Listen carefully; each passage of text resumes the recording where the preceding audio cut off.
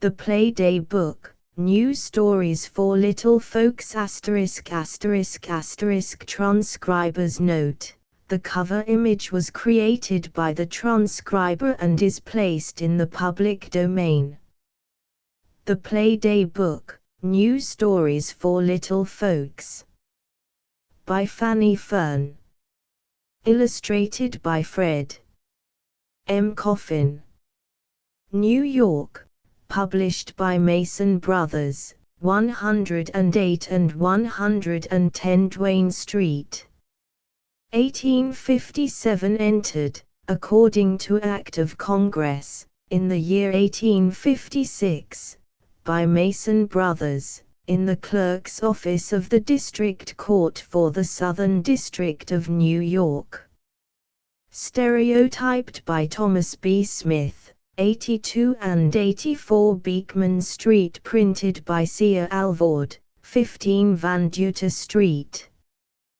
Preface. Since Little Ferns was published, I have had many letters and messages from little children all over the country, asking me to write them soon another little book of stories. Here is one that I have prepared for you and them. I hope you will like it. For some of you, it will be too young a book, for some of you, too old. Those for whom it is too young, will perhaps read it to little brothers and sisters. Those for whom it is too old now, can look at the pictures and learn to read, little by little, by spelling out the words in the stories. I call it the Playday Book, because I made it to read when you are out of school, and want to be amused.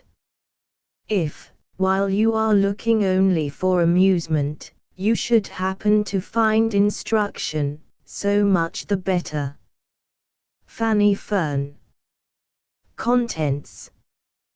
Page: A rainy day 7, The boy who wanted to see the world 25, The journey 35, A peep out of my window 61, The circus 64, What every little child may see 70, A story for boys 72, Katie's first grief 76, Our new dog 87, Fun and folly 89, History of a family of cats 96, The poor rich child 102, The hod carrier 107, The tomboy 120, The little musician 124, Lions 128, The cripple 133, Bessie and her mother 145, Red-headed Andy 150, Little napkin 155, The spoiled boy 160, Puss and I 166,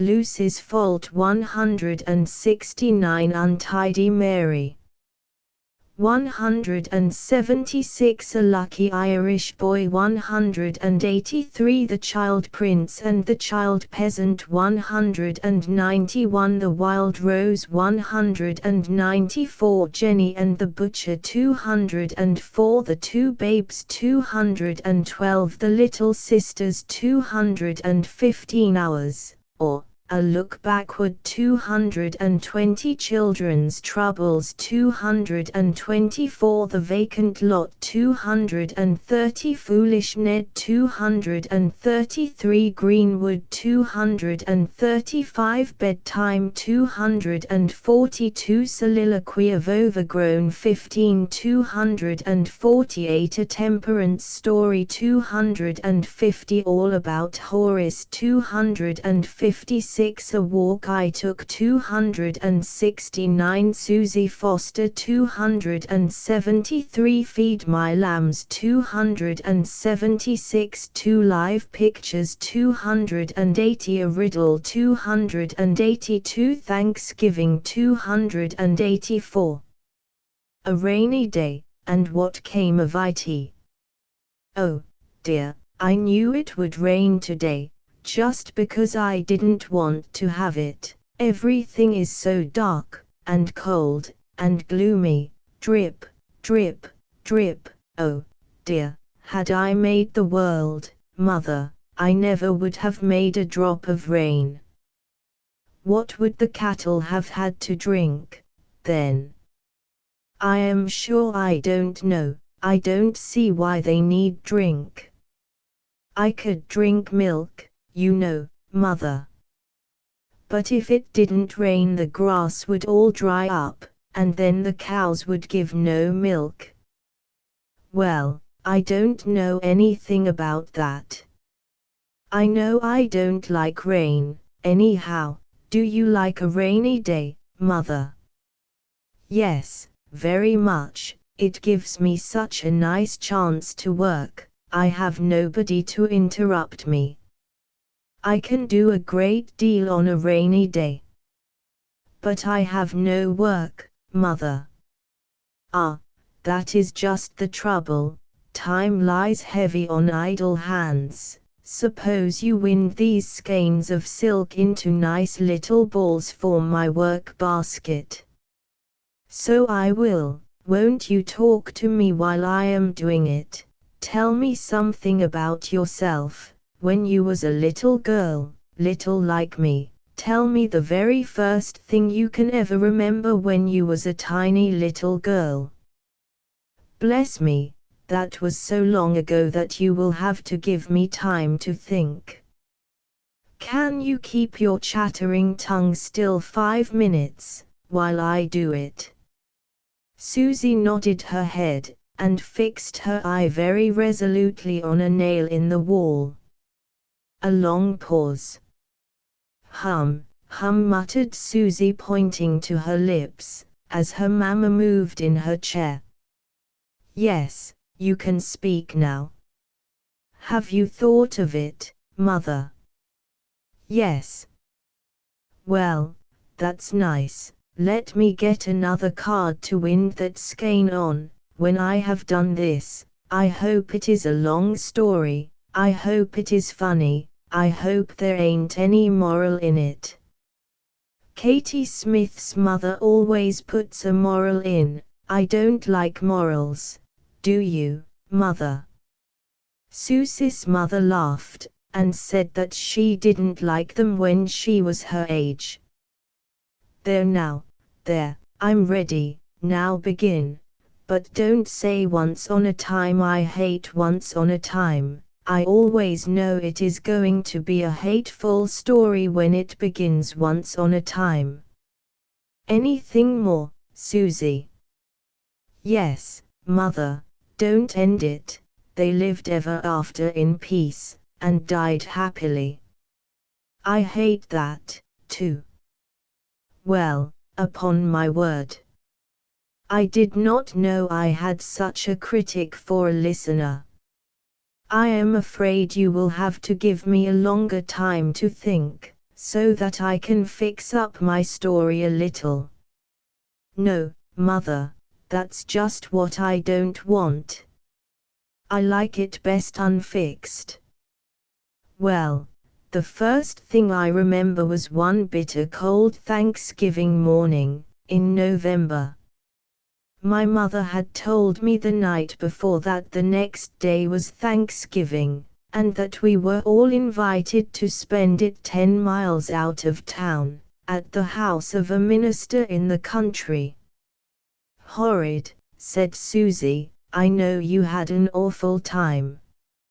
I am glad I wasn't born, then. Well, what else? We were all to get up and breakfast the next morning by candlelight, so as to take a very early start, that we might have a longer stay at Mr. Dunlap's.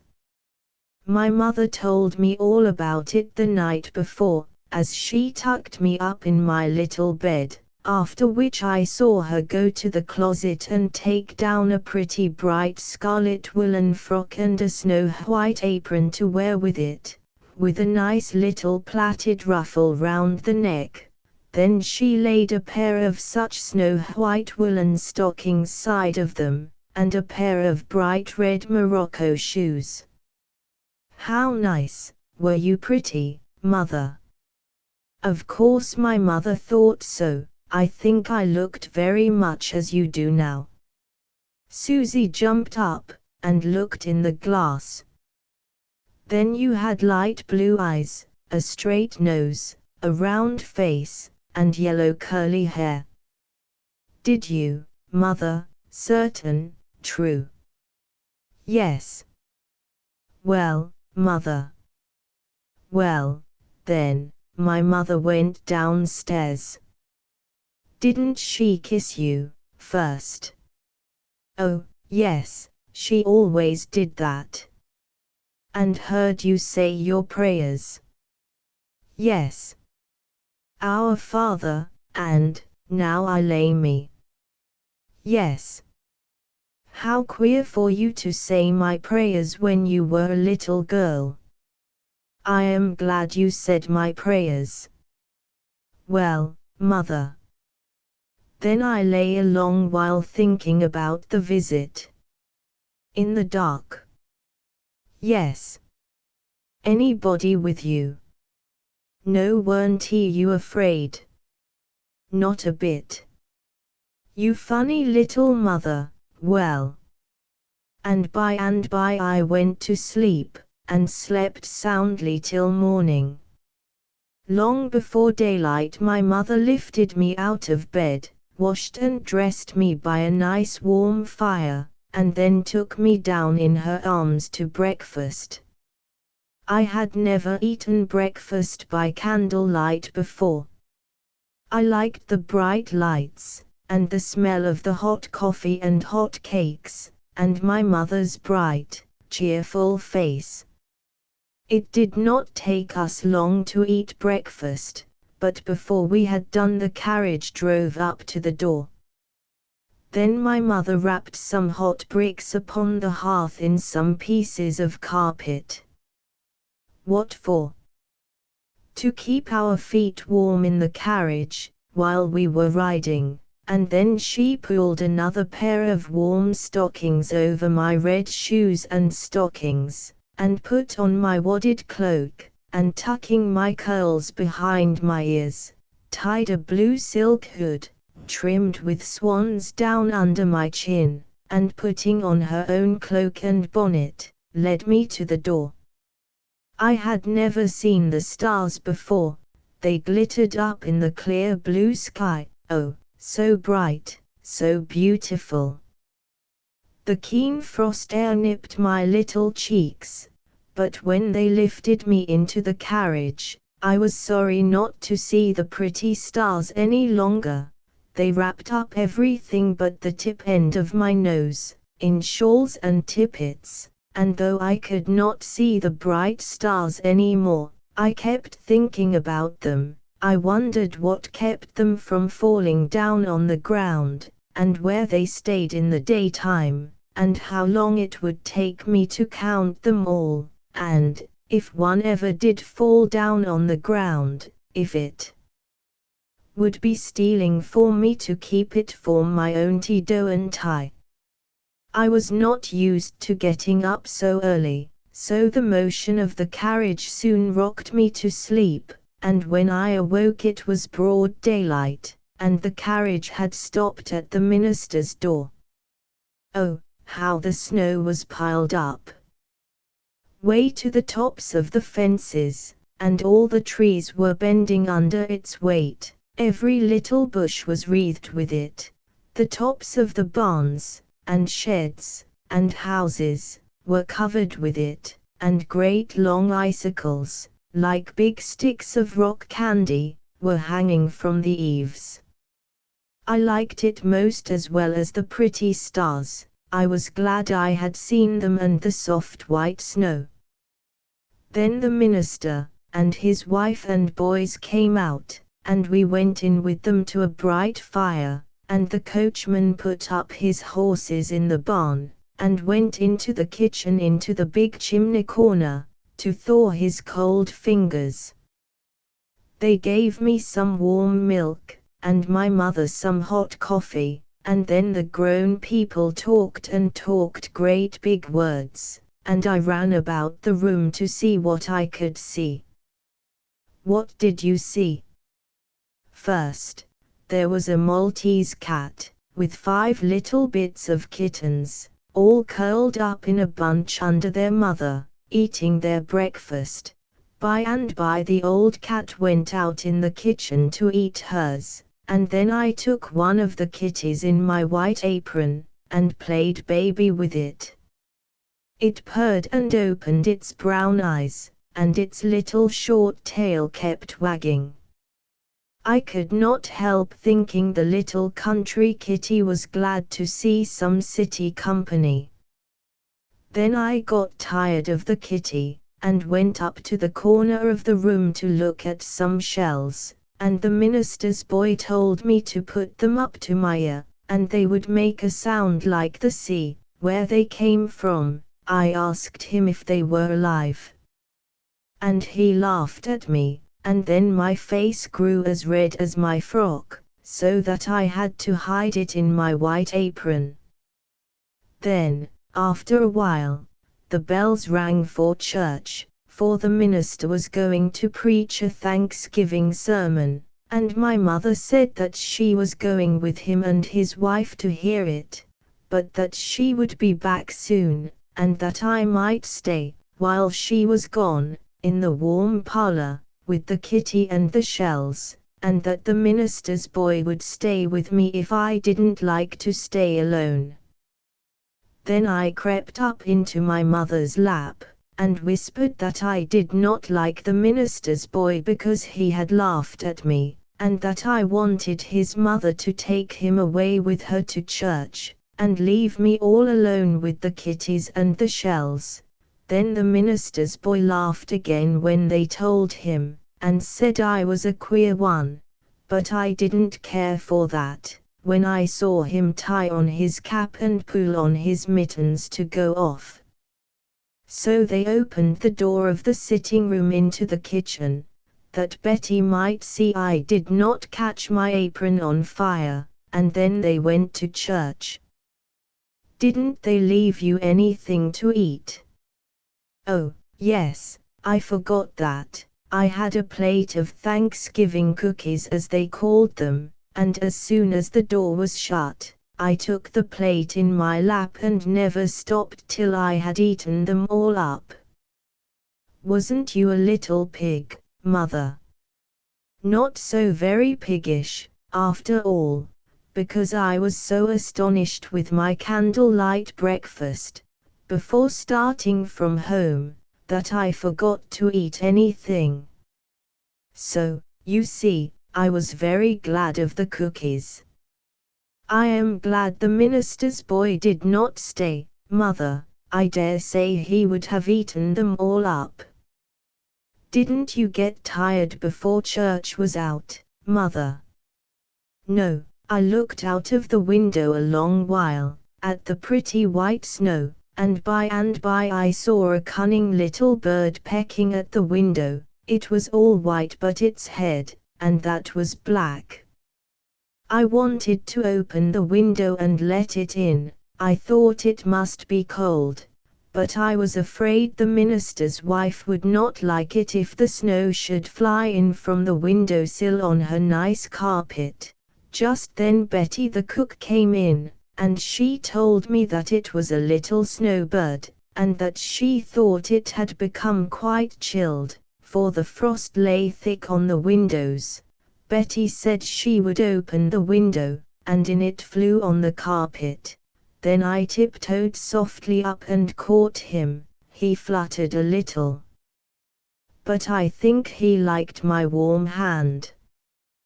Betty told me to put him in my bosom, and so I did, and then he got warm as toast, and the first thing I knew, out he flew, and perched on top of a rose geranium in the window. Then I gave him some cookie crumbs, and he ate them, and then he began pecking at the window, and Betty said she thought he wanted to get out to his little mates outside. I did not want him to go. I liked him better than the kitties or the shells. But when Betty said that perhaps the cat would catch and eat him, I said, let him go. So she opened the window, and away he flew. Then I did not know what to do. I wished the minister would not preach such a long sermon, and keep my mother away. I wondered what we were going to have for dinner, for I began to smell something very nice in the kitchen, and I wished more than ever that sermon was over. I went and peeped through the crack of the door into the kitchen, to find out what smelled so good, and I saw, oh, such a big fireplace, you might almost have played blind man's buff in it, only I supposed that ministers would not let their children play blind man's buff, and front of the fireplace was a great tin kitchen, and in the tin kitchen was a monstrous turkey, and front of the turkey kneeled Betty, putting something on it out of a tin box. I said, Betty, what is that tin thing? Betty said, it is a dredging box, you little chatterbox, and then the red-faced coachman, who was toasting his toes in the chimney corner, laughed, and said, come here, sis. I did not go. I did not like to be laughed at, and I was not his sis, but still I kept smelling things through the door crack, because I had nothing else to do, and because I liked the good smell. I saw Betty take out 3 pies to warm. One, she said, was mince, and I thought when I got a piece how I would pick out all the nice raisins and eat them. The other was pumpkin, and the other was an apple pie. Then there was a large chicken pie, and a cold boiled ham, and some oysters. I knew my mother brought the ham and oysters from the city, because I heard her talking about it at home, and then I wondered if folks who went to eat dinner with ministers had always to bring a part of their dinners. Then Betty came in to set the table for dinner. I was afraid she would not put on a plate for me, and that I should have to wait in the corner till the big folks had eaten up all the good things.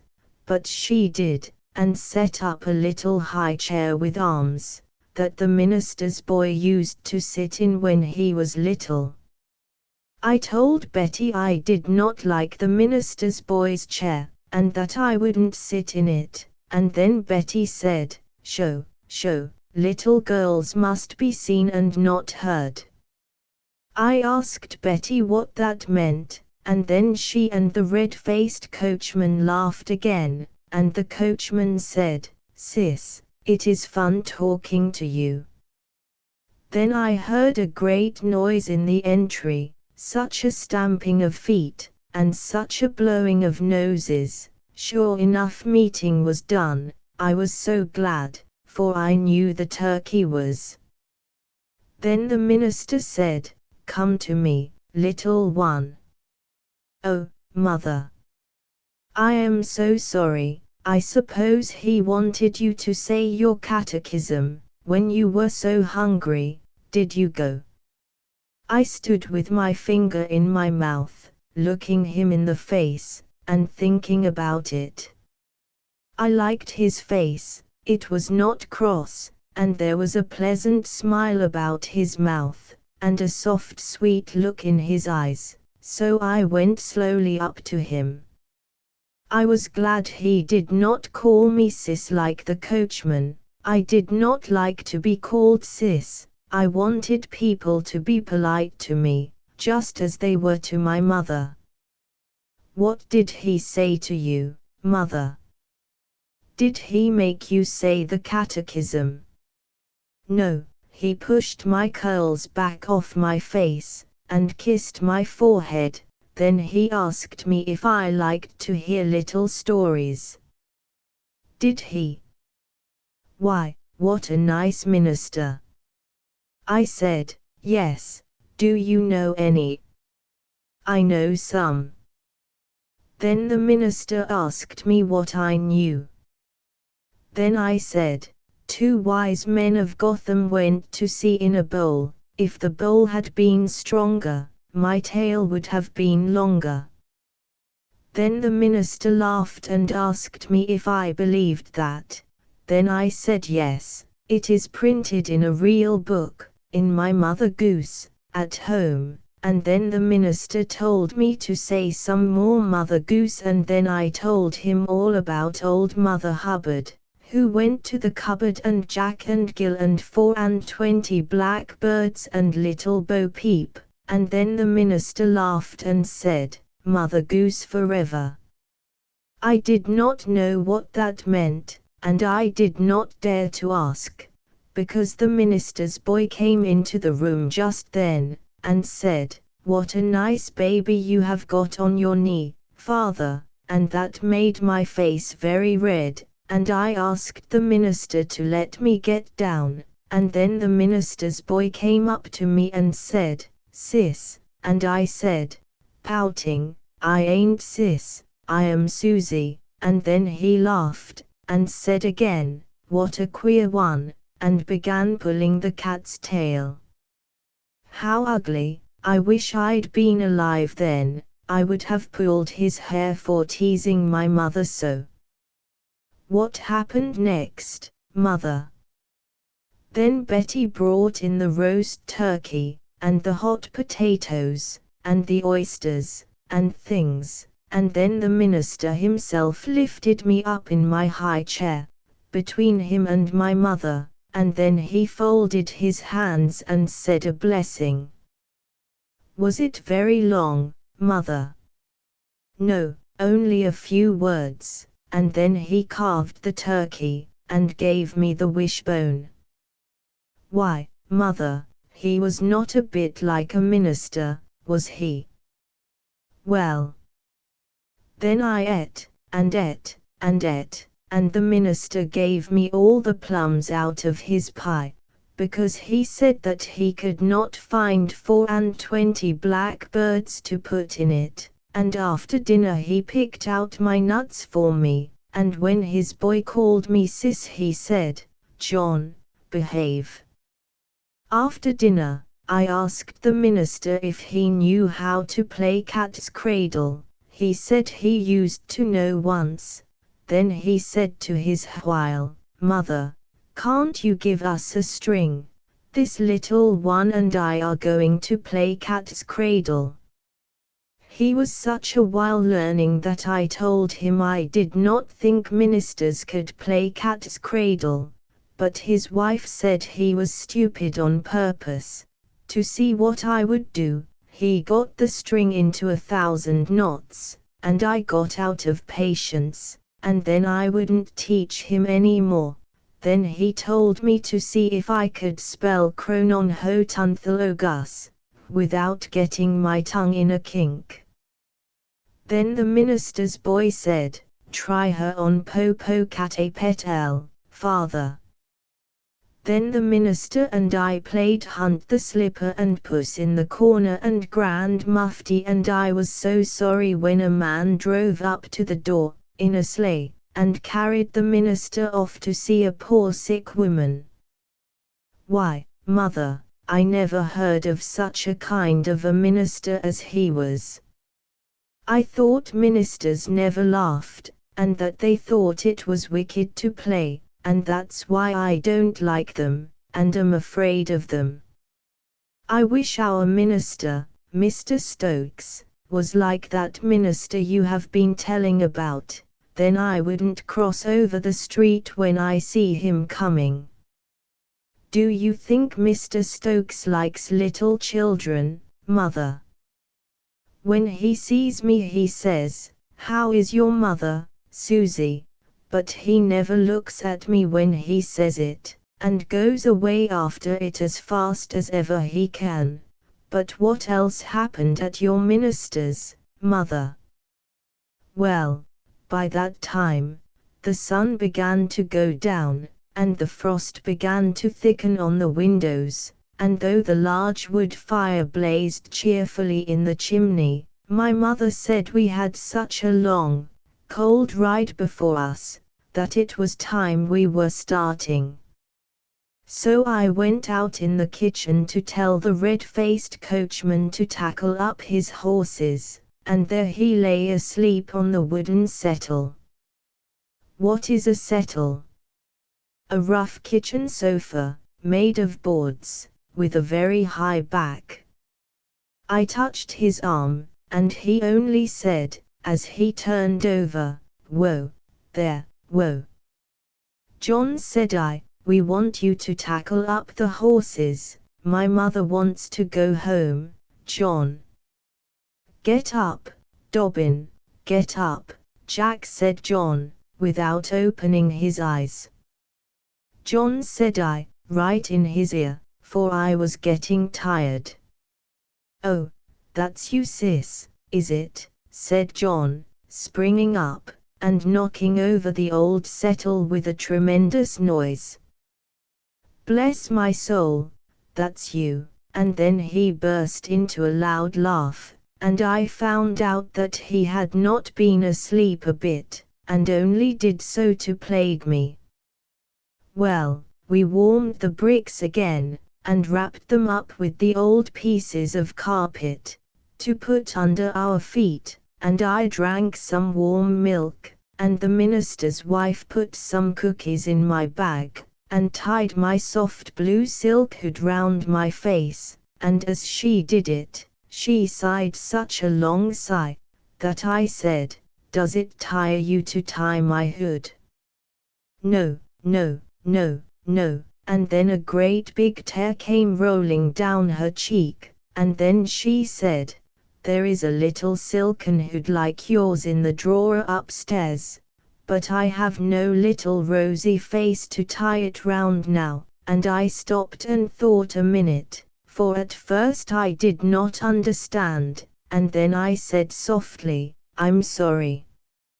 And then she wiped away her tears, and said, "Don't cry, dear, you looked like her, in that little hood, but God knows better than we do, I shall see her again some day."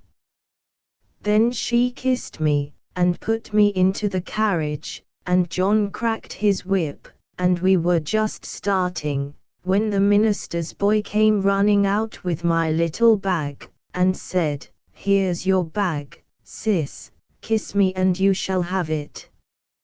"I wouldn't kiss you, no, not for 20 bags," said I. "I love your mother, and I love your father, but I ain't sis and I don't love you, and I won't kiss you." Queer one, said he, tossing my silk bag into the carriage, and making a great snowball with his hands to throw at John. "Hateful thing. You must not say that, Susie." "Why not?" "Because that minister's boy is your father." "Oh, oh, oh," screamed Susie, hopping up and down. Did I ever, who would have thought it, that such a hatef, I mean that such a boy should make such a dear papa. Oh, mother, oh, I am so happy, it is so funny." "Happy on a rainy day, Susie? I thought an hour ago that you were the most miserable little girl in the world, because you could not make the sun shine." "You are my sunshine, mother." "And papa, that hatef, now don't, mother." "I would never have said so, never, if I had known, but how could I tell he was going to turn out my papa? Any more than you could, when he used to call you sis." "Sure enough, Susie. The boy who wanted to see the world. Nothing but school, school, I am tired of it, I am tired of living at home, I am tired of everything. My father is kind enough, so is my mother, but I want to be a man for myself. I am a very tall boy of my age, I am sure it is time I had off my round jacket. I want to see the world, I don't believe it is necessary for a fellow to swallow so many Greek and Latin dictionaries before he can do it. I have a great mind to clear out. There is $0.25 up in my box, and I am a prime walker. Who cares? They should not tie a fellow up so, if they don't want him to run off. I can't stand it. I will go this very day. Of course I shan't want any clothes but those I have on my back. They ought to last me a year. They are right out of the tailor's shop. He didn't know, when he made them, what a long journey they were going. Who knows, but one of these days, this very suit of clothes may be shown in a glass case, to crowds of people, as the very suit that the famous traveler, John Sims, wore when he was a boy. I like that. I never could see the use of keeping boys cooped up at home. Who wants to be a walking dictionary? I don't. I feel as if I could go round the world and back again in 20 minutes. No, not back. You don't catch me back in a hurry. I should like to see myself come sneaking home, after Bill Jones, and Sam Jackson, and Will Johnson, and all the fellows in the street, had heard I had run off. Of course they'll miss me awfully. I am prime at hopscotch and bat and ball and hockey. I can stand on my head longer than any fellow among them, and when it comes to leaping over a post, just ask my mother how many pairs of trousers I have stripped out doing it. I guess Jack Adams will miss me in the geography class. He always expects me to tell him his lesson, stupid dunce. I guess the schoolmaster will miss me, too, for I was always the show-off fellow. When company came into school, they can't say I didn't study my lessons well, but I am sick of it, crammed to death, and now I'm off. I wonder if I shall ever be sick when I am on my travels. That would be rather bad. Mother is so kind when a fellow is sick. Sure, I won't be sick. Who's afraid? Who's a crybaby?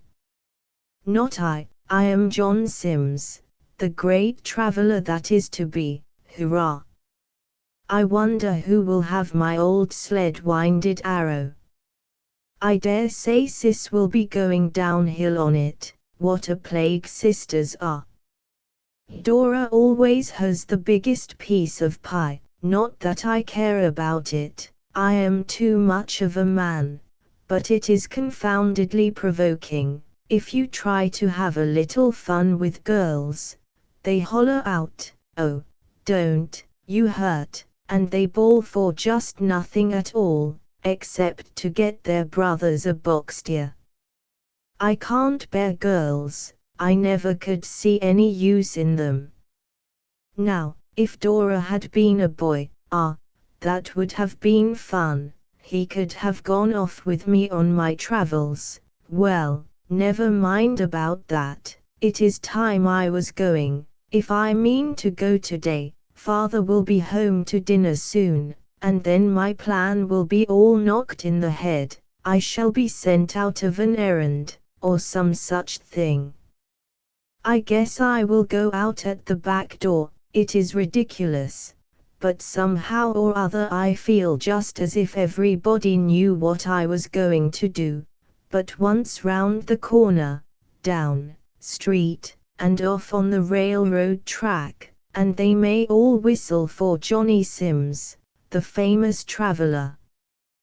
Thump, thump, thump.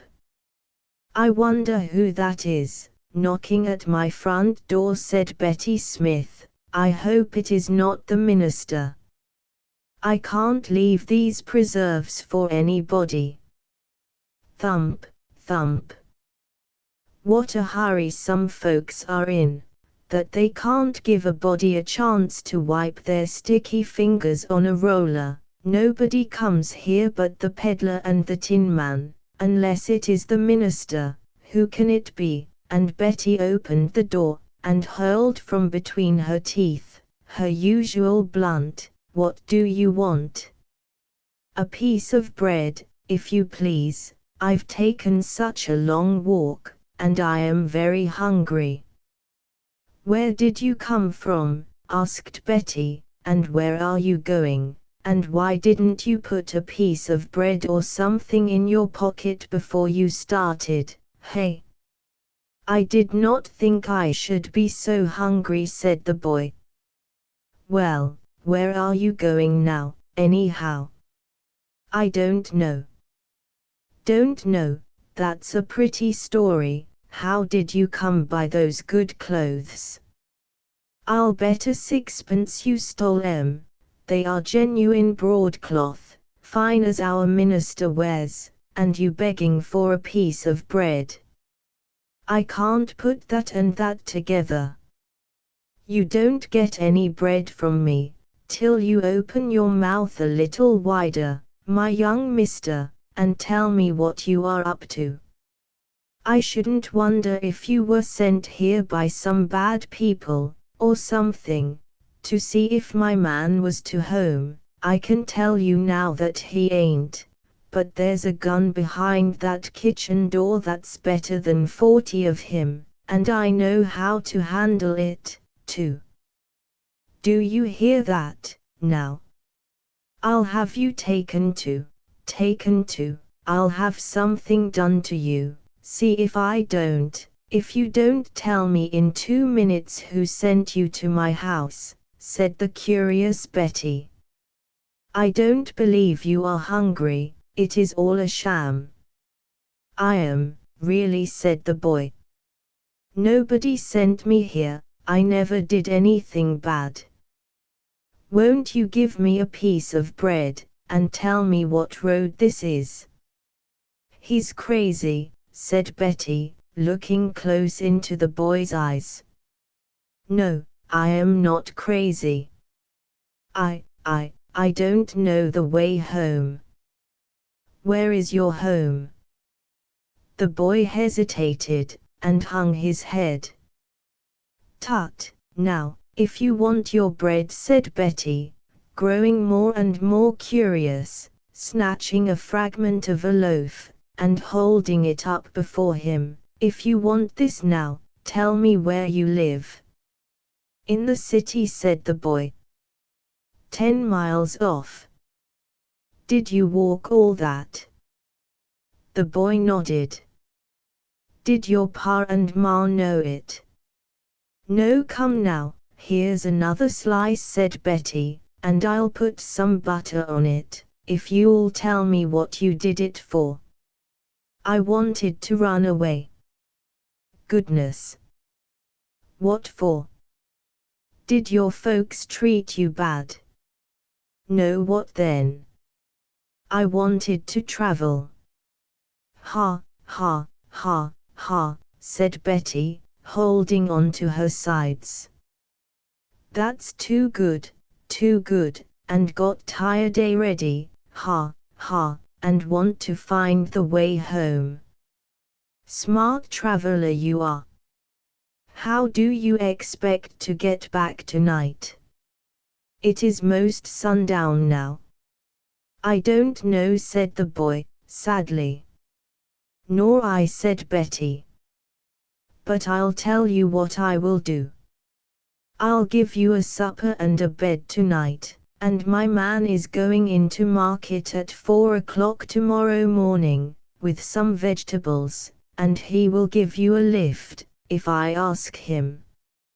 How'll that do?" "Thank you," said the boy, but, said Betty. "Oh yes, you are thinking of what a pucker your pa and ma will be in about you, all night. Well, you should have thought of that afore you started. It can't be helped now. I know my man won't budge an inch before 4 o'clock in the morning. he's just as sot as the everlasting hills. There he comes now. I guess he'll wonder where I picked up you. Halloo, Betty, said Richard, rattling up to the door with his team. What boy is that? Why, Richard. Why, Johnny. What does all that mean? Said the astonished Betty, as the little boy flew into her husband's arms. What on earth does that mean? Did you ever see him before? Well, I should think I had, said Richard, seeing that I have found his pa in vegetables all summer, and this boy, every blessed morning, has jumped onto my team for me to give him a lift on his way to school. Should I think I had seen him before, Betty, but how he came out here, that's what I want to know. Didn't know as ever I told him where I lived. You never did, said Johnny. I have been a bad boy, Richard. I ran away from home. I read books about boys that went off to see the world, and I thought it would be fun. Well, said Richard, laughing, you are not the first fellow who has found out that bread and butter and money don't grow on the bushes. Now I suppose you are quite ready for me to carry you back. Yes, said Johnny. Well, eat your supper, and then be off to bed, for I shall start before the hens are awake, and mind you tell your folks that I had no hand in your going off. It looks rather suspicious, you see, coming straight out to my house. Lucky you did not fall into worse hands, and, Betty, you might as well brush up his dirty shoes and take a little dust off his jacket and cap. I can always tell a boy that hasn't seen his mother for 24 hours. Ah, Johnny, nothing like a mother. Don't you be too proud, now, to ask her pardon for running off, you young scapegrace. No, I ain't, said Johnny. What are you laughing at? Asked Richard.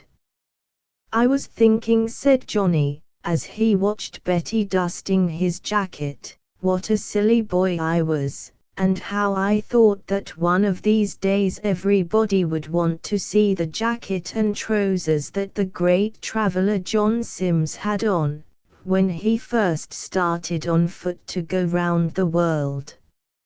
Never mind that, said Richard, laughing, it will be a cheap suit of clothes for you, if it only teaches you that a good home is the best place for boys, and a good father and mother the very best of friends.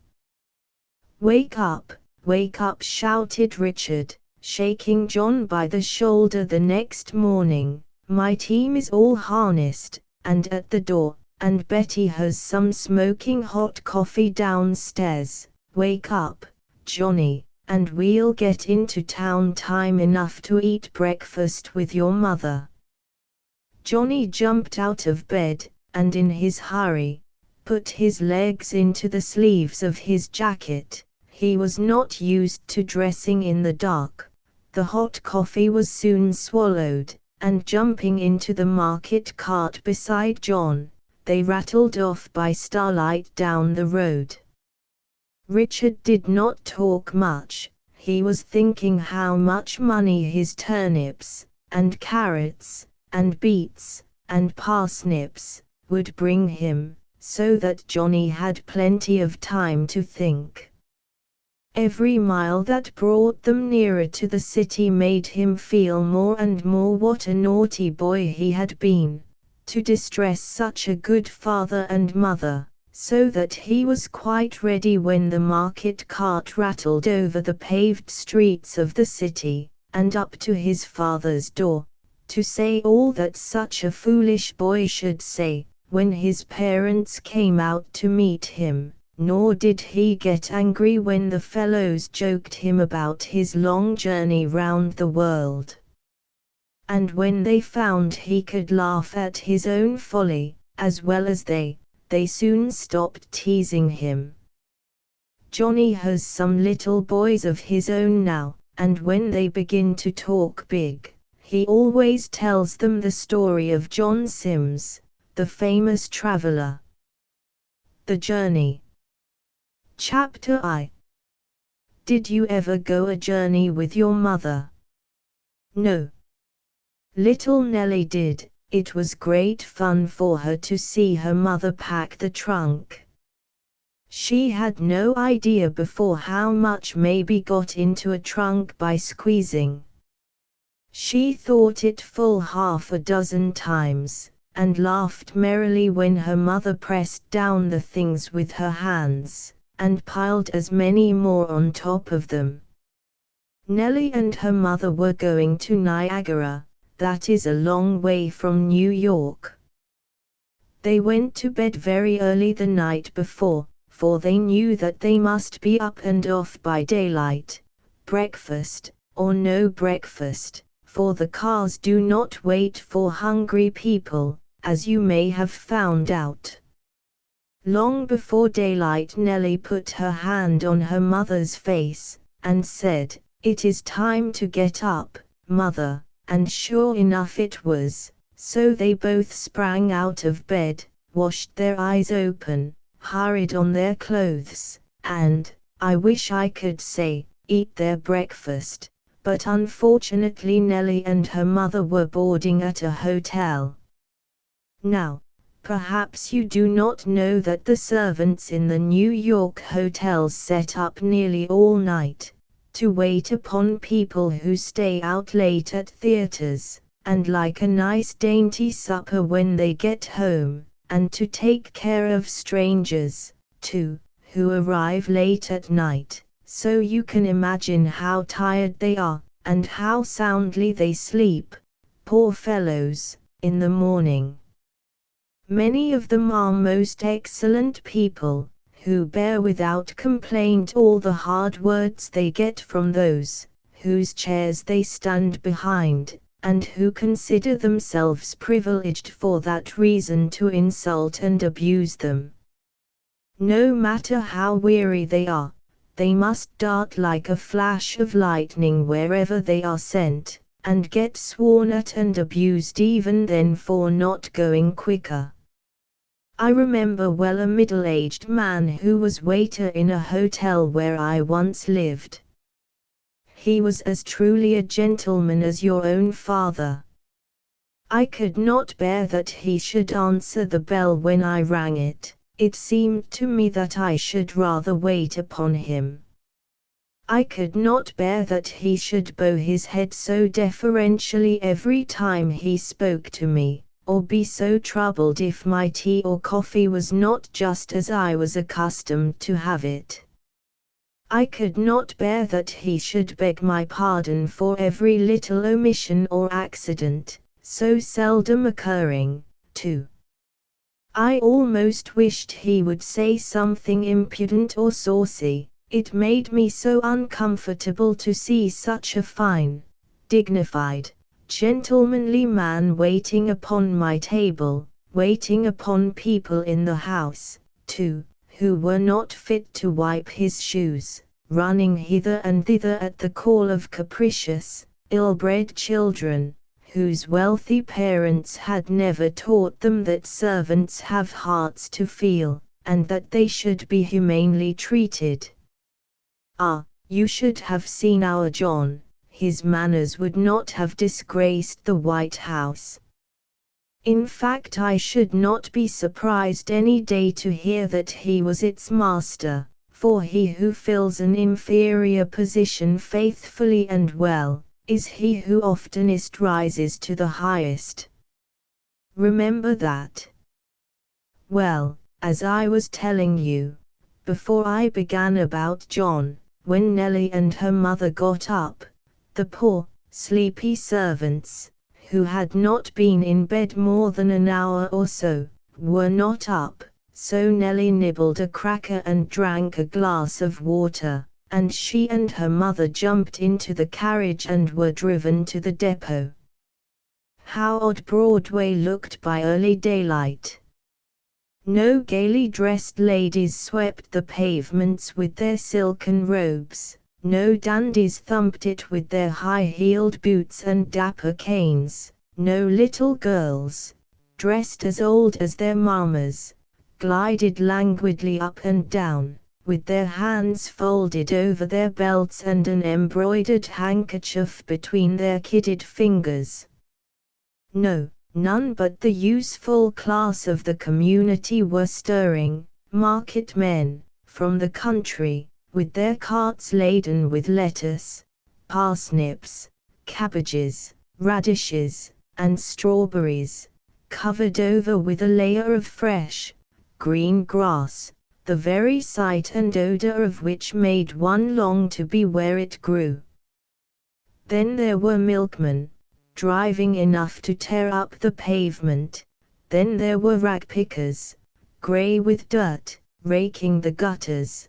Then there were shop boys and office boys by the score, who had crossed the ferries to their work, for board in New York is expensive business. Then there were tailoresses and sempstresses, more than I could count, with their shawls drawn round their thin shoulders, and their faces shrouded in their barge veils. Then there were poor, tired newsboys asleep in entries and on steps, while others of their number rushed past with their bundles of damp papers. Little Nellie saw it all, for her eyes were sharp and bright, and now she is at the depot. All is hurry, scurry, carriages, cabmen, passengers, and baggage. Nellie's eyes look wonderingly about her, and she keeps close to her mother, for the loud shouts of the men frighten her. Now she is safe in the cars. How pale, sleepy, and cross everybody looks. They hang up their traveling bags on pegs over their heads. They fold up their shawls for cushions. They examine their pockets to see if their purses and checks are all right. They shrug their shoulders and pull down the windows to keep out the steam from the car boiler, for we are not yet out of the depot. They put their feet upon the seat, coil themselves up into a ball, and wonder why the cars don't start. Sich, Z, off we go. Goodbye New York, with your dust, and din, and racket. Goodbye to your sleepy belles, who are dreaming of last night's ball, and getting strength to go to another. Goodbye to the grey old men who toil so hard to find them in dresses and jewels. Goodbye to their thoughtless sons, who spend so freely what they never earn. Goodbye to the squalid poor of whom they never think, though they may some day keep them wretched company. Goodbye to the poor old omnibus horses, who trot and stumble and trot, till one's bones ache to look at them. Goodbye to the merry, sunburned drivers, who so courteously rein up their horses when ladies want to trip across the slippery streets. Goodbye to the little flower girls, who manufacture those tempting little baskets of pinks, geraniums, and roses. Goodbye to the pretty parks, with their fountains and trees, nurses and children.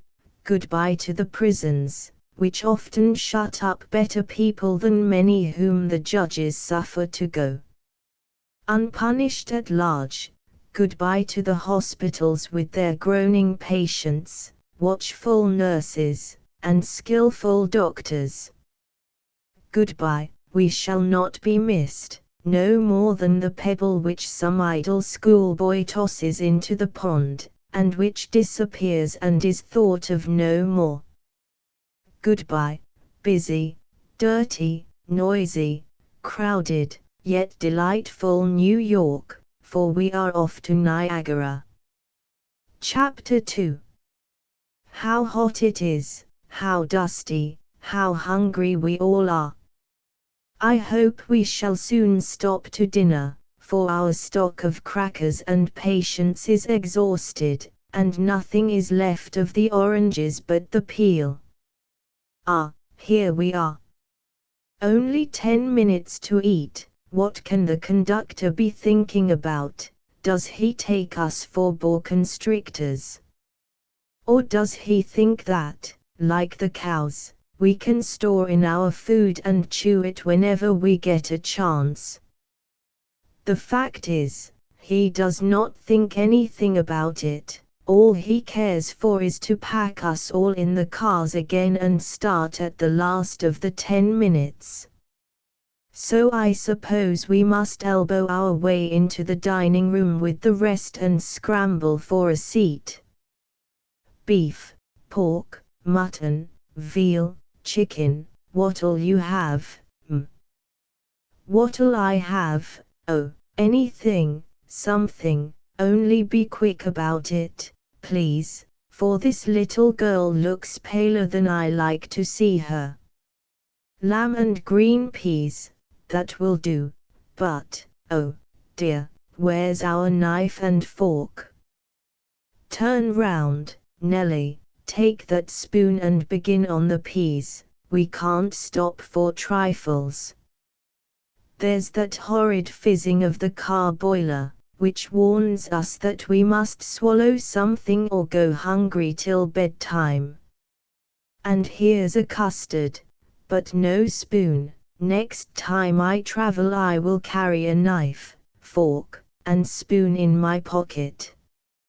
I wonder if the people who keep this eating place forget these things on purpose, so that we need not eat our 10 minutes worth of food. And we so hungry, too. Have an orange? Of course I will, I have not had anything else. Passengers ready, passengers please settle. Poor Nellie swallows the last bit of custard and looks wistfully at those we leave behind, and we pay for our comfortless dinner, and scramble back into the cars. All aboard. Off we go again. The fat old lady in front of us goes to sleep, the gentlemen get out their newspapers. I wonder, do they know how many people have ruined their eyesight trying to read in the cars?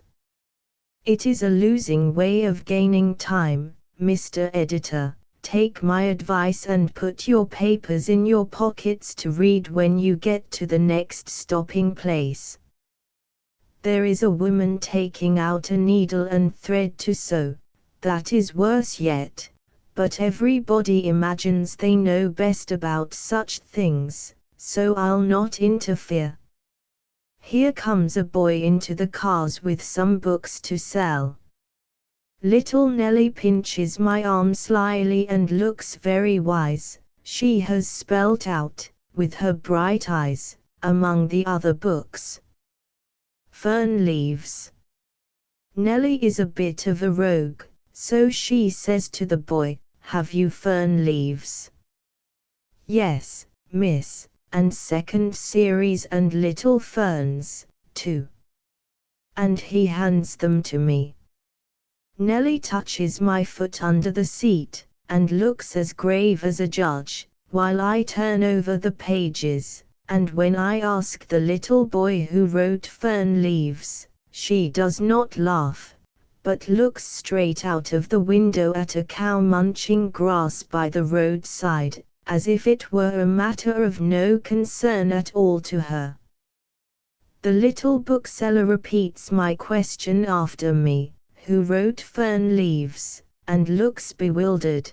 Then, after scratching his head, he answers, with the air of one who has hit it, "Fanny's portfolio." We did not buy the books, we had seen them before. but not till the last rag of the little bookseller's torn jacket had fluttered through the door, did Nellie's gravity relax. You should have seen, then, the comical look she gave me behind her pocket handkerchief, and heard her ringing laugh, well worth writing a book for, and which nobody understood but we two, and that was the best part of the joke. By and by there was a quarrel in the cars about seats, for selfish people travel as well as the good-natured. A cross-looking man, with a wife to match, had monopolized 2 entire seats, in one of which they sat, and on the other placed their feet and their carpet bags. It was not long before a large, well-dressed gentleman, with his wife, requested leave to sit on the seat occupied by the cross gentleman's carpet bags, to which the cross man replied, with a growl, and without taking down his feet, that seat was engaged to some persons who had just stepped out. This was a fib, but the gentleman, supposing it to be true, led the lady back to the sunny seat which she had just left, and which had given her a bad headache. An hour after, the big gentleman stepped up to the cross man and says, "Your friends are a long time coming, sir." You should have seen the cross man then, how he sprang to his feet like a little bristly terrier dog, which he strikingly resembled, how he tauntingly asked the big, well-dressed man, how it happened that such an aristocrat as he did not hire an entire car for his lordship and her ladyship, meaning his wife. "I should have done so," replied the gentleman, in a very low tone, as he turned on his heel, "had I known that pigs were allowed to travel in this car." The laugh and the whisper, good enough for him, which followed, might have abashed anybody but our terrier, who stepped up to the principal laugher, who sat next me, and putting his face close to his, hissed between his shut teeth, "Shut up." Nellie did not know what "shut up" meant, but she knew the meaning of the doubled-up fist which the terrier thrust into our neighbor's face, and looked up at me to see whether there was any danger of our being thumped or not. Seeing only a smothered smile on my face, and the conductor approaching to set matters to rights, she soon became quiet. On we flew, past houses, fences, trees, cows, sheep, and horses, some of whom pricked up their ears for a minute, then went lazily on munching grass, as much as to say, "That's an old story." Others, finding an excuse in it for a frolic, raced over the meadows, and kicked up their heels, as if to say, "Just as if nobody could run but you." Hark! What's that? Nobody answers, but the cars tip halfway over, we are all thrown in a heap on the floor, the window glass comes smashing in, and the hot steam rushes in. A great fat man doubles me up over a seat, trying, like a great coward as he is, to climb over me to get out the window. We don't know yet what has happened, but, "Get out of the cars," says the conductor, "quick." The window is too small to let out the fat man, so he kindly allows me the use of my ribs again, which must have been made of good material, or they would have been broken as he bent me over that seat. I snatch Nellie, poor pale Nellie, who never screams or speaks, for she is a real little Spartan, and we all clamber out into the tall, wet meadow grass. Then, the danger over, great big tears roll out of Nellie's eyes, and with an hysterical laugh, as she looks at the broken cars, she sobs out, in a half sorrowful, half droll way, "This nursery snatch, all of a sudden, the old thing bursted." "Anybody hurt?" ask the pale, anxious passengers, as they creep out one by one. "No, nobody's hurt." Ah yes, the poor brakesman is badly scalded, poor fellow." Now the country people come flocking out of the farmhouses, good, honest, kind souls, and they make a litter, and they put the wounded man upon it, and bear him slowly away over the green fields, under the drooping trees, carefully, heeding his groans, into the nearest farmhouse. Then the doctor's chaise drives hurriedly up, and after a time, word is brought us that he will not die. Little Nelly cries and laughs again, for she is very nervous from the fright. And the conductor says, "Have patience, ladies, we will soon get another car," and some go into barns, and some go into houses, for the rain is falling, and the poor watchmaker, whose trunk was broken to pieces, stands looking at the fragments of broken watches, and saying big words about damages and the railroad company. But everybody else is so glad to be alive, and to be in possession of sound limbs, that they do not think of their baggage. And after a while the new car comes, for everybody helps us, and we all climb up into it, and the color comes back to the lips of the ladies, and the great fat coward, who bent me double over the seat, takes precious good care to sit near the door, ready for a jump if anything else turns up, or turns over. Chapter 3. 1 o'clock at night, and this is Niagara. It might as well be Boston Frog Pond, for all the enthusiasm has been shook, and jolted, and stunned, and frightened out of us getting to it.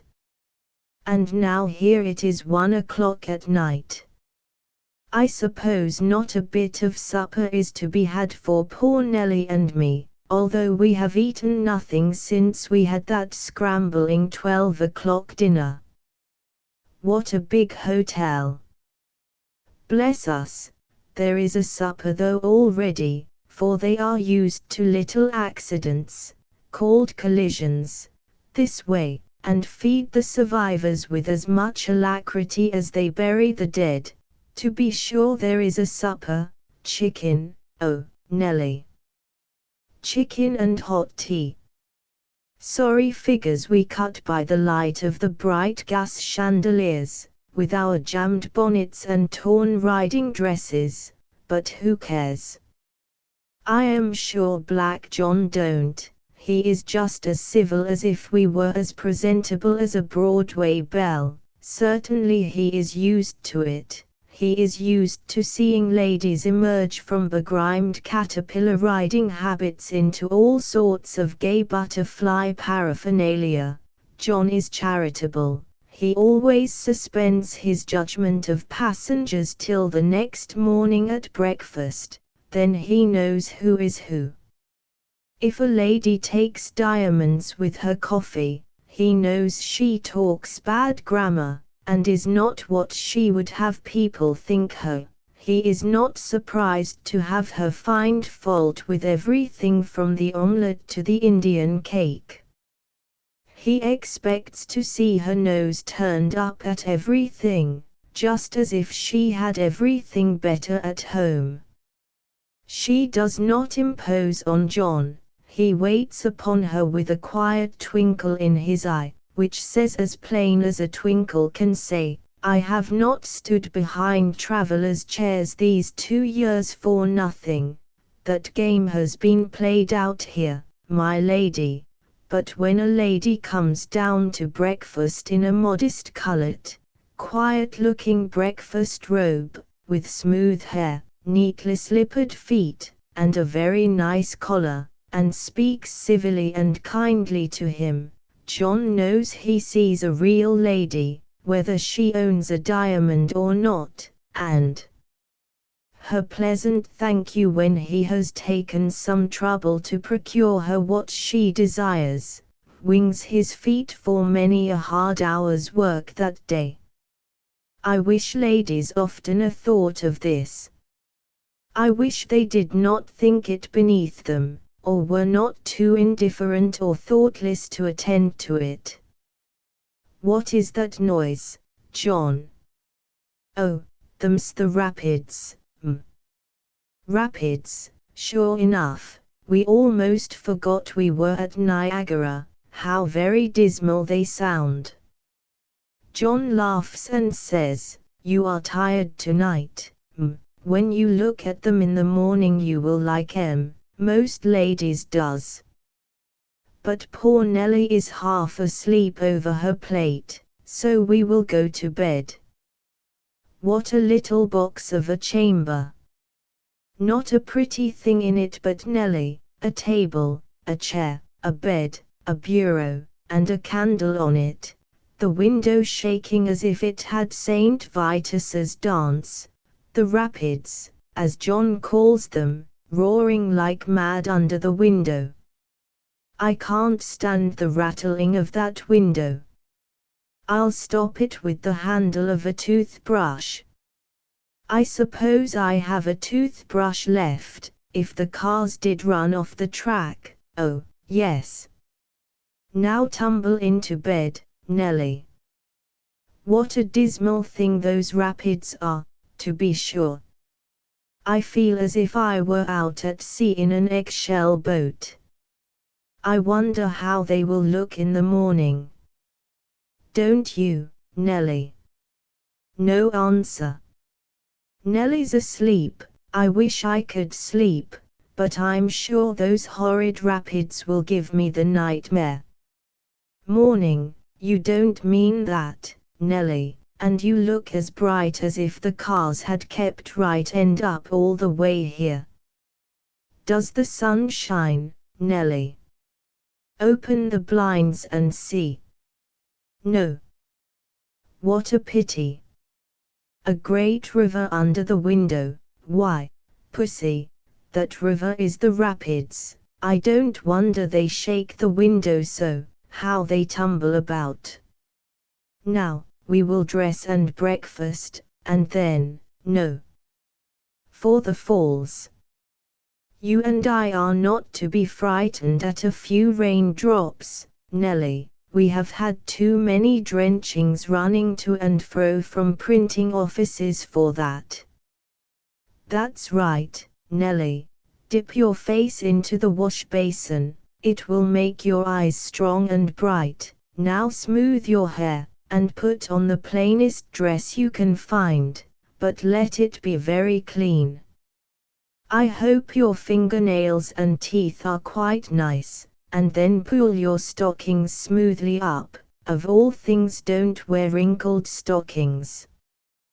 Put stout boots on. Don't be afraid of a thick sole, Nellie. Everything looks well in its place, and a thin shoe on Goat Island would be quite ridiculous. You are glad to get out of that stifled bedroom, so am I.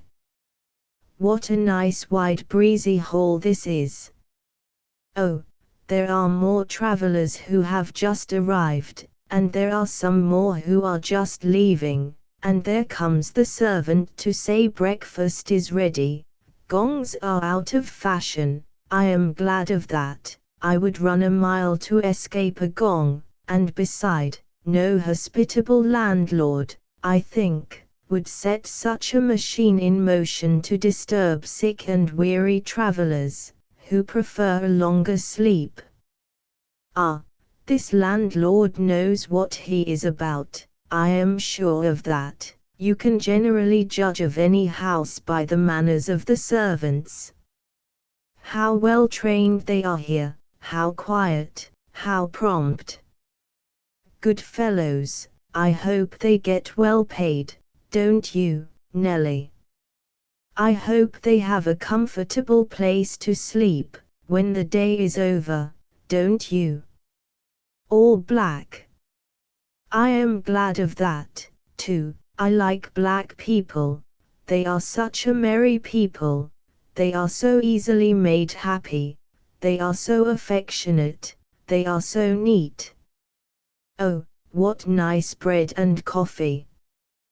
Don't touch those omelettes, Nellie. Take a bit of beefsteak and here's some milk, real milk. It is so long since I have tasted any, that it seems like cream. Who are those people? How do I know, little puss? I dare say they are asking the same question about us. You don't like that lady's face. Why not? She don't look as if she could laugh. That's a fact, Nellie. She is as solemn as an owl. But perhaps she is in trouble, who knows? We must not laugh about her. Come, Nellie, let us get up and go to the falls. Tie on your bonnet, what a nice fresh air. See the shops, Nellie. Shops at Niagara, who would have thought it? And curiosities of all sorts to sell. Well, never mind them now. Want a carriage? Want a cab? Of course we don't. Look at our democratic thick-soled shoes. What's the use of having feet, if we are not to be allowed to use them? No, of course we don't want a carriage. We feel, Nellie and I, as if we were just made. Don't you see how we step off? No, keep your carriages for infirm, proud, and lazy people. Carriage, who can run in a carriage? Who can skip? This way, Nellie, over the little bridge. Oh, pay toll here. Do we? 25 cents. And please register our names.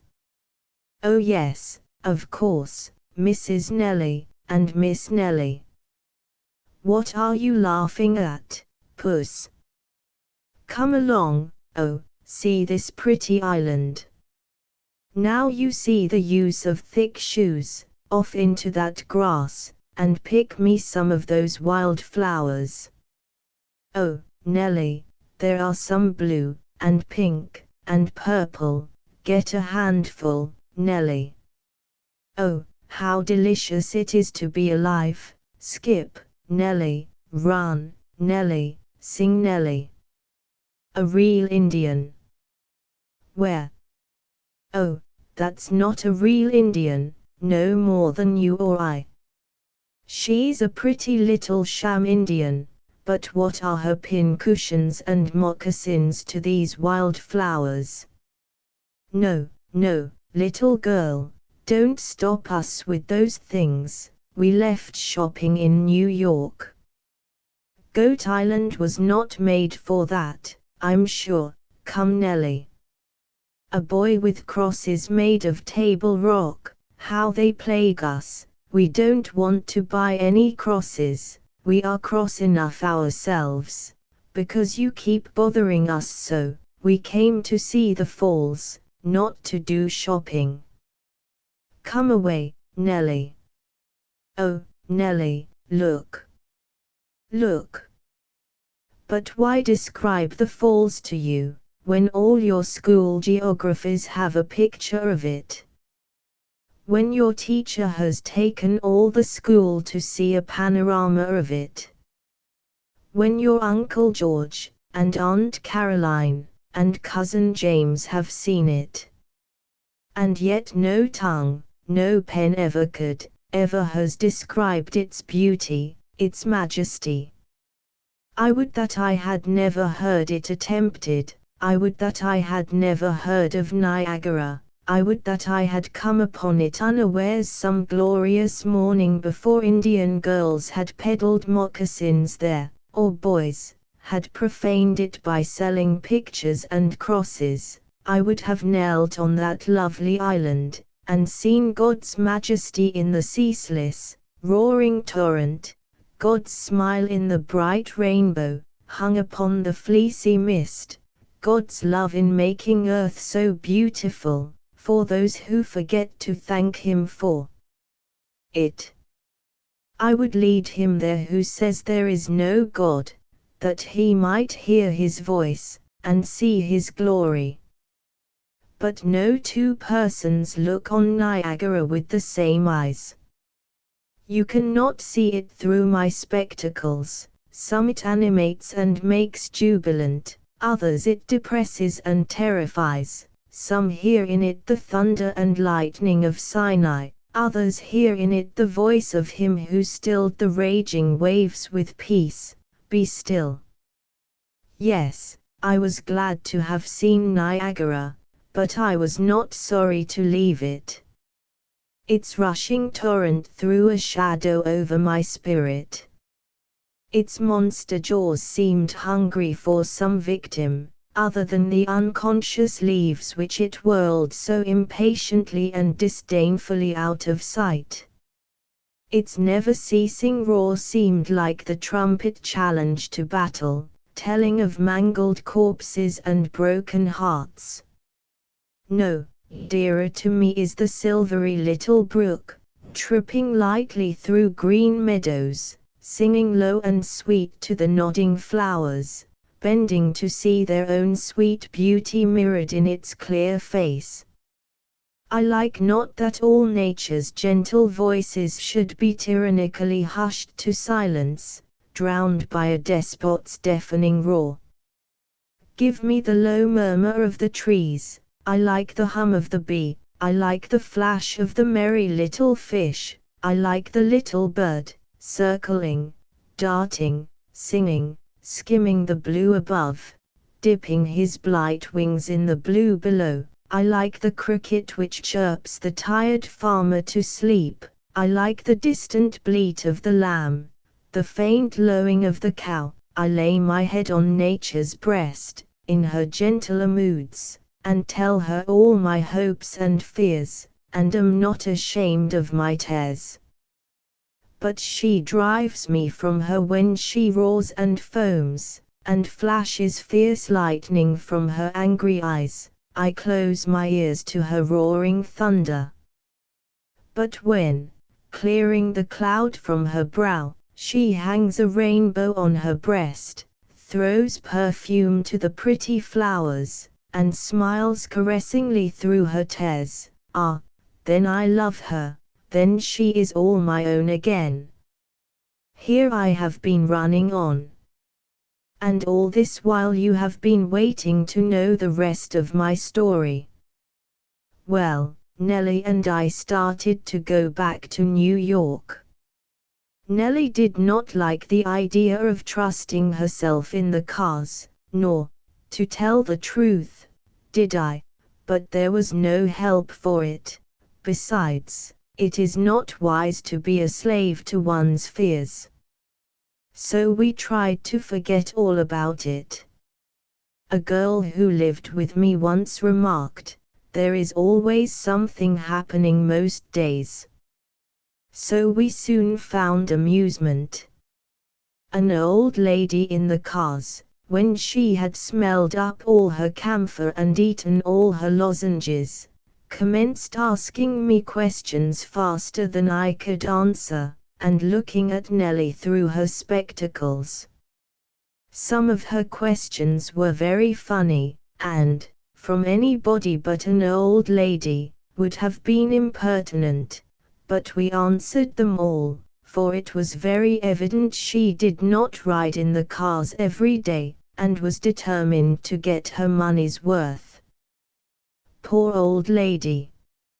I suppose she had lived all her life in some small village where there was only a blacksmith's shop and a meeting house, and where everybody knew what time everybody got up, and what they had for breakfast. Nice old lady. I hope somebody gave her a good cup of tea, and a rocking chair, when she got home, which, I regret to say, was the first stopping place after we left Niagara. From the car windows Nellie and I saw the Catskill Mountains. Oh, the lovely changing hues of their steep and misty sides, the billowy clouds that rolled up, and rolled over, and rolled off, then the far-off summit, now hidden, now revealed, lying against the sky, tempting us to see from thence the kingdoms of the earth, and the glory of them. And so we will, some day. I will tell you what we see. Night came, and we had not yet reached New York. Nellie was dusty, and hungry, and tired, but she was a good traveler, and made no complaint. The cars were dashing along through the darkness, close by the edge of the Hudson River, and Nellie clasped my hand more closely as she looked out of the windows upon its dark surface, and sighed as if she feared some accident might tip us all over into it. But no such accident occurred, and by the bright gas lights of New York shone and sparkled, and the never-failing gutter odor informed us that we were back again upon its dusty streets. The morning glory. How did Lulie look? Her eyes were brown. Her hair was brown, too. She was very pale, and slender, and had a soft, sweet voice, just such a voice as you would expect from such a fragile little girl. Lulie did not like to be noticed. She was fond of being by herself, and would often sit for an hour at a time, quite still, with her slender hands crossed in her lap, thinking. Her cheek would flush, and her eye moisten, but no one knew what Lulie was thinking about. Lulie did not love to play, she did not care for dolls, or baby houses, she never jumped rope, or drove hoop, or played hunt the slipper. This troubled her mother, who knew that all healthy young creatures love to play and frolic. And so she brought Lulie all sorts of pretty toys, and Lulie would say very sweetly, "Thank you, dear Mama," and put them on the shelf, but she never played with them, and seemed quite to forget that they were there. Lulie's grandmother shook her head, and said, "Lulie will die, Lulie will never live to grow up." If Lulie heard anyone speak in a harsh, cross voice, she would shiver all over, as if some cold wind were blowing upon her, and if she saw two persons quarreling, she never would be satisfied till she had made peace between them. One day, before she could speak plain, her mother sent her down to the kitchen on an errand. When she got to the door, she stood still, for the cook and the chambermaid were very angry with each other. One was saying "you did" and the other "I didn't" in very loud tones, and their faces were very red with passion. Lulie stood in the doorway, looking, listening, and trembling, as she always did at any such sight. Tears gathered slowly in her eyes, and unable to bear it any longer, she stepped between them, and clasping her little hands, said in her broken way, with her sweet, musical voice, "Oh, don't condite, please don't condite." So the girls stopped contradicting, ashamed before a little child, for of such is the kingdom of heaven. Lulie never disobeyed her mother, never, never. If her mother told her not to go out in the garden without her leave, and then went away for an hour, she was just as sure that Lulie had obeyed her, as if she had been there to see, and yet, every night when this little girl went to bed, she would say, as she laid her head upon the pillow, "Mother, do you think God will forgive all my sins today? I hope He will. I hope I haven't made God sorry, Mother." And when her mother said, "Yes, I know He will forgive you," Luli she would smile so peacefully, and say, "Now you can go downstairs, Mother." Luli never was afraid of God, she never thought or spoke of His punishing her, but she loved Him so much that it was a great grief to her to think that she might have made Him sorry, as she called it. One morning when she woke, one beautiful summer morning, when the scent of the roses came in at the open window, when the dewdrops were glistening, and the green trees waving, and the birds singing, she crept out of her little crib, and stood at her window looking out on the fair earth, with her little hands clasped, her eyes beaming, and her cheek glowing. "What is it, Luli?" said her mother, as tears rolled slowly down Luli's cheeks. "I want to see Him," whispered Luli. "Who, my child?" "God." Then Luli's mother thought of what her grandmother had said, "Luli will not live, Luli will die," and she clasped her little girl tightly to her breast, as if she feared even then she would go from her. But no mother's clasp could hold little Luli, no mother's tears could bribe the death angel. Rose red grew the cheek, then white as snow, the little hands grew hot, then icy cold, the soft eye bright, then dim, and she who never grieved us living, grieved us dying. A peep out of my window. I wish I knew what that cow is thinking about, how lazily she stands there, switching her sides with her tail, and looking up and down the meadow. I am no judge of cows, but I think that is a pretty cow. Any lady might be proud of her great, soft brown eyes. I am glad she does not know that one of these days, the butcher will thump her on the head and sell her for beef. I am glad she does not know that the pretty little calf, which frolics by her side, will be eaten for veal, next week.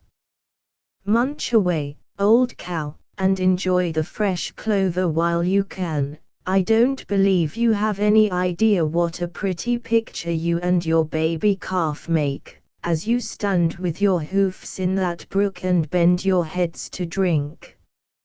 I like to think, though I know it is not so, because you have no soul, old cow, that when you raise your head from the brook and lift it toward the sky, you are thinking of Him who made the pretty clover grow and the sparkling brook to flow. And now the little calf is nursing. Pull away, little rogue. If you have not a better right to your mother's milk than Sally, the dairymaid, I will agree to go without butter. Pull away, it does me good to see you. Now kick up your heels and run like mischief over the meadow. See the old cow blink and wink, as she looks after her, as if to say, well, well, I was young myself, once. Calves will be calves, spite of cows. And there is a hen and her cunning little chickens. I should like to catch that tiny white one, which blows over the meadow like a piece of cotton wool, and cuddle her right up in my neck. I am sure the old hen would not object if she knew how I liked chickens, but she don't, and she would probably take me for a highwaywoman, and I can't have my character called in question that way, even by a hen. Beside, her beak is sharp, and so are her claws. I think I had better admire her little soft white baby at a distance. Nice little thing, how glad I am it does not have to be fixed up in lace and embroidery every morning, and have a nurse rubbing its nose enough to rub it off every time a stray breeze makes it sneeze. How glad I am the little thing can roll and tumble in the grass, instead of being stewed up in a hot nursery and sweltered under a load of crib blankets, till all its strength oozes out in perspiration. Dear little chick, I hope you will find plenty of little worms to eat, and I hope no old rooster will cuff your ears for doing it. I hope you will have the downiest side of your mother's wing to sleep under, and plenty of meal and water when worms are scarce. But, see, there's a shower coming up, you had better scamper under the shed. Don't you hear the thunder, little chick? Don't you see that beautiful zigzag lightning darting out of that dark cloud? And don't you see that lovely blue sky over yonder, peaceful as the good man's soul, when the cloud of trouble threatens him? No, little chick, you don't notice it a bit, you are only chasing after your mother, and trying to dodge the raindrops. Well, pretty as you are, I had rather be born with a soul. I am glad my soul will live millions of years after you are dead. I want to know so much that puzzles me here on earth, but which I am willing to believe is all right, until God Himself explains it all to me. I am glad I am not a little chick without a soul, because I want to learn about these things in heaven. The circus. What a mob of boys! There's Bill Saunders, and Ned Hoyt, and Tom Fagin, and Louis Coates, and John Harris, and, sure as the world, there's that little tomtit, Harry Horn, without a sign of a cap on, jumping up and down as if there were pins in his trousers. What can be the matter, I wonder? Now they shout, hurrah, hurrah. But then boys are always screaming hurrah. I have done breaking my neck leaning out of the window to see what is the matter. I won't look at the little monkeys. There it goes again, hurrah, hurrah. One would think General Washington, Lafayette, or some other great person, was coming down street. Now they move one side, now I see what all the fuss is about. A great flaming red and yellow handbill is posted on the fence, and on it is written, Pat Smith's Circus, next Wednesday afternoon and evening. Circus. No wonder little Harry Horn forgot to put his hat on, and jumped up and down as if he were trying to jump out of his trousers. If there is anything that drives boys crazy, it is a circus. I should like to know why. I have a great mind to go to Pat Smith's circus myself, just to find out, for I never was in a circus in my life. Yes, I will go, and I will take Nellie. She never was in a circus either. No, I won't, I will leave her at home with Black Nanny. No, I won't, I will take Black Nanny too, but then I am not sure Pat Smith allows colored people in his circus. Well, if he is such a senseless Pat as that, he may go without 3 25-cent pieces, that's all. For Nanny likes a little fun as well as if her skin were whiter, and if Nanny can't come in, Nellie and I won't. But Nanny can. Pat is not such a fool. So, come along, Nanny, come along, Nellie, it don't matter what you wear. Walk a little faster, both of you, we must get a good seat, or we shall lose half the fun. Short people are apt to fare badly in a crowd. Here we are. This a circus. This round tent. How funny. Music inside, that's nice, I like music, so do Nellie and Nanny. Here's your money, Mr. Pat Smith. Goodness. You don't mean that we have got to clamber up in those high, rickety-looking seats, without any backs? Suppose we should fall through on the ground below? Suppose the seats should crack, and let all these people down? I think we'll climb up to the highest seat, for in case they do break, I had rather be on the top of the pile than underneath it. That's it, here's a place for you, Nanny. Bless me, what a many people, as little Harry Horn says. Little babies, too, as I live. Well, I suppose their poor tired mothers wanted a little fun too, but the babies are better off than we, because they can have a drink of milk whenever they are thirsty. Ah, I was a little too fast there, for Pat Smith has provided lemonade, and here comes a man with a pailful. Circus lemonade? No, I thank you, it may be very good, but I prefer taking your word for it. How the people flock in! What's that coming in at yonder door?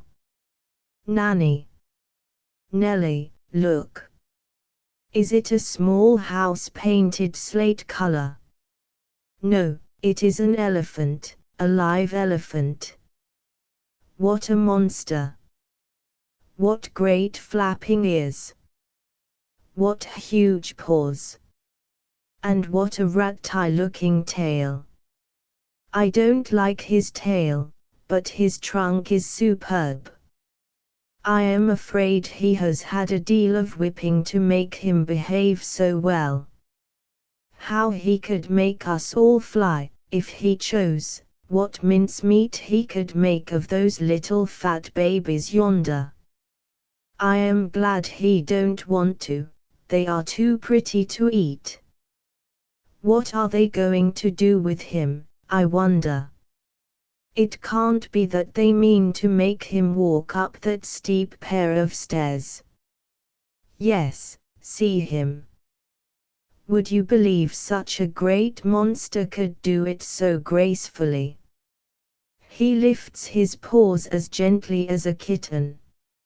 Now that's worth seeing, but how in the world are they going to get him down, now that he has reached the top?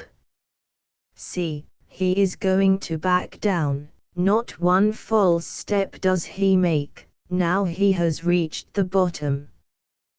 Clever old monster. It seems a shame to make such a great, grand-looking, kingly creature perform such dancing master tricks. Now his master lies flat on his back on the ground, and the old elephant is going to walk over him.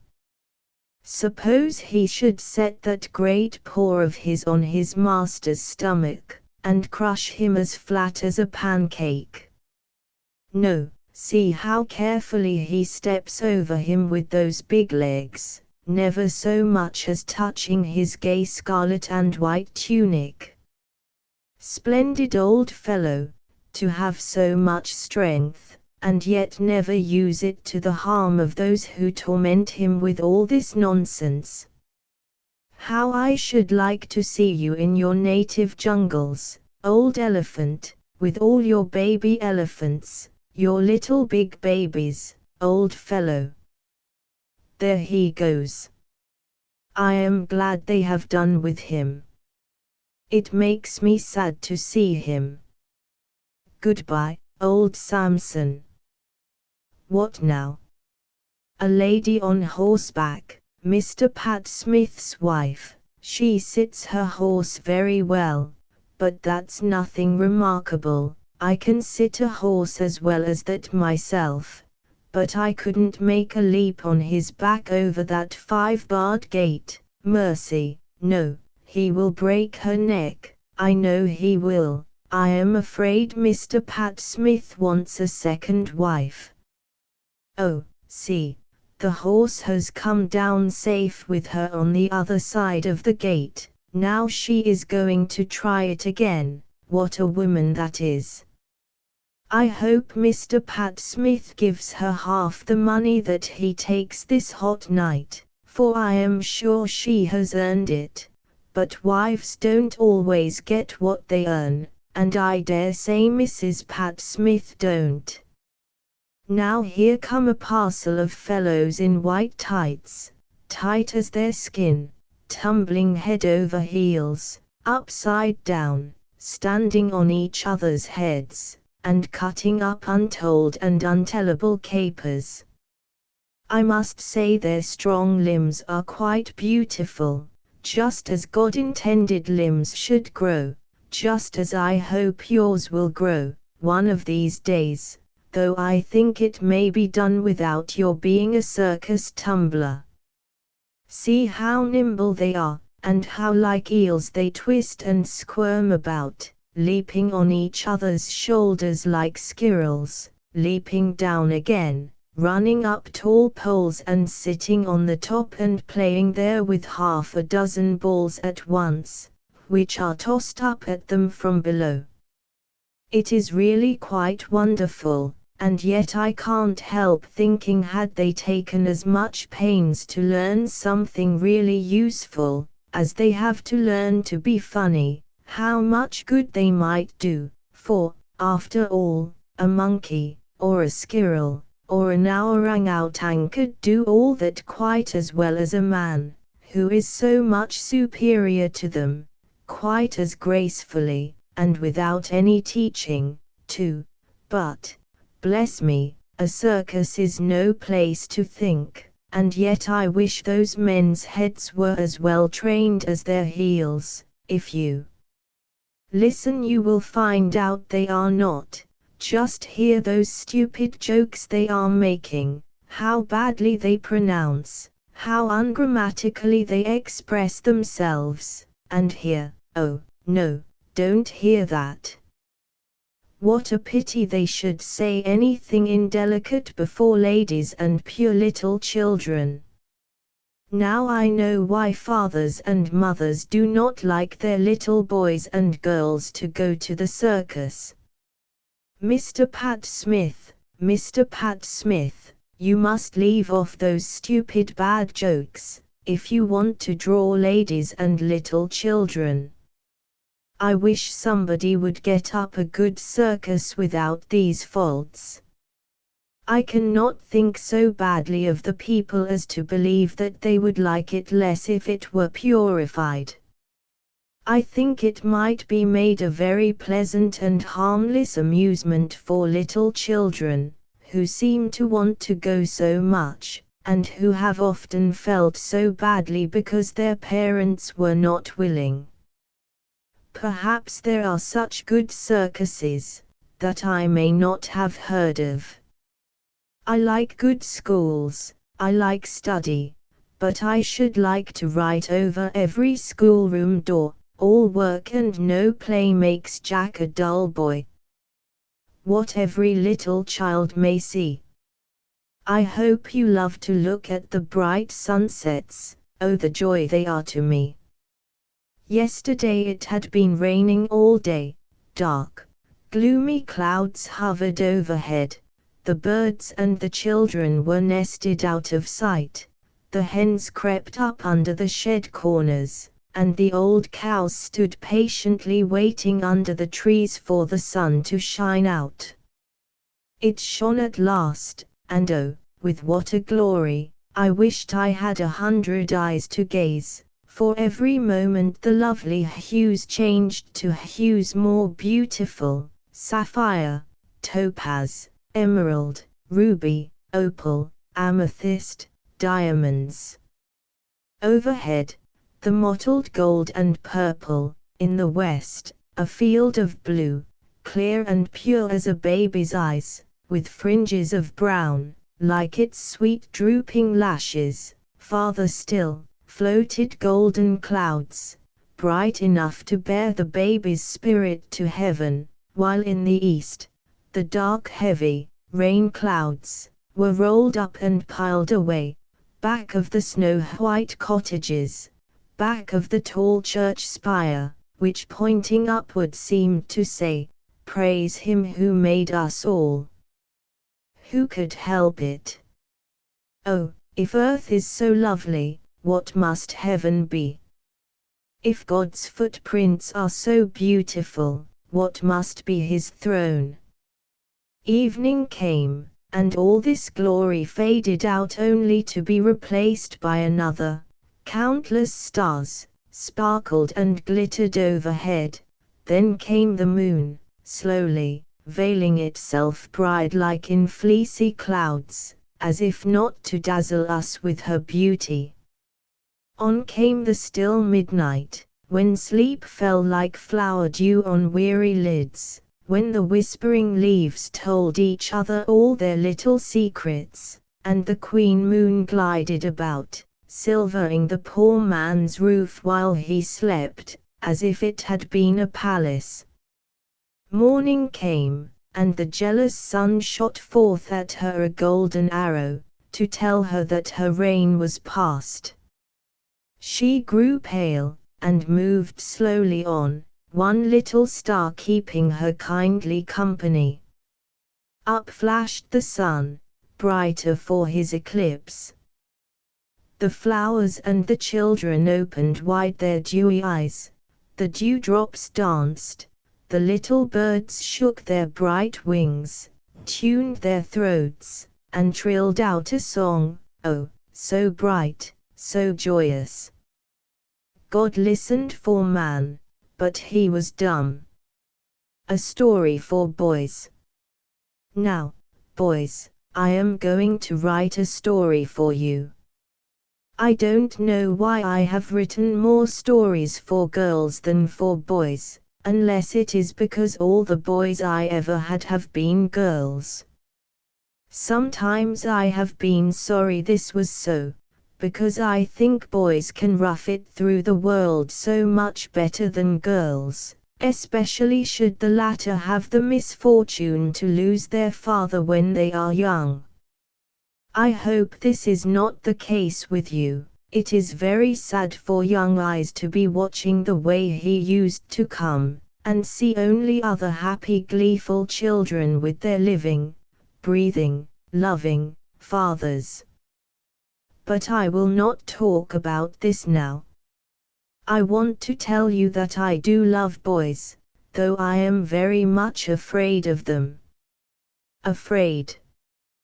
Yes. Now you need not look so innocent, just as if you never, when a lady had picked her way carefully through the sloppy streets, jumped into a big puddle near her, and sent the dirty water all over her nice white stockings, and pretty gaiter boots. Ah, you see I know you, just as if you hadn't come rushing round a corner when you were playing tag, and knocked the breath out of a woman before she could say don't, just as if you didn't eat peanuts in an omnibus and let the wind blow the shells into her lap, just as if you didn't put your muddy shoes up on the omnibus seat, and soil the cushions, and spoil ladies' dresses, just as if you did not, you rogues, say saucy things to bashful little girls, at which your schoolmates Tom Tewles and Sam Hall would burst into a loud laugh, and the poor little girl would have to go a long way round to school the next morning merely to get rid of you.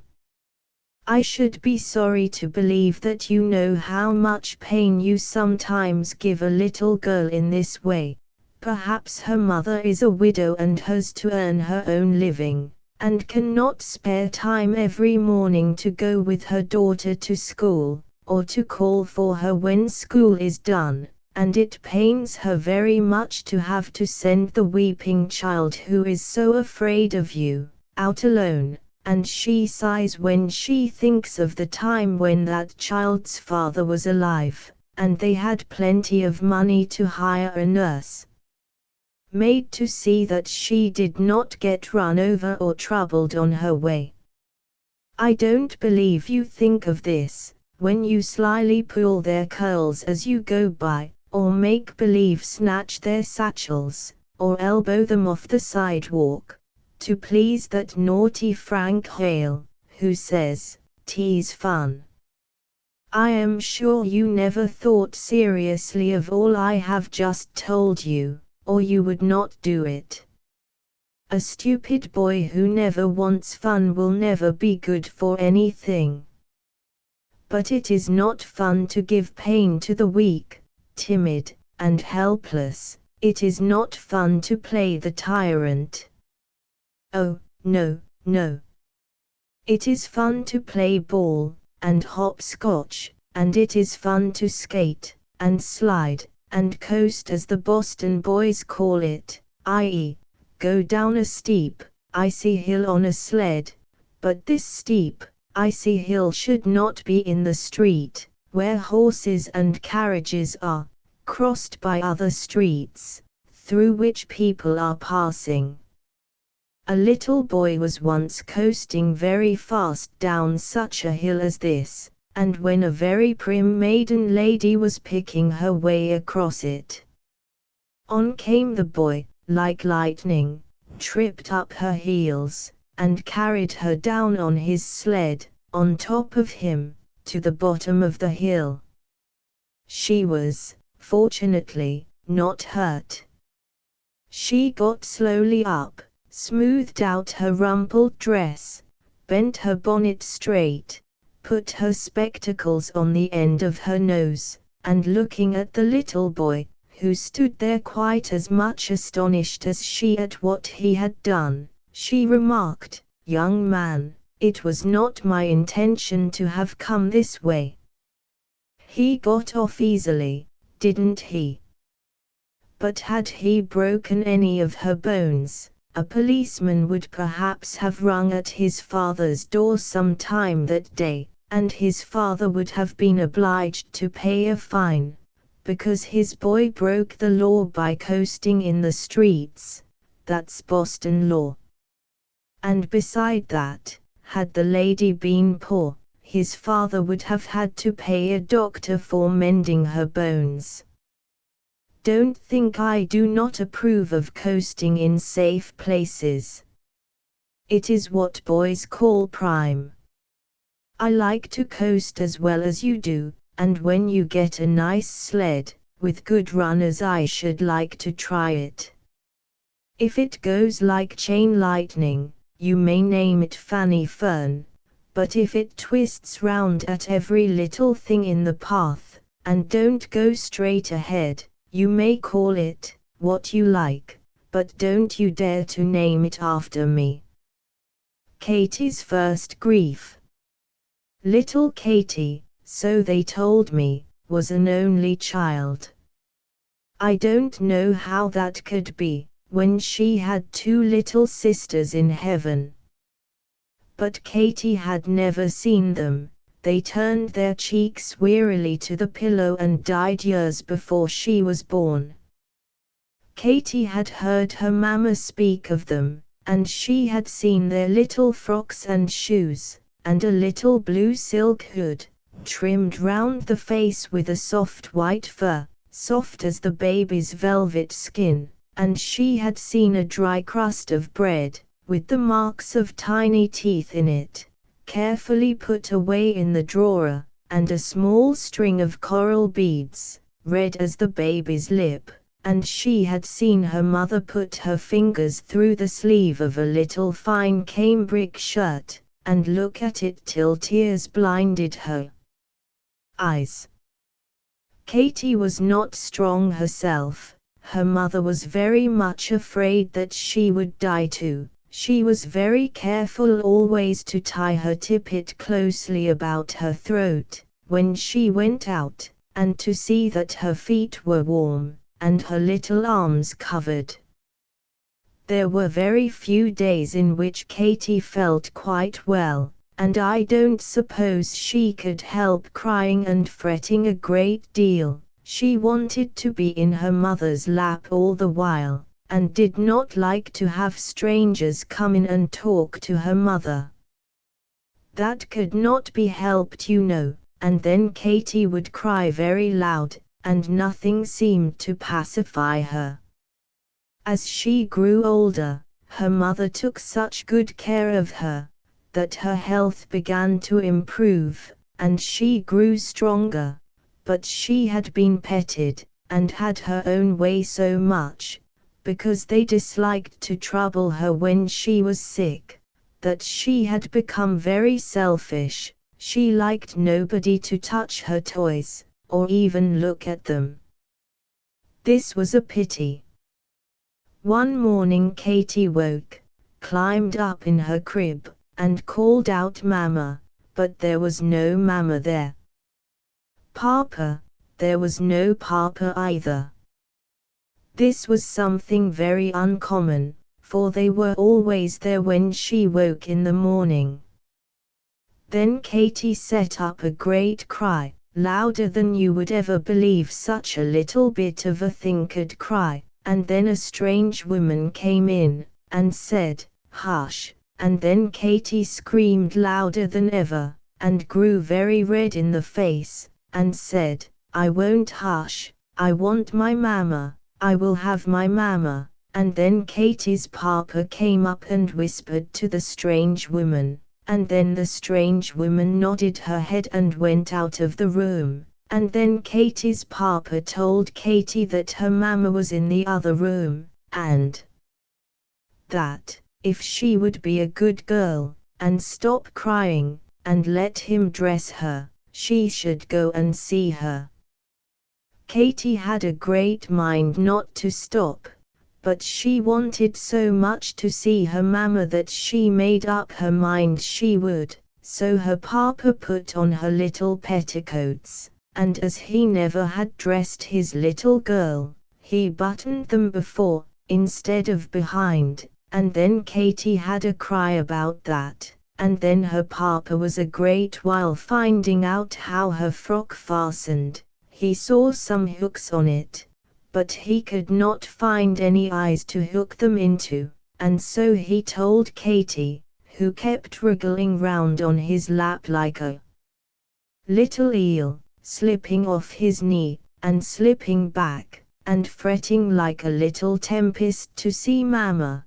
Then Papa's forehead began to have great drops of perspiration on it, as he fumbled away at the little frock with his big fingers, and by he found out that there were things called loops so small he could hardly see them, to hold the hooks, instead of eyes, and then he said, drawing a long breath, "Now, little Katy, I'll have you dressed in a twinkling." So he fastened it, and then put on her stockings, and one shoe, but when he looked for the other, it was nowhere to be found. It was not in the crib, nor under it, in the closet, or in the bureau drawers. It was not anywhere that he could see.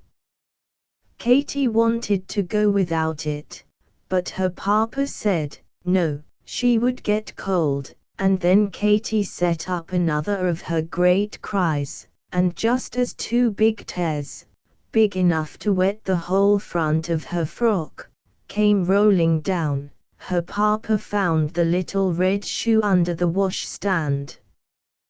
Then he put it on, and saying, "Now, Katy," he took her in his arms, and carried her through the entry, into the best chamber. It was so dark, with all the blinds shut and the curtains drawn, that Katy at first could not see who or what was in it. In a minute or two her eyes got used to the dim light, and then she saw her Mama on the bed, and a little white bundle of something lying on her arm. Katy's Papa moved a little nearer, and whispered to Katy, "See, Mama has a cunning little brother for you to play with."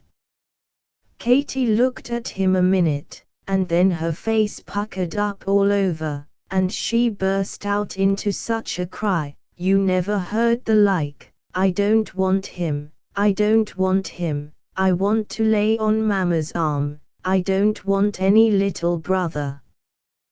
Then the strange woman motioned to Katy's papa to take her out of the room, and then Katy clung to the bedpost, and cried louder than ever, "No, no, take him away, I don't want that little brother." Poor little Katy, you should have heard her sob, going downstairs. All that Papa could say did not comfort her.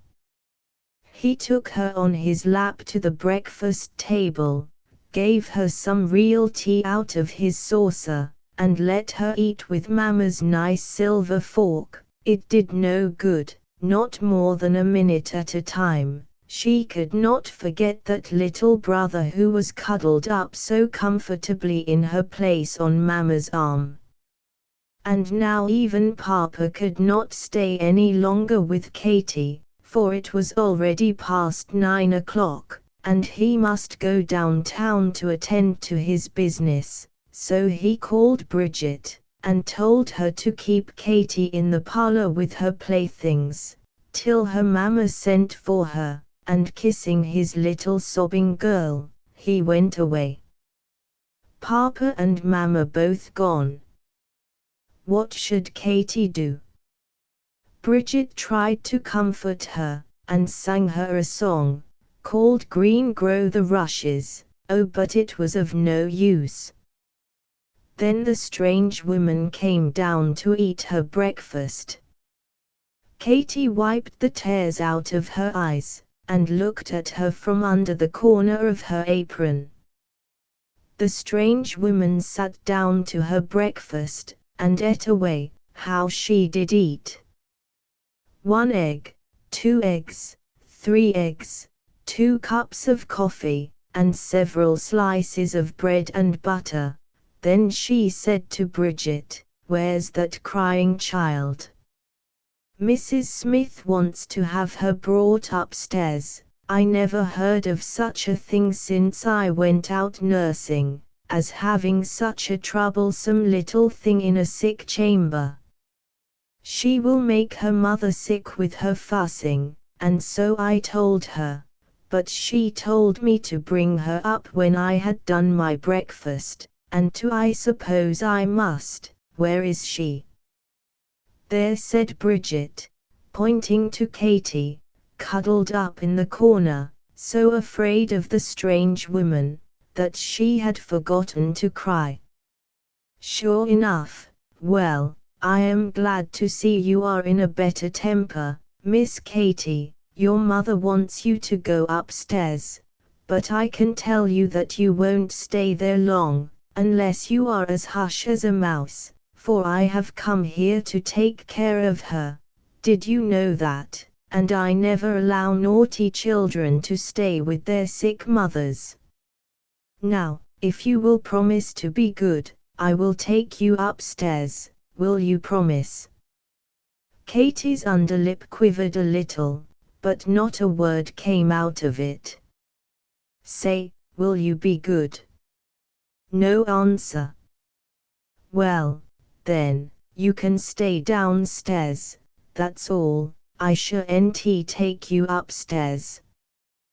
Then the strange woman took a cup and saucer in her hand and went up into the sick room.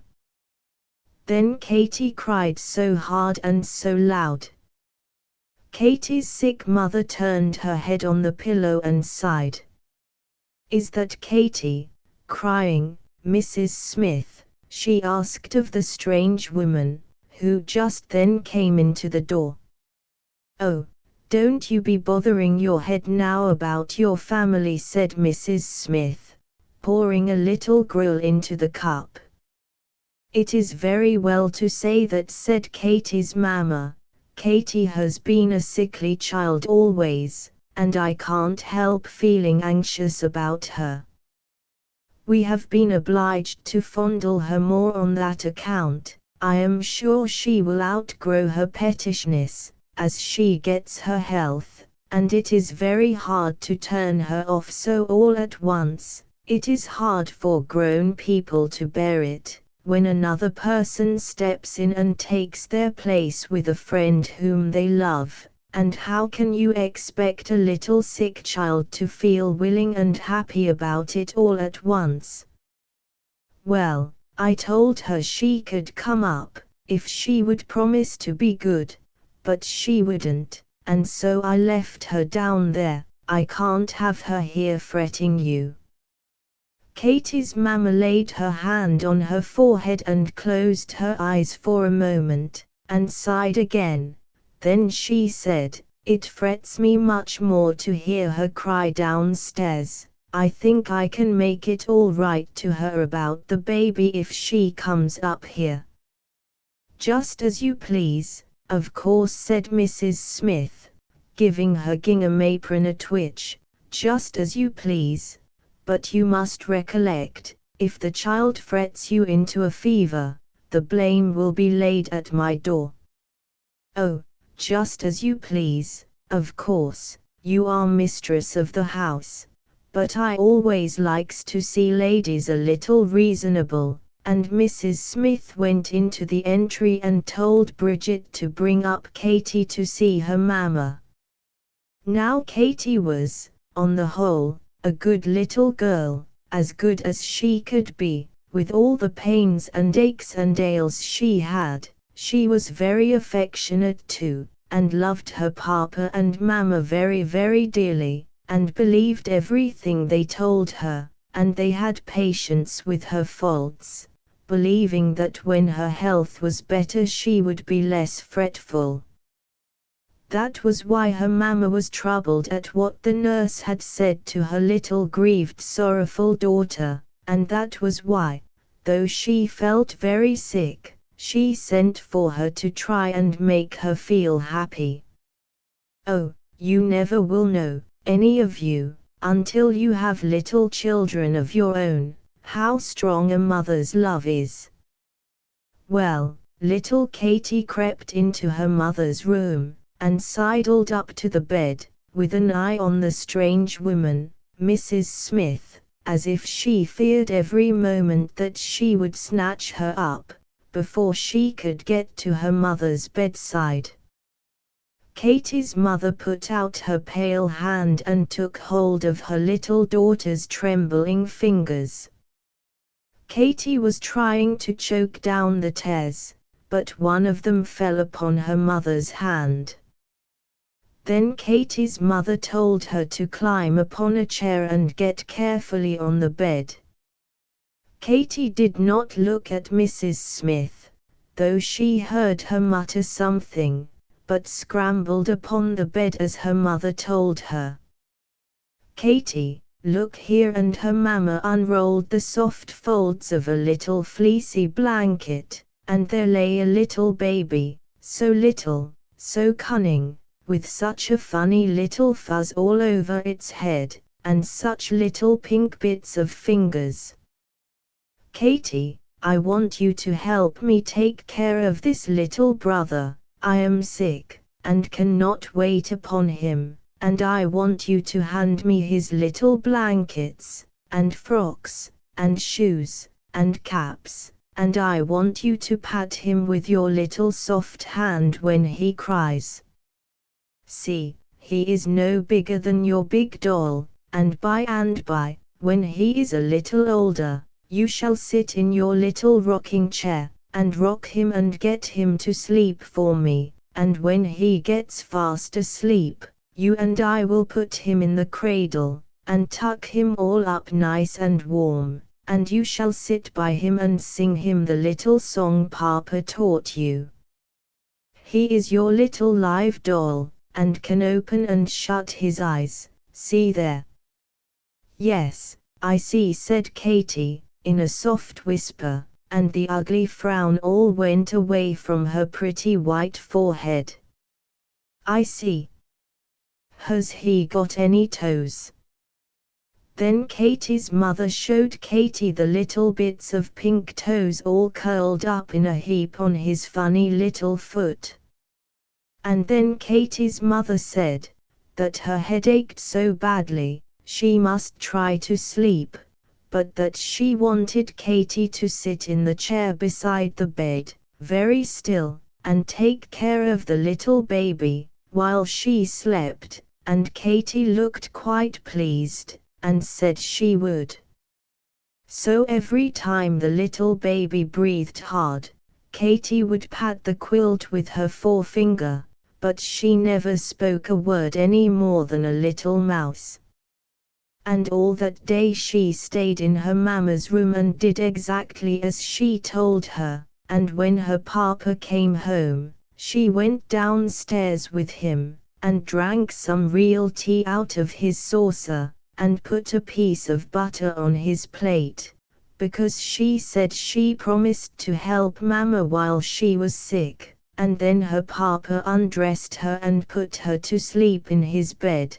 But after she had said, "Now I lay me and our father," her little lip quivered, and looking up in her papa's face, she said, "Are you sure my mamma can love little brother and me too?" And when her papa said, "Yes," I am sure she believed him, because she knew he never told her wrong, and then she laid her head quietly down to sleep.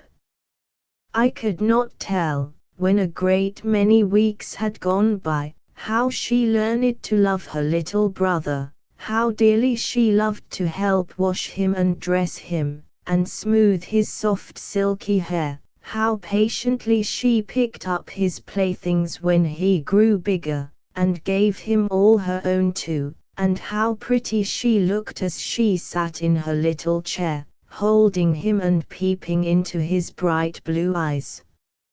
Oh, Katie's mamma knew better about her own little girl than the strange woman, Mrs. Smith, did. She knew how badly a little child's heart may sometimes ache, and how a few kind words, said at the right time, may cure it and make it happy. Love your mother, little ones. Our new dog Dash. Dash. Go away. How do you suppose I can write when you are jumping at my elbow, playing with my robe tassels, and cutting up such antics, as you have been this last half hour? I know it is a pleasant morning, as well as you do, I should like a ramble as well as you would, but business is business, Dash, and neither you nor those great fleecy white clouds, sailing so lazily over the blue sky, neither the twitting birds, nor the sweet soft air, every breath of which makes my blood leap, neither the fresh green grass, nor the pretty morning glories which have opened their blue eyes under my window, can get me out of this chair till my work is done.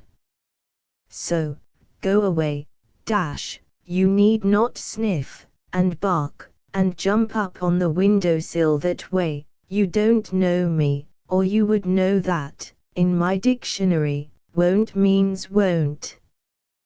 Beside, what is to hinder you from going out by yourself, I'd like to know? Dog days are over, no policeman or covetous boy, in want of $50, will knock you on the head. Why not go out by yourself till I get ready to come, if you are in such a mortal hurry? What are you afraid of? That solemn flock of geese? Those hens and roosters? Or that great Newfoundland dog, who looks big enough to swallow you at a mouthful? Or that steady old brown cow? A pretty fellow you are to be afraid. You who fell upon poor puss, shook her, and chased her upstairs and down, and in my lady's chamber, till her back had a hump as big as any camel's, and her eyes looked like two great emeralds, Oh, you blustering little coward! Suppose that great Newfoundland dog should serve you in that fashion. That's why you are afraid to go out of doors without me, sir, is it?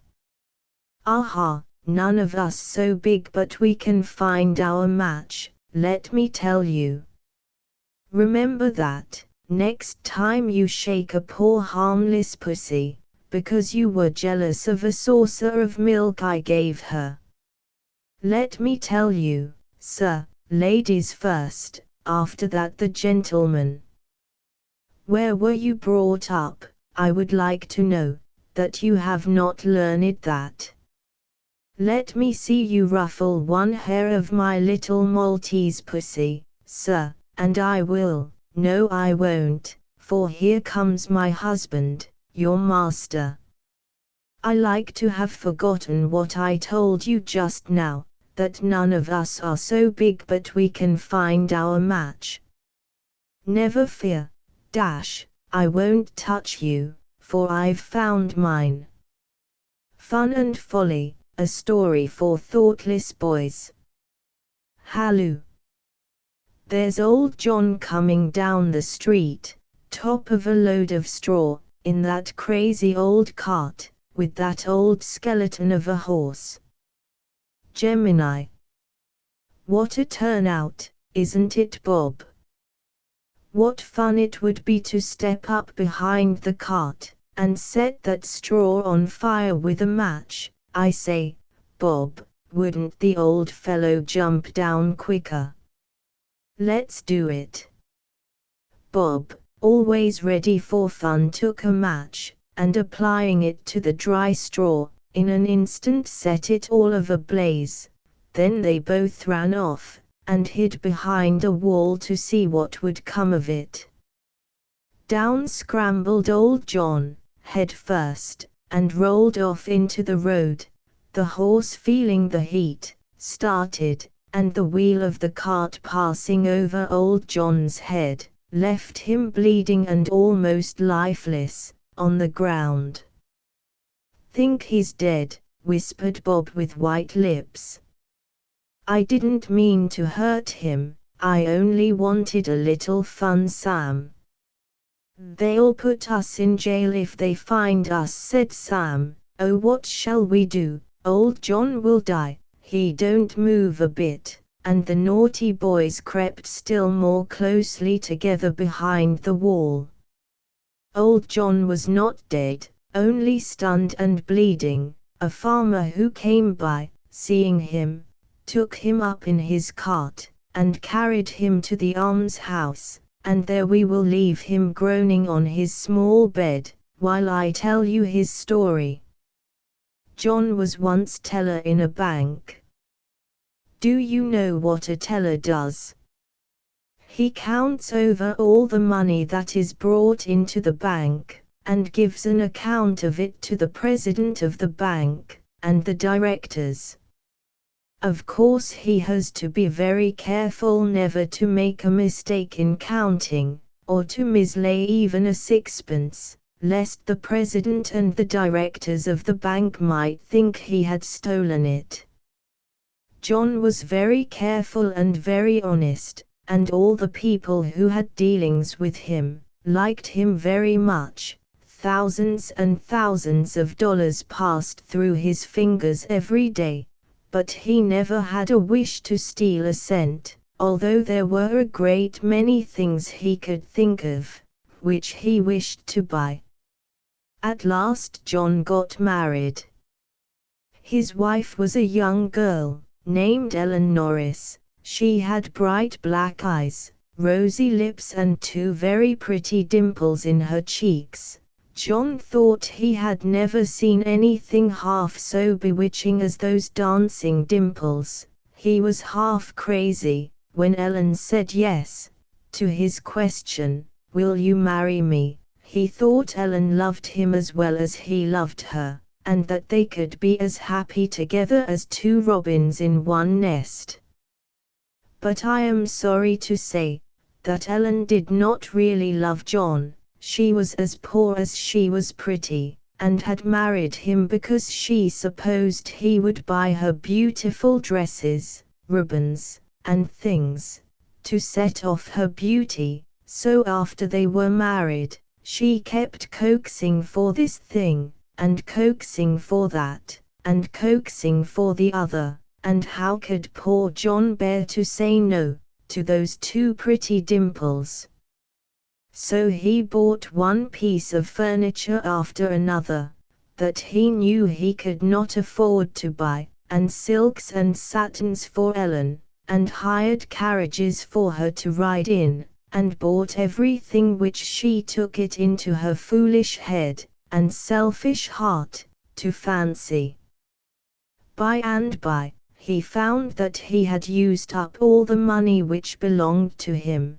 But still Ellen kept coaxing and teasing, and one day when John, for the first time, ventured to say he could not buy something she wanted, Ellen burst into tears, and told John that he did not love her. John could not bear that, so he kissed her, and told her she should have it, but as he went down to the bank, his lips were very white, and there was a strange troubled look in his face, which was never seen there before. That night he put a roll of bills in Ellen's hand, but long after she was sleeping, dreaming I suppose, of all the fine things money would buy, John might be seen pacing up and down the floor, and now and then striking his forehead with his clenched fist. Many times after this, Ellen had rolls of bills, and many nights John walked the floor, in the way I have told you. At last there came a day when Ellen waited for John to come home to dinner, waited, but he did not come. Instead, there came the messenger of the bank, and told her that John was put in jail to be tried for taking money from the bank that was not his. The messenger pitied Ellen, because she was so young, and because he believed her to be a good and loving wife, and he would have rather given a great deal of money, than to have told her such bad news, if he had had it to give. Everybody was so astonished when they heard about John, everybody had thought him such a good fellow, nobody knew how that foolish, selfish woman had led him on to steal with her dimples and her tears. No, for John never told of it, not even to excuse himself, not even when his heartless wife refused to go and see him in jail. And when she packed up the silks and ribbons, which had sent John to state prison, and went off without saying goodbye, after she found that he could not buy her any more. Not a word did poor John say against his wife, not a word would he hear anybody else say, because she had deserted him in his trouble. Poor John! He was sentenced to state prison for several years, the best years of his life, when he was young, strong, and hearty. They shaved off his brown hair, put on the prison dress, and set him to work cutting stone. John made no complaint, he said it was just, that he had deserved his punishment, he did just as he was bid. But the light died out from his fine bright eye, his head drooped upon his breast, and when the day's toil was over and the officer had locked him up for the long lonely night, into his narrow dark cell, could you have passed in, you would have seen him tossing on his straw bed, and now and then you might have heard him groan, "Oh, Ellen! Ellen!"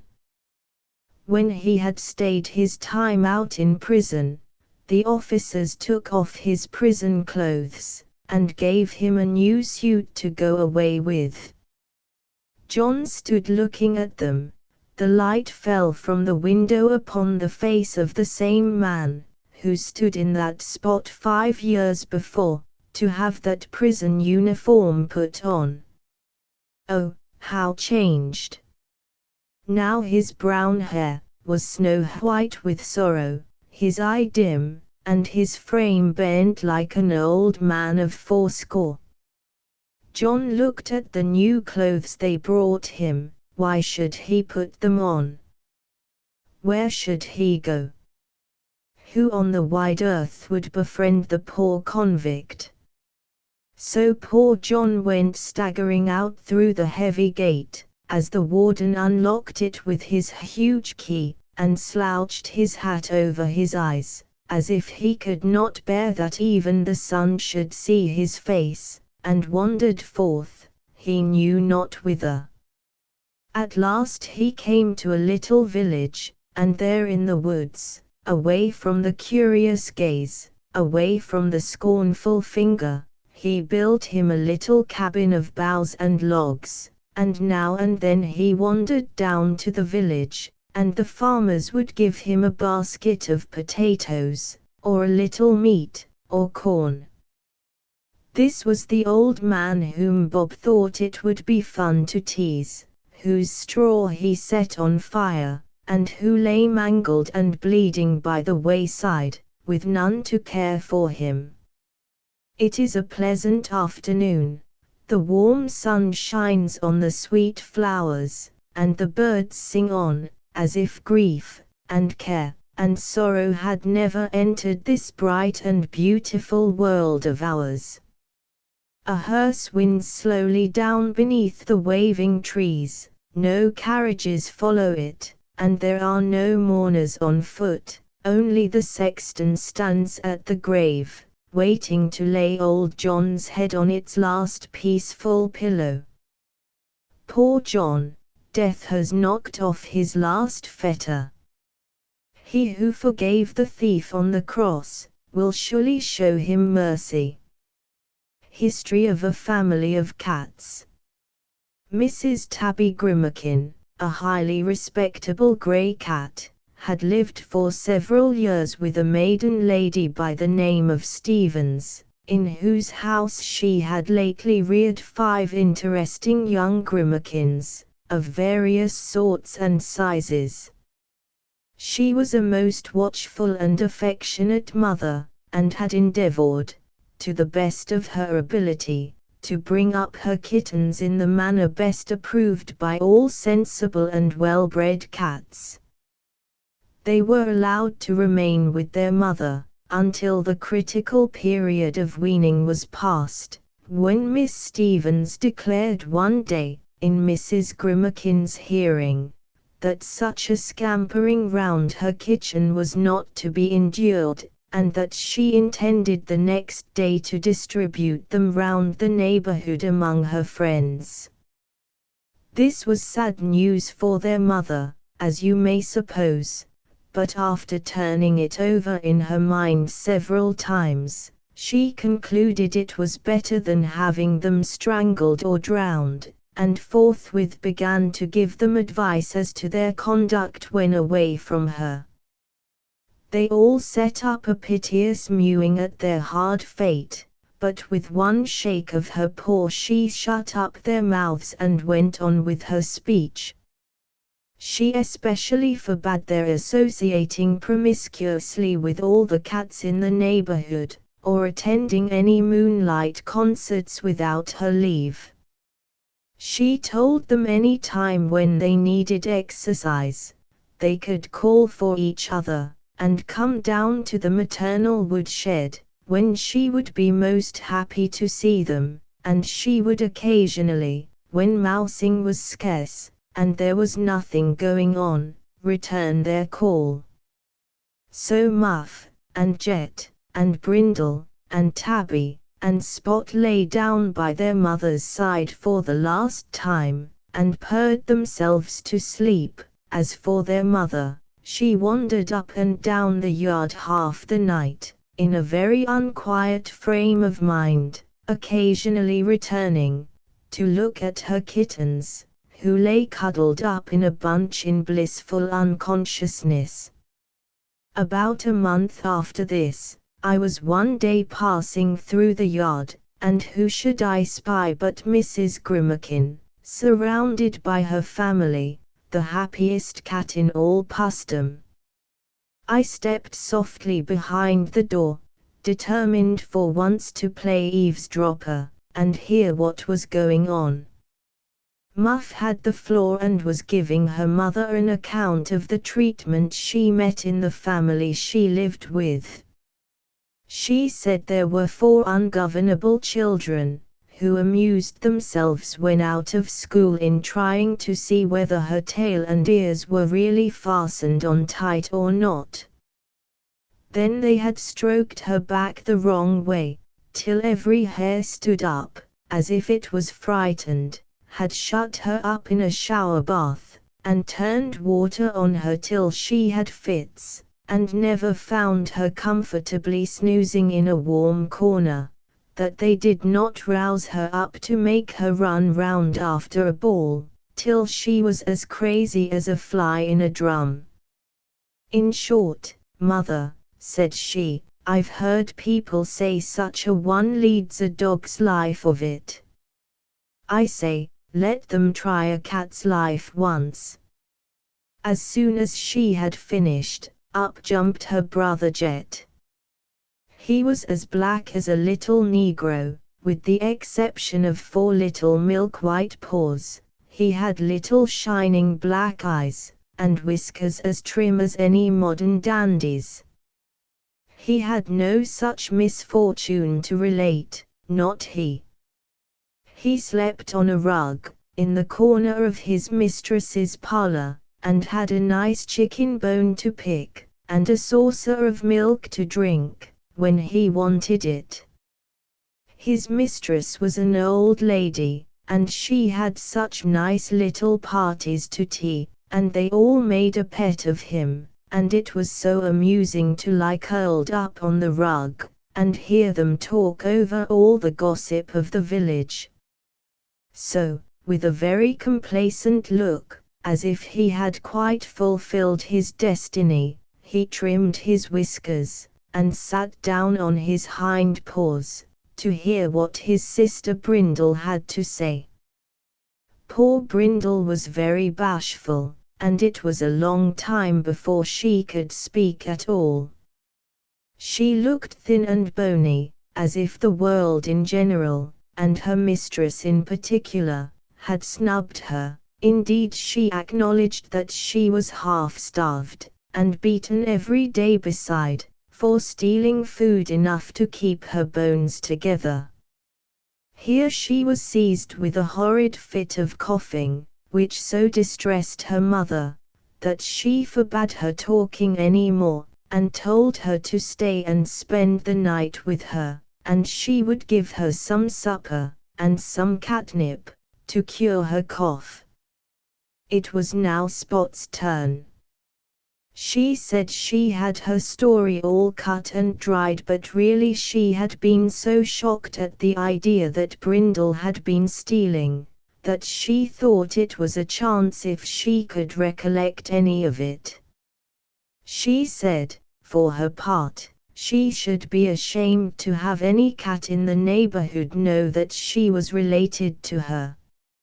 Here her mother sprang at her and gave her a box on the ear, and told her that her grandmother, Mrs. Mouser, who was as correct a cat as ever mewed, brought her, Mrs. Grimakin, up, to find her living when and where she could, and that every cat that had been born since Adam's cat, if he had any, had done the same, and she never could find out that they were expected to do any differently. Spot looked a little ashamed, for in fact she had taken many a sly nibble herself, and her mother knew it. Just then she seemed to be looking at the opposite corner of the woodshed, her mother's eyes following the direction of hers, espied a strange cat looking very intently at Spot. Mrs. Grimakin walked up to him, and with a scratch gave him to understand that his room was better than his company, and though he protested he had only come in a quiet way, to wait upon Miss Spot home, another scratch from her mother settled the matter without any useless words. As soon as quiet was restored, little Tabby jumped up, in a state of great excitement, and said, she had that day caught her first mouse, which she brought forward and laid as a trophy at her mother's feet. Tabby evidently had not recovered from the excitement of the capture, for her little eyes snapped, like two fire coals, and she kept moving her tongue about her mouth, as if she just longed to eat him up herself. She told her mother, it made her feel bad when he first began to squeal, and she was so little, she thought it rather doubtful, at first, whether the mouse would eat her, or she should eat the mouse, and as for squealing, she concluded, there must be a first time for everything, and she had got to get used to that. It was getting late, and Mrs. Grimakin rose, and put it to vote, who should have the mouse for supper, and without a dissenting voice, even from Spot, it was unanimously awarded to poor starved Brindle. So bidding her and their mother good night, the rest walked home by the light of the moon, Spot occasionally looking round, to see if she could see anything of her discarded lover. For my own part, I came out of my hiding place deeply interested in the welfare of Mrs. Grimakin's family, and fully determined that I would treat my kitty kindly, and feed her so well that she should never complain. The poor rich child! I never saw such a little torment as that child, never. He's just the mischievousest little monkey that ever was made. Nothing in the house will stand before him. I wish his mother would take a little care of him, and make him behave. I should like to whip him an hour without stopping. I do believe he is the worst boy who ever lived. No, Eddie was not the worst boy who ever lived. I am sure he does not look like it. He hears what Betty says about wanting to whip him an hour without stopping, but he does not pout, or kick out his foot, or throw his ball after her. He picks up a bit of string, and begins to play horse with a chair, as good-humoredly as if Betty had said he was the best boy in the world. No, Eddie was not a bad boy, but, like a great many other children who did not deserve it, he got that name. I will tell you about it.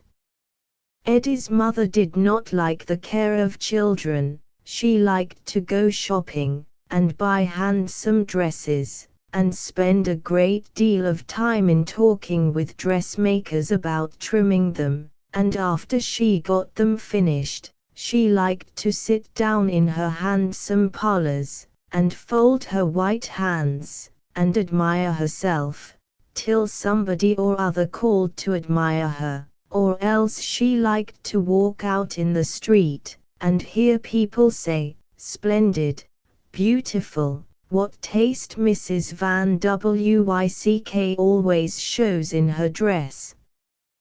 Then she was happy. That repaid her for all the pains she had taken to make a doll of herself. But when she came home, and her little boy, whom perhaps she had not seen before that day, ran into the hall and said, "Mama." Mrs. Van Wyck caught her beautiful dress quickly up in her hand, and said, "Martha, do take that child away, I am sure he will ruin my dress." Then Martha would take Eddie up into the nursery, and shut the door, and call him a little plague, and Eddie would stand at the nursery window, and look out into the neighbors' yards, and see, for the 100th time, a long row of wooden sheds, with clothes dangling on the lines, and a long row of tall brick houses and tall brick chimneys, and then he would turn away and take up his top, and then his cart, and then his marbles, and then he would look at Betty, who had thrown herself down on the bed to read a novel, and then Eddie would say, timidly, "Betty," and Betty would answer, "Be quiet, can't you?" And then Eddie would wander round the small, hot nursery again, and then he would say, "Betty, won't you please take me out to walk? I am so tired and hot, Betty," and Betty would say, "No, there's no need of your walking.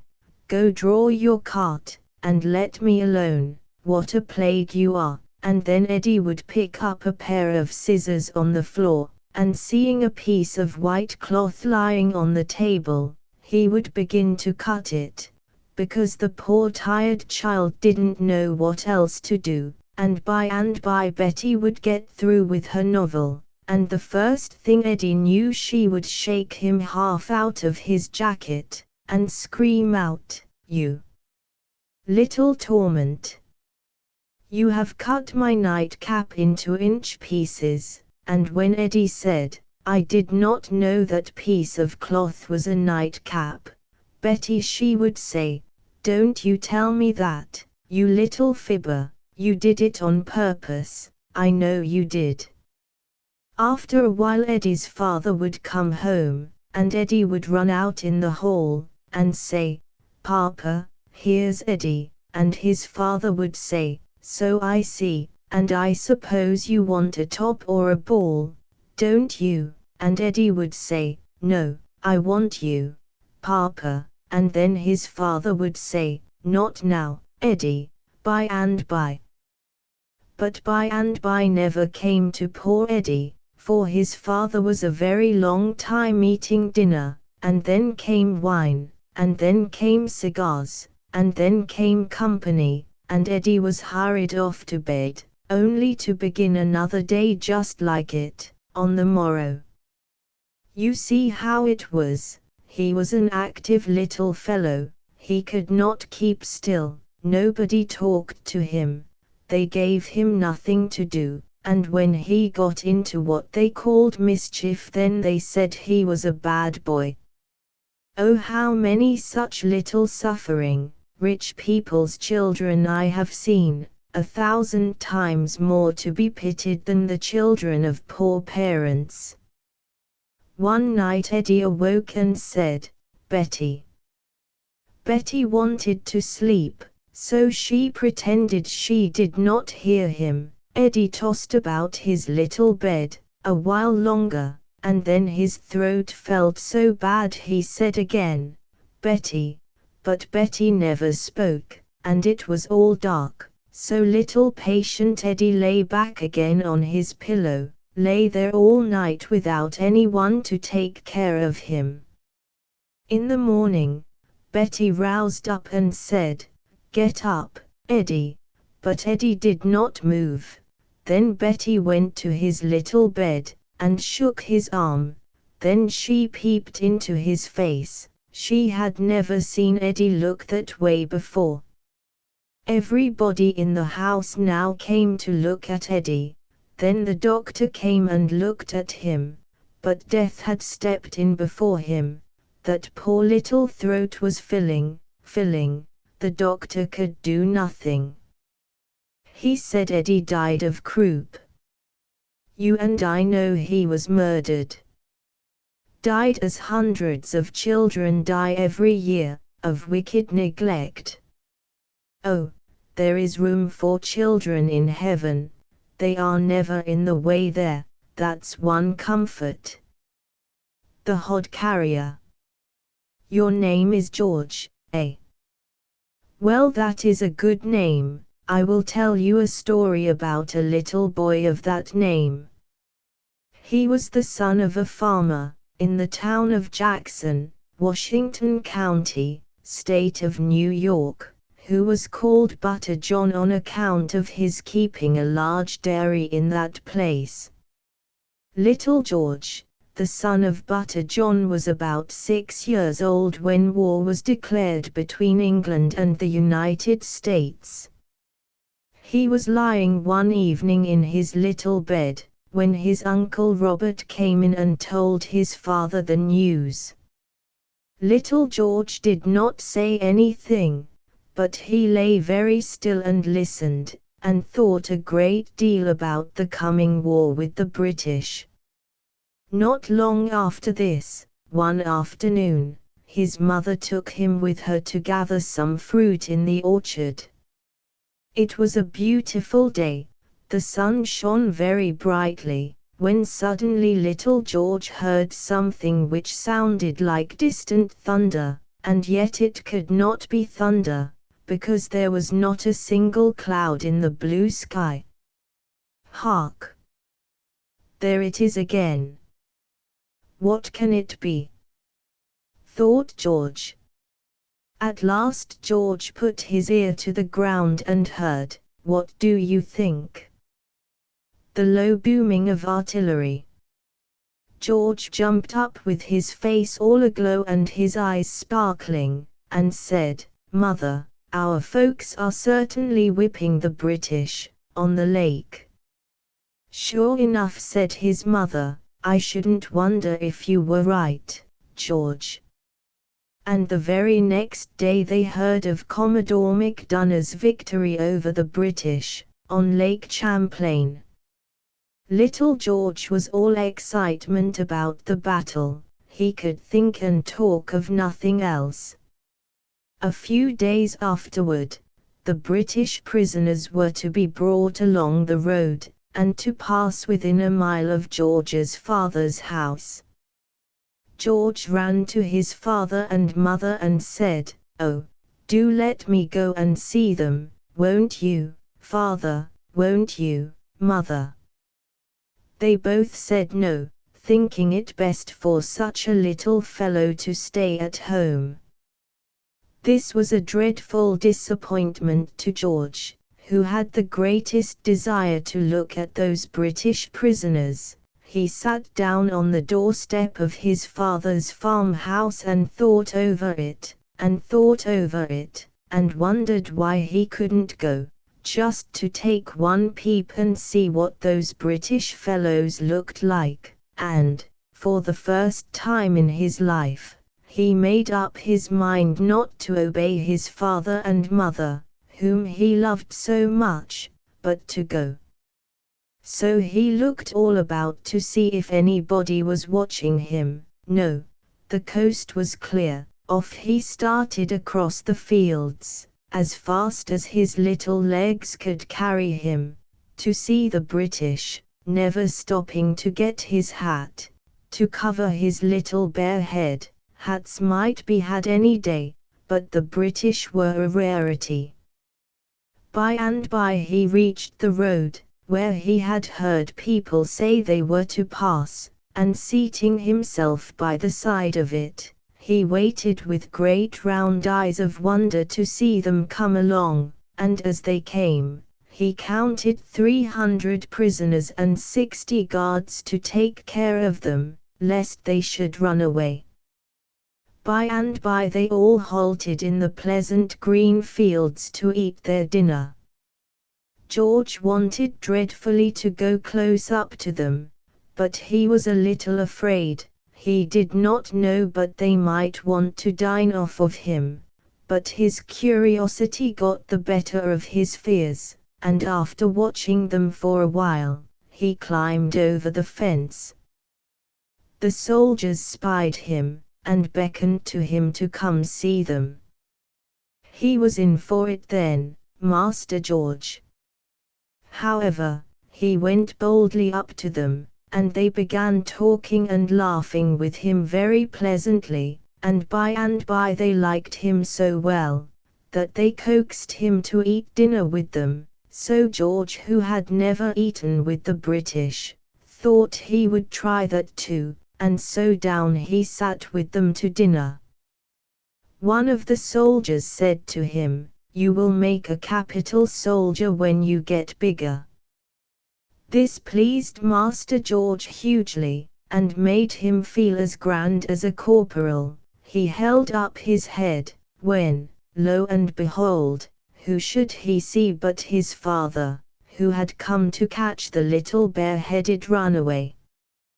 Then George was afraid in good earnest, for he expected a tremendous spanking, but luckily for him, his father, Old Butter John, became so interested hearing the soldiers tell about the battle, that he forgot all about spanking George, and did not even scold him.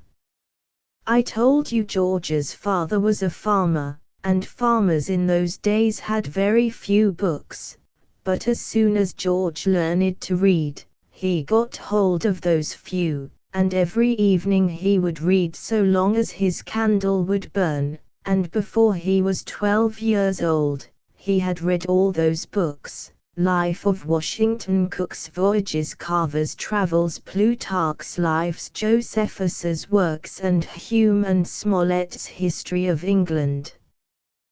Pretty well that, for a little farmer boy only 12 years old. Sunday he was not allowed to read these books, but on that day he read the Bible with his mother, and what Mr. Scott, a minister, had written about the Bible.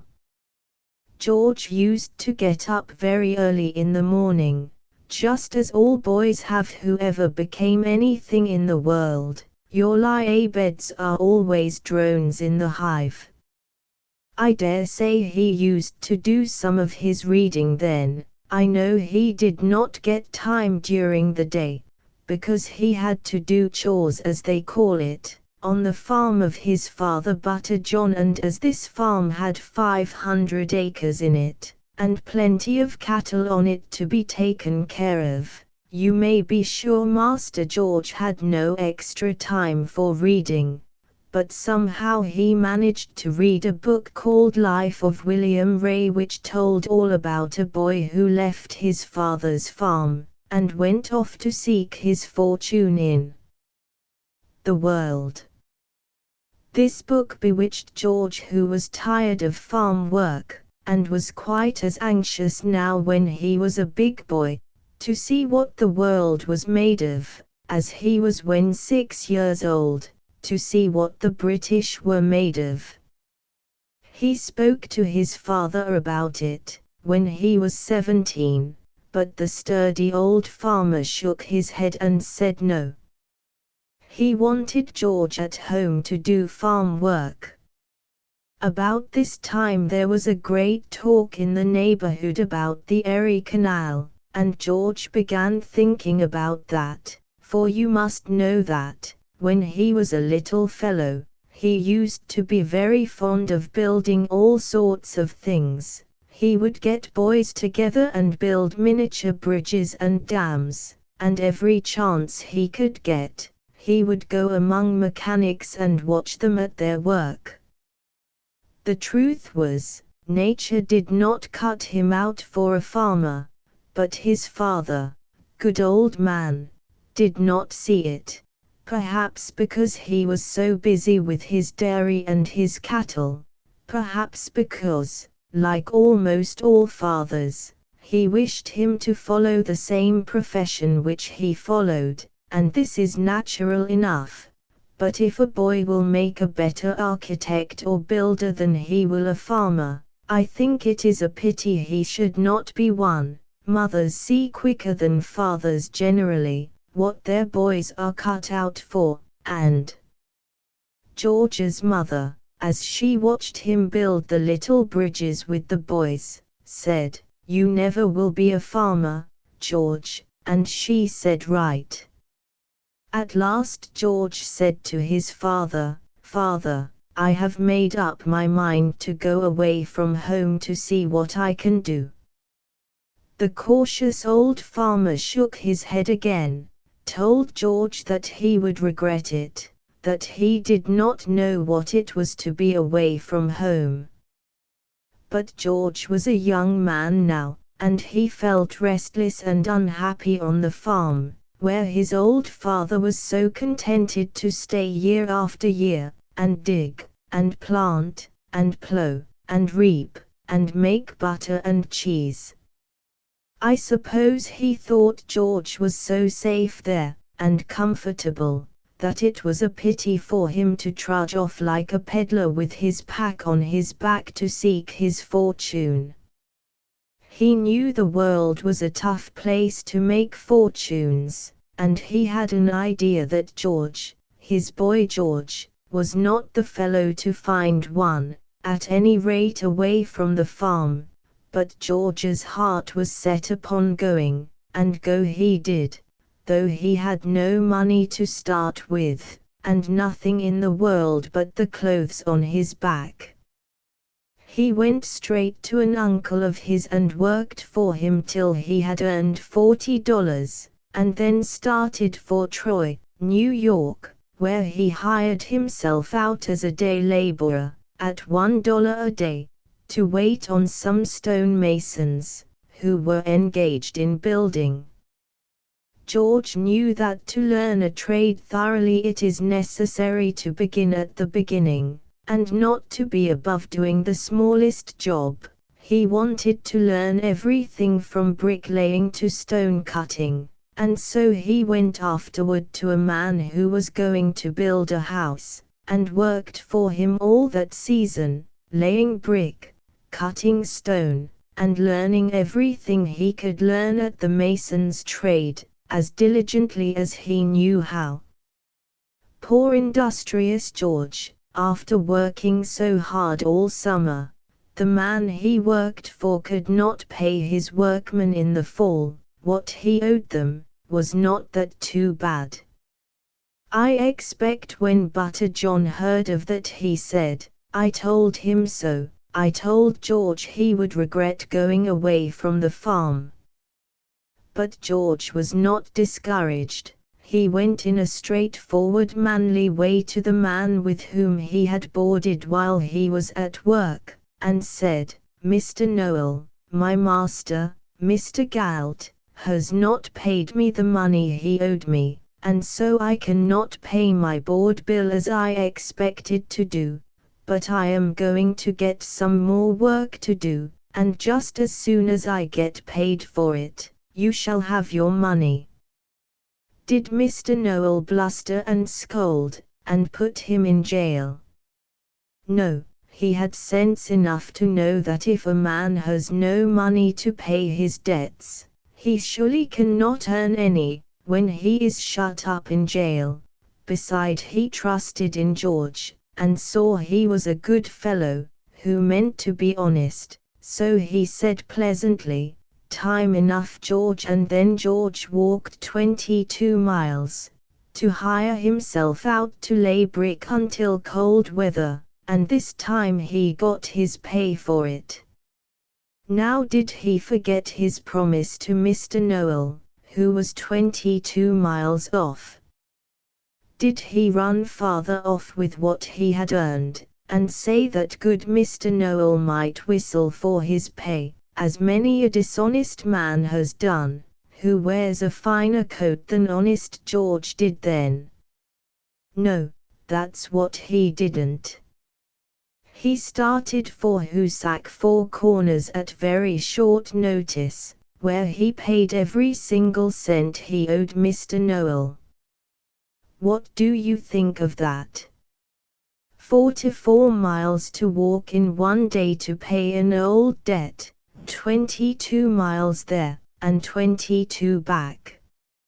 I call that an honest deed, and the young man who did it, a young man to be honored and believed in.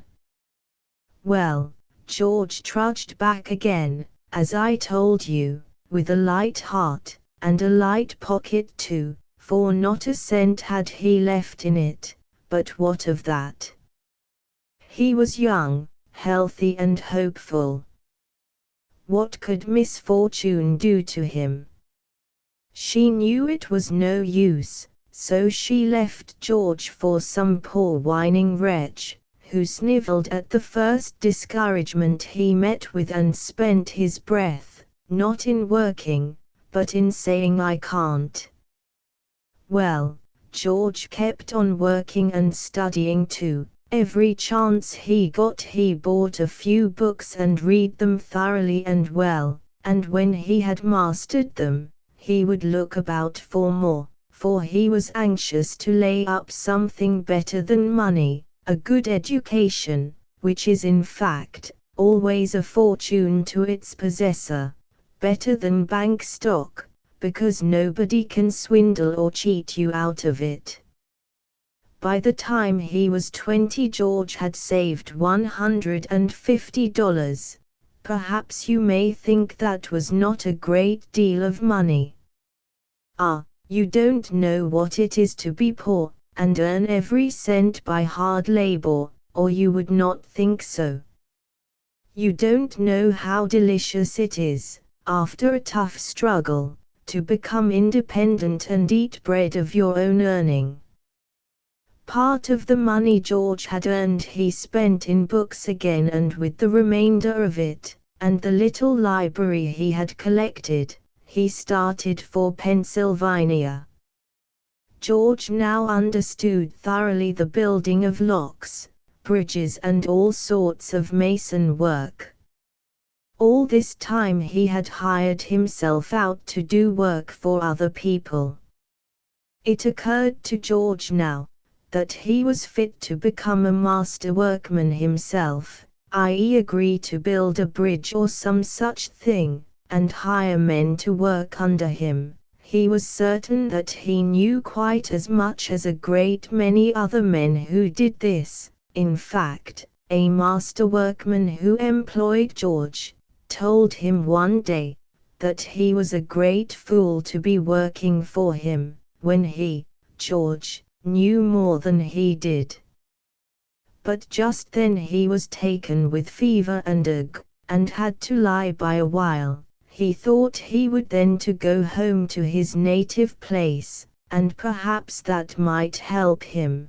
But he did not go to his father's and live on the old man, not he. He was too proud, now that he was a grown man, to live on his parents, and hear the neighbors say that he had come to sponge them out of their money. No, he paid his own board at a tavern near, till he got better. Then he worked again perseveringly, worked, though still troubled with an ague chill every day, and now he had earned $2,350, hurrah for George. Then he thought it was about time to treat himself to a gold watch.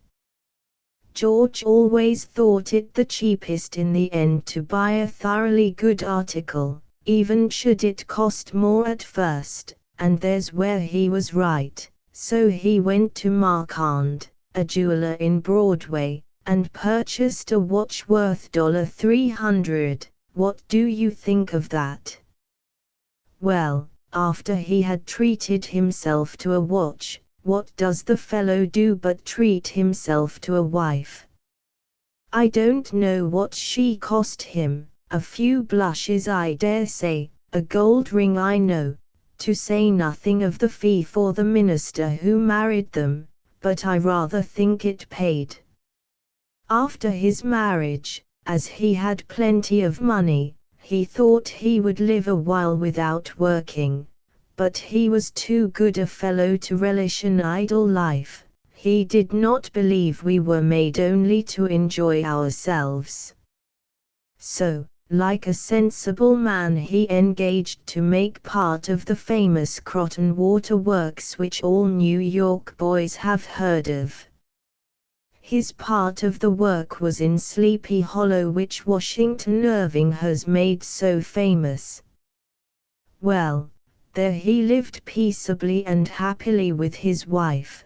There he had two dear little children, named Josephine and Mary Alice, and their little Mary closed her bright eyes, and went away with the Good Shepherd who loveth the little lambs. I could tell you a great deal more about George, how he, after a while went to Europe, and visited all the great foreign cities, how, when he came back, he found that his old father had got into debt, and how George, like the good fellow he was, paid all the old man's debts, with his own earnings. How happy he must have been to do that for Butter John.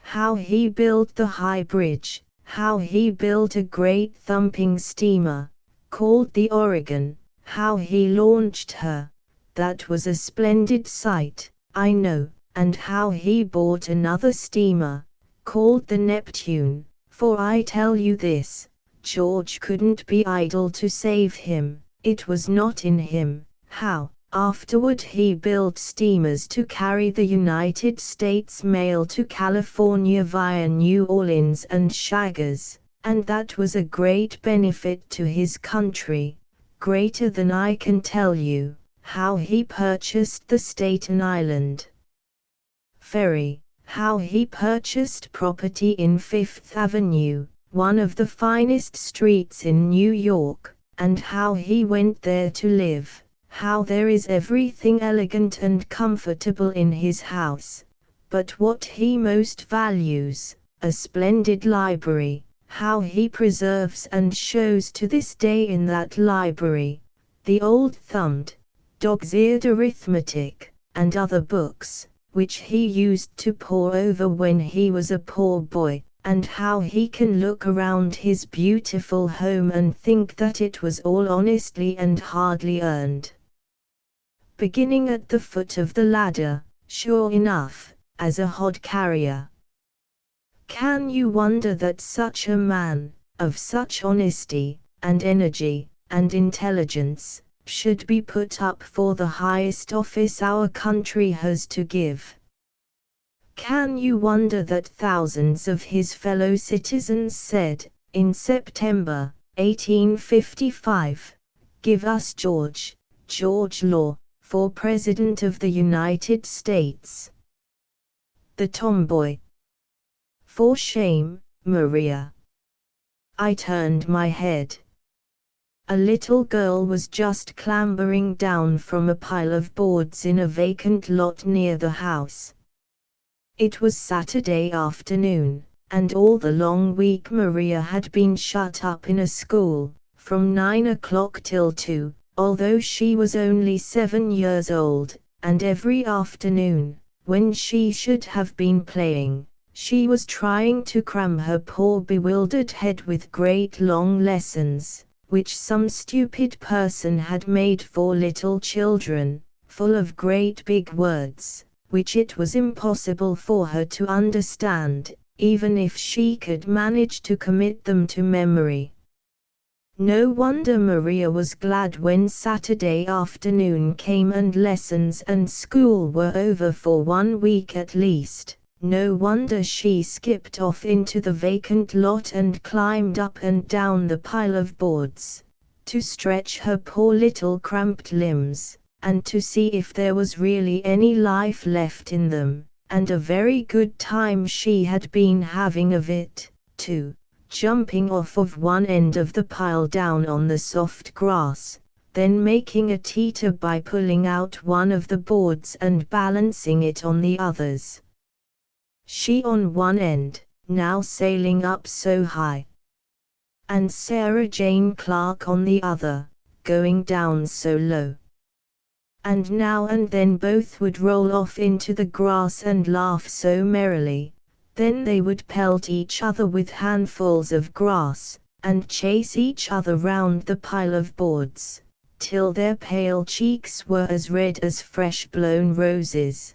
To be sure Maria had torn a hole in a shilling calico apron, but that is easily repaired, much more easily than a crooked spine, much more easily than a diseased brain. But I suppose Mrs. Mart did not think of this when she frowned on her little daughter, and said, "For shame, Maria, what a tomboy."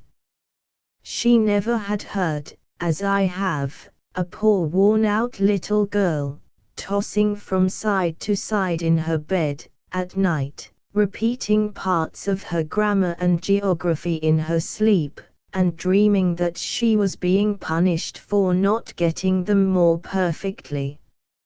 She never stood over a little girl who was dying because her little brain had been worked at school harder than her little feeble growing body could bear.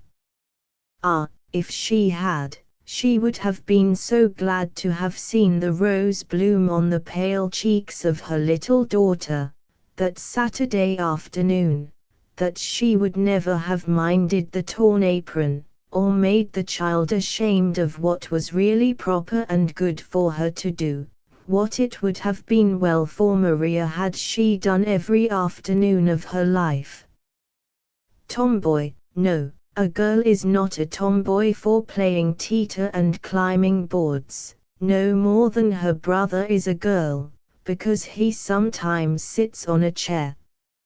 I say romp, I say shout, I say fly kites, play ball, drive hoop, climb sheds and fences, tear your aprons, mind you learn to mend them yourself, soil your hands and faces, tangle your hair, do anything that's innocent, but don't grow up with crooked backs, flat chests, sallow faces, dull eyes and diseased brains. Your mother, and yours, I hope, think as I do about these things.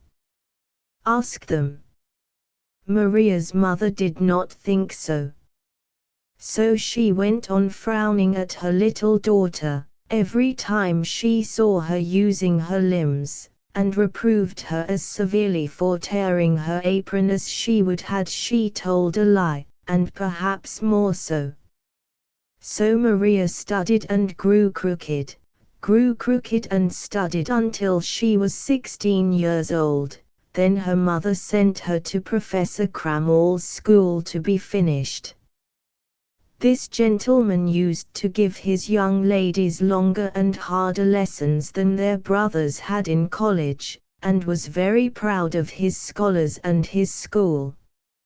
So Maria used to sit up every night till 11 and 12 o'clock, getting her lessons, beside being in school from 9 in the morning till 3, and Maria's mother thought it was a grand school, and Professor Cramall, the very king of teachers.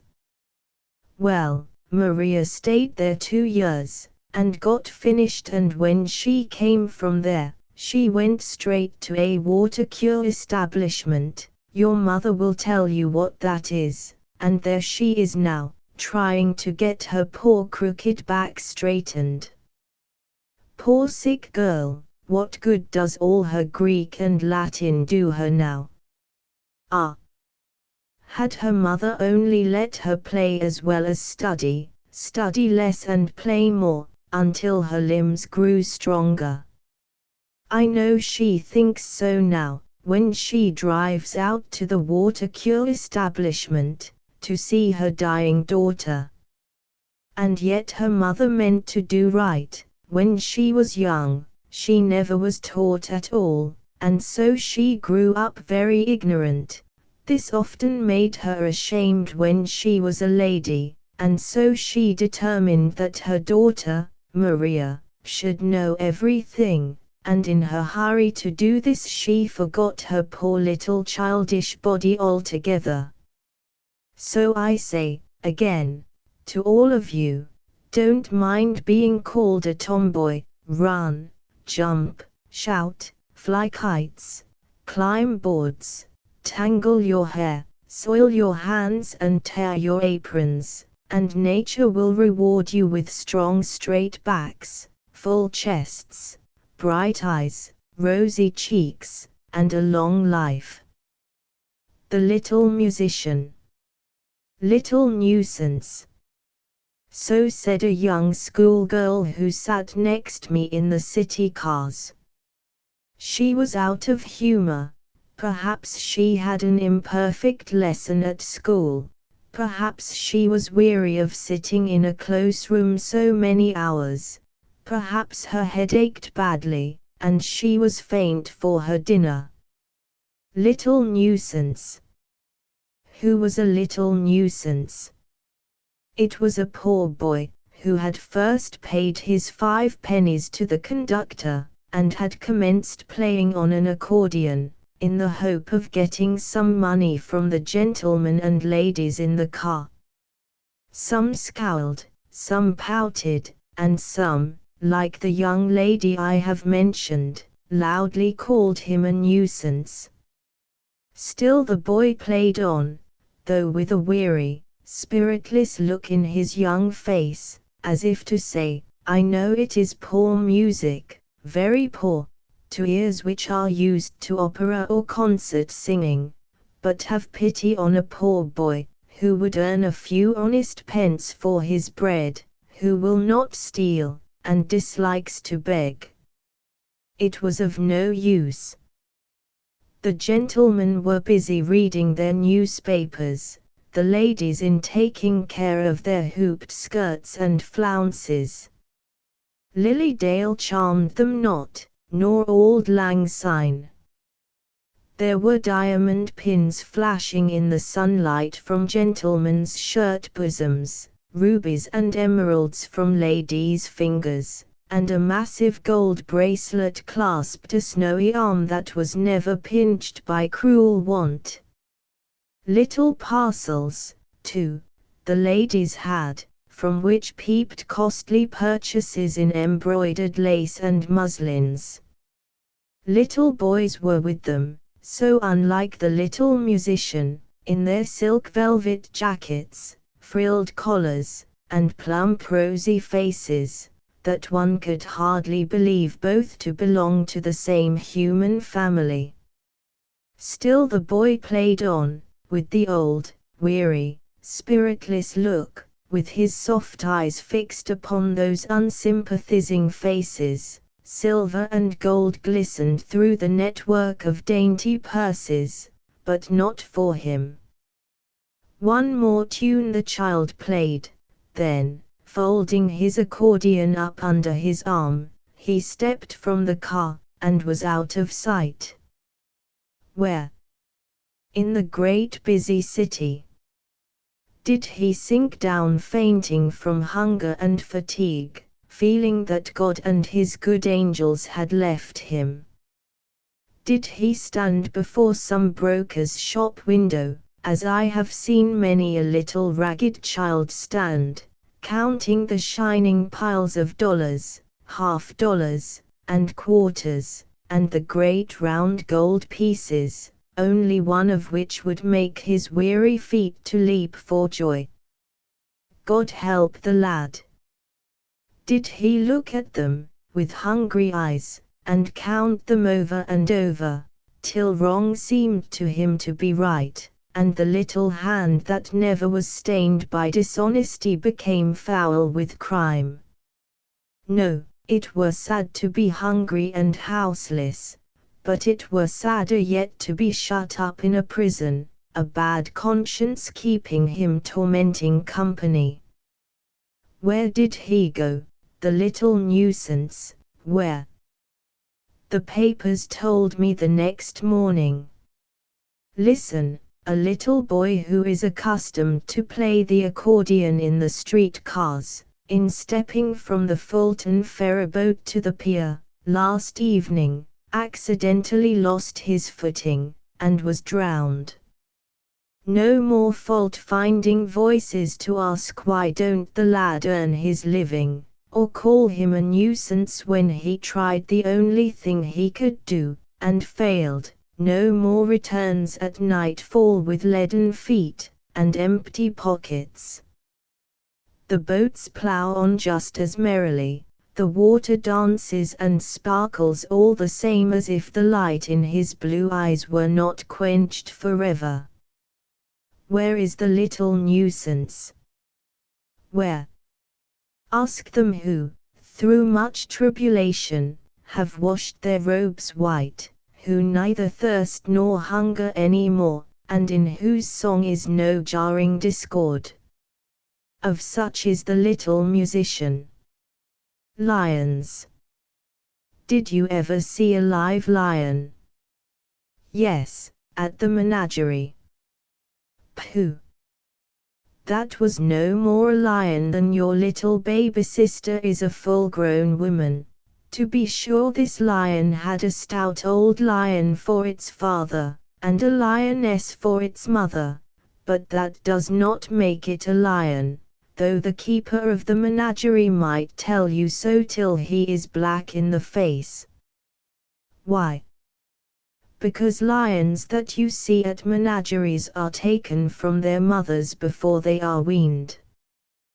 They are then carried away from their native forests, where they might have run about and grown hearty and strong, and fed, not on the milk of the old lioness, but on whatever their keepers see fit to give. Then they are cramped up in close unwholesome cages, where they can scarce turn round. What chance have they of growing up to look like lions? Instead of that bold, kingly look, that magnificent form and flowing mane, which they would have had, if the old lioness had brought them up according to her notions, their shapes become mean and poor, their manes thin, their look unhappy and broken-spirited, and their whole appearance very miserable. Ah, a wild lion is quite another affair, as you would soon find, could he but crunch your little heads between his jaws.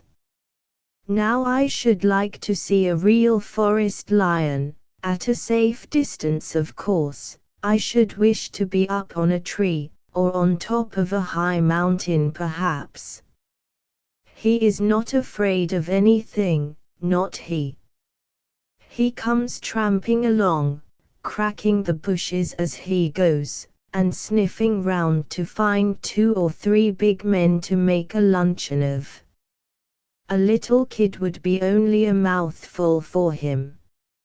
Lions are like cats in one respect, they do not kill at once, and put the poor creature out of his misery, any more than pussy does the poor frantic little mouse. The lion stands and looks the man in the eye, and makes believe he is going to eat him in about a half a minute, and when he has frightened the poor fellow almost to death, he gives him a great slap with his paw, or flaps his great bushy tail in his face, as if to say, "How do you like that? This is only the beginning, old fellow, I will chew you up pretty soon." I don't like that in the lion, it is too petty and mean for such a great grand creature. A lion will never eat a dead body, he likes warm, live creatures, and if, when he has killed one for the fun of it, he finds that he is not hungry enough to eat the whole of him at one standing, he never goes back again afterward to take another meal. He would scorn to do that. He leaves such second-hand pickings to such poor miserable loafers as jackals and hyenas, and strides off with his great grand nose up in the air, as if to say, "The best is good enough for me." When a lion and lioness leave their home in the forest to take a ramble, the lioness always goes first and leads the way, and when she stops in her walk, the old lion stops too, till she is ready to go on. Ask your mother if she don't think that's about the proper way to do things. When they come to an Arab's tent where they mean to get their supper, the lioness lies down a short distance off, while the old lion bounds in and snatches whatever he thinks madam will like best, and then lays it down at her feet. He looks on all the time she is eating it with a great deal of satisfaction, and never thinks of touching a bit till she has had enough. Just tell your father that. When the lioness's little baby cubs are born, she does not leave them, even for an instant, for a great many days. The old lion goes to market, as he ought, and brings home the family dinner. When the little baby lions are 3 months old, and have got all their teeth, a great many lion babies, like other babies, die getting their teeth, when they have got all their teeth, not before. The affectionate mother lioness goes out for a walk to get them food, but she only stays 2 or 3 hours. I wish those foolish young mothers, who go to balls and dance till daylight, while their poor little hungry babies are screaming themselves sick, would take pattern by the old lioness. Well, when she comes back from her walk, she brings along some mutton. We won't be particular about asking her where she got it, because she might give us a rough answer. Then she carefully skins the mutton, and after tearing it into small bits, she gives it to her baby lions to eat. The old pa lion does not like to stay with his little babies, because their frolics disturb his dignity, so he won't sleep in the same place with them and their mother, but chooses a place nearby, where the old lady can roar after him if anything happens. If I were she, some night, when the old fellow was fast asleep, I would take my little cubs, and creep off, where his dignity would never be disturbed by my babies again. What? Not play with my pretty smart little babies? Solemn old goose, I say. When the old lion takes his young ones out to hunt, if the poor little things seem afraid of any strange noise they hear, he just puts his mouth close to their ear, and roars into it, loud as thunder, as if to say, "Stop that now, you cubs, or I'll give you something worthwhile to be afraid of." And now I will tell you a curious thing. This lion, so strong, so grand, so terrible, whose roar makes the strongest man's heart to quake, this lion has his deadly foe in the shape of flies. Often lions have ulcers on their bodies. The flies get into them, and make them very sore and corrupt, and the lion not knowing how to rid himself of them, they soon put an end to his life. Ah, you old forest Goliath! Strong and brave as you are, you yet have your David. The cripple. A crowd. A crowd. A crowd. Well, what of that? You must have come from the country, or you would not stop to look at a crowd in New York. Nothing short of an earthquake ever astonishes a New Yorker. Ah, but this is a very serious matter. A little girl has been run over by the street cars, and lies there on the pavement, maimed, bleeding, and senseless. Well, she should have been more careful. Well, she should not have been playing in the street. Well, she should have been at home with her mother. Suppose she had no home which deserved the name. Suppose she had no mother. What is a mother? You throw your little arms around the neck of that sweet gentle woman near you, who has loved you, cared for you, watched over you, ever since you can remember, and that is your answer. Well, then, by that touching reply, I tell you, that the poor little crippled Lucy, though she has a mother, is motherless. Ah, I see by the tear in your eye that you have rightly read my riddle.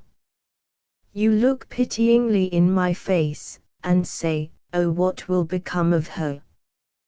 What will she do now that she is hurt so badly, perhaps dying, if her own mother does not love her?"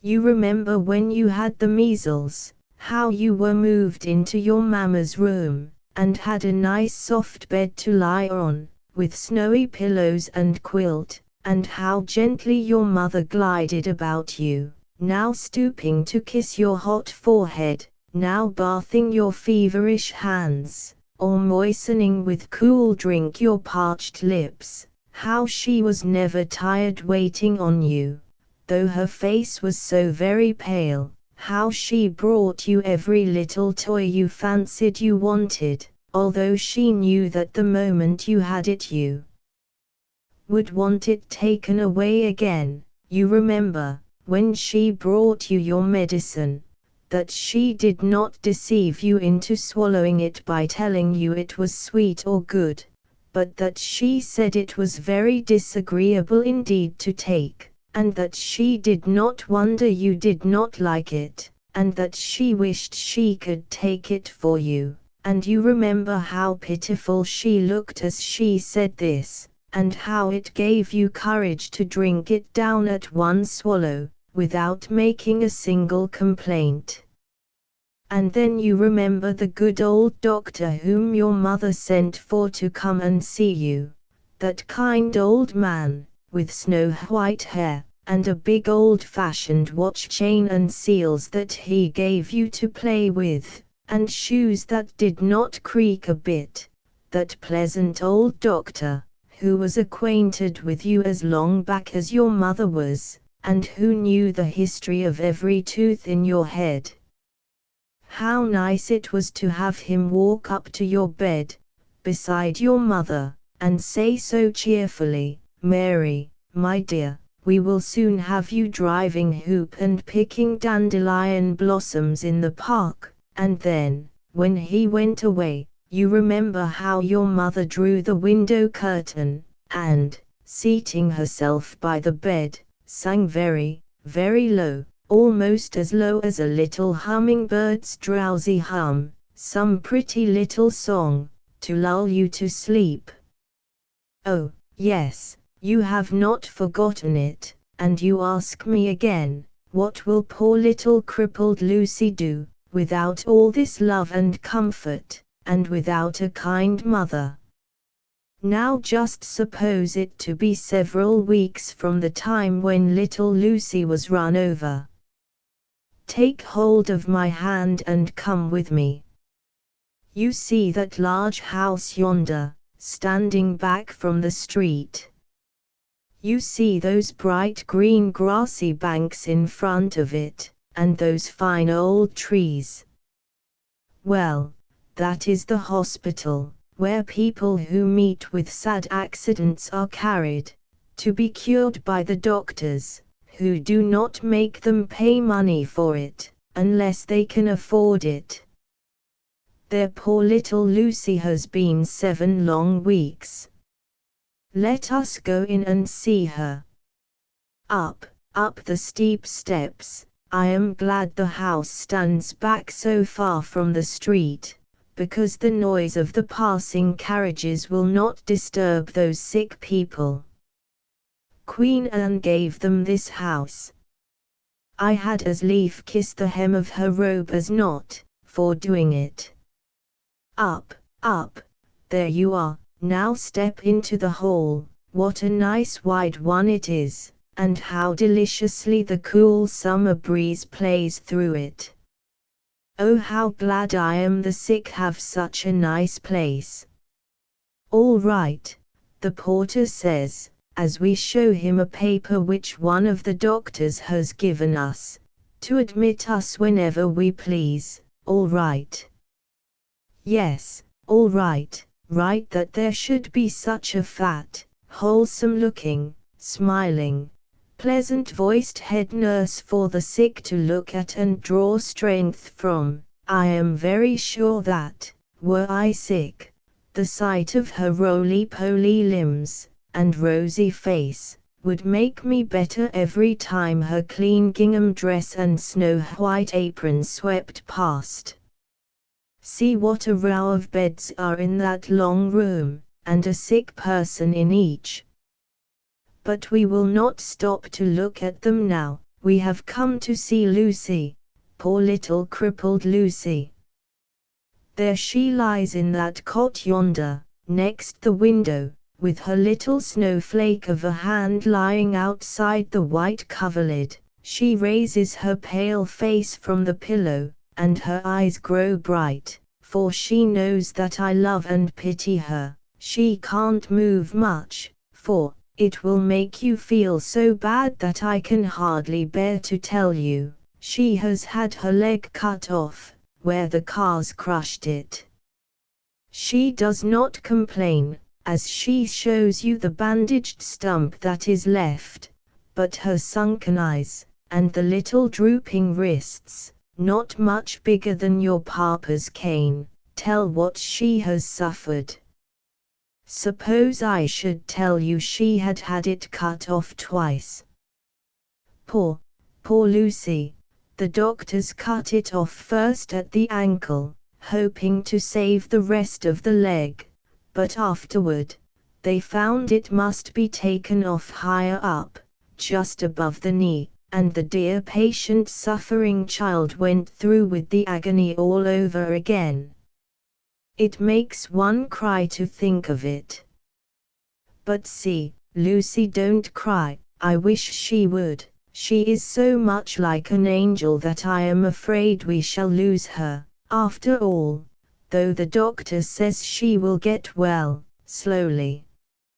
She likes the flowers I bring her, she likes the little dainty doll too, with its changes of dresses, and skirts and aprons and bonnets, for she gets tired looking at that long row of beds, with a groaning sick person in each, at that row of windows too, down the long hall. She wearies of moving her little wasted forefinger, round and round the figures on her bed quilt. She wearies of looking at her little stump of a limb, and wondering how she shall learn to walk with only one leg, and she wearies lying in one position hour after hour, without turning over.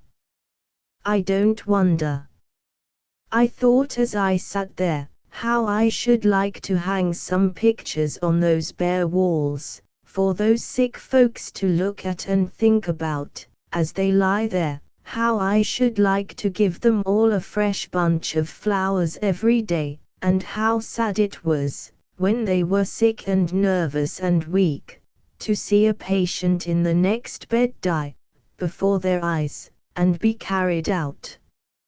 All these thoughts passed through my mind, as I sat fanning little Lucy, and it made me happy to see her turning over the dolls' little gay-colored dresses, and trying them on, one after another, and saying how pretty.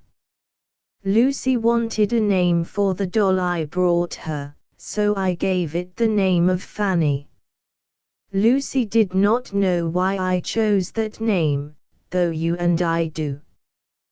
But we must go now, for the pleasant-looking fat nurse has brought Lucy her dinner, and I think that will do her more good than we can. But stop a minute, Lucy, should you like me to bring you a little book, next time I come? Oh, dear, how could I ask the child? See, she hangs her head, she can't read although she is 7 years old. Well, can you sew, Lucy? Yes, she can sew. Oh, that's nice. Then you shall have a little thimble, some needles, some spools, a pair of scissors, and some silk to make your doll some dresses, and a box to keep them all in. That's what you shall have, you poor little patient lamb like Lucy. You are a living sermon, and if I am not better for seeing you, it will not be because I don't need improving. The truant. Johnny thought he knew better than his mother what was best for boys. Johnny's mother thought it was not safe for boys to play about the streets. Johnny thought that was all nonsense. As Johnny could not get leave to play in the street, he thought he would play there without leave.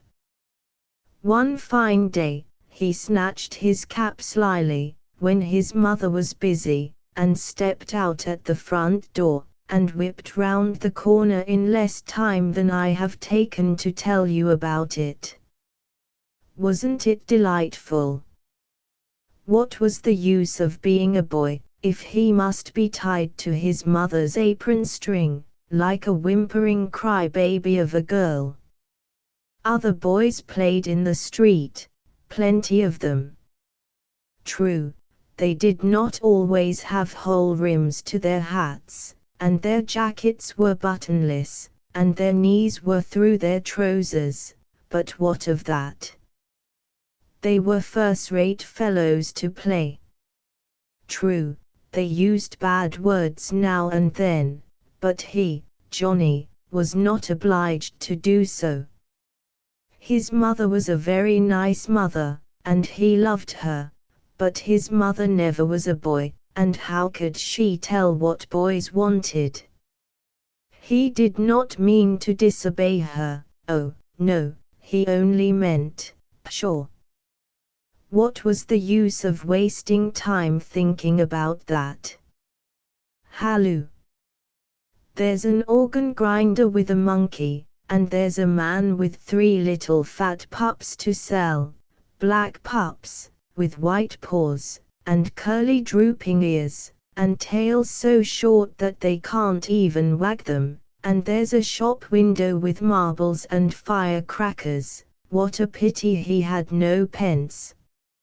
And there's a boy stealing molasses out of a hole in a hogshead by sucking it through a straw, and there are 2 boys at a fruit stall. One talks to the old woman who keeps it, while the other slyly pockets an apple, without paying for it, and there's a boy sprawling in the middle of the street, who tried to steal a ride on an omnibus step, and got a smart cut on his temple for his pains, and there, yes, there's Tom Thumb's carriage on a high cart. What funny little ponies! How Johnny wishes he were General Tom Thumb, instead of plain Johnny Scott. Silly boy, as if it were not better to be a fine full-grown man, able to fight for his country if she needed him, as Johnny will be some day, than to be passed round the country for a little hop-o'-my-thumb puppet show. And yonder is a great stone building. What can it be? Perhaps a bank? No, it is too big for that. What a great heavy door it has! It is not a meeting house. No, and Johnny drew nearer. Now the big gate opens, and a crowd of people gather outside. Johnny goes a little nearer, nearer, nearer still. Now he sees a cart stop before the door. 'Tis not a baker's cart, nor a grocer's cart, nor a milkman's cart, but never mind the cart. See! Inside the gate across that fenced yard, come a dozen or more boys, about Johnny's age, and a man with them. Who are they? What are they there for? Why is that man with them? And where are they going? Johnny edges a little nearer. Now he has 1 foot inside the gate, for the little boys are passing through, and he wants to look at them. Now they have all passed through. Where are they going in that cart? Come along, you little scapegrace. None of your lagging behind, says the man who was with the boys, seizing Johnny roughly by the shoulder. Come along, don't you pull away from me. Come, it is no use crying for your mother, you should have thought of her before you stole those peaches. Where you are going? You know well enough that the judge has sent the whole gang of you to Blackwell's Island, and there's the city cart to take you there, and I am the man to put you into it, and see that you go. None of your kicking, now. Come along, or it will be the worse for you." And he seized Johnny, and lifting him by his trousers into the cart as easily as you would handle a kitten, he locked him in with the other boys, and told the driver to go ahead. "Stop there," said a man in the street to the driver, "stop there. That little fellow don't belong to those bad boys. His name is Little Johnny Scott. His mother is a neighbor of mine, a very nice woman too. I know her very well." He was only looking round the gate of the Tombs to see what was going on. "Let him out, I say. I will see him safe home." "Oh, Johnny, Johnny, this comes of running about the street. You might have been carried to Blackwell's Island, had it not been for me. What do you suppose your mother would say to see you here?" Sure enough, that's what Johnny thought, as he clambered out of the prison wagon and wiped his eyes on his jacket sleeve. Sure enough, how could he ever look her in the face? But his mother did not punish him. No, she thought rightly that he had punished himself enough, and so he had. It was a good lesson to him, and for a long time he was ashamed to go out into the street, for fear some boy who was looking on that day, and had seen him pushed into the prison cart, would halloo after him, "There goes a Blackwell Island boy." Bessie and her mother. Bessie was very fond of reading. "Well, I think I hear some of you say, I hope you are not going to find fault with that." "Oh, but I am, though, because as wise old Solomon said thousands of years ago, there is a time for everything." Bessie did not believe this. She thought that time was never made to sew. She thought that time was never made to dust, or sweep, or keep herself tidy, or attend to visitors, or go of errands, or do anything, in fact, but read, read, read, from Monday till Saturday, and Saturday till Monday. She would sit down with a storybook in her hand, the first thing after breakfast, the sun shining in through the closed windows upon a new-made bed, which needed airing, upon dresses, shoes, and stockings, which needed putting away, upon her own unsmoothed locks, unbrushed teeth, uncleansed fingernails, and torn morning dress. What do you think of that? Then her mother would call, "Bessie," and Bessie would answer yes without stirring or raising her eyes from the storybook. Then her mother would call again, "Bessie," louder than before, and then Bessie would begin to move slowly across the room, still reading, to see what was wanted.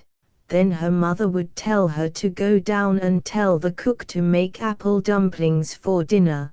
Then Bessie, with her mind still on the book, would go down and tell Sally not to make apple dumplings for dinner. Then her mother would tell her to shut the front entry door, where the hot sun was beating in. Then Bessie would go and shut the china closet door instead. Then her mother would say, "Bessie, have you mended your stockings this week?" And Bessie would answer, without knowing what she was talking about, "Yes, Mother." And then that afternoon, Bessie's mother would tell her to get ready to go out with her, and then Bessie would say, "I have no stockings mended to wear," and then her mother would remind her of what she said about it, and Bessie would look at her as bewildered as if she had been dreaming, for she did not know when she told her so what she was saying. Was it right for Bessie to do so? And was it wrong in Bessie's mother, who knew how necessary it is for girls to be tidy, and orderly, and neat, to tell Bessie that she must only read so much a day, and that, not before she had attended to all these things which I have said she was in the habit of neglecting? Was it wrong for Bessie's mother to insist upon her going into the kitchen sometimes, and learning how to clean silver, and how to cook and make pies and cakes? Was it wrong for her to oblige her to keep her thimble and scissors in her work basket, instead of on the piazza floor, and her shawl in the drawer instead of under the bed? Was it wrong for her to make her lace up her gaiters neatly, instead of letting the strings tangle round her feet? It would have been much less trouble to Bessie's mother had she allowed her to take her own way about these things, instead of trotting upstairs and down to see what she was about, and how things looked in her room. But Bessie's mother knew that a woman is always disgusting, no matter how much she knows, or has read, unless she is neat and tidy in her habits, and that she is not worthy the name of a woman, if she cannot take proper care of her house, or is too indolent, or slovenly to do it.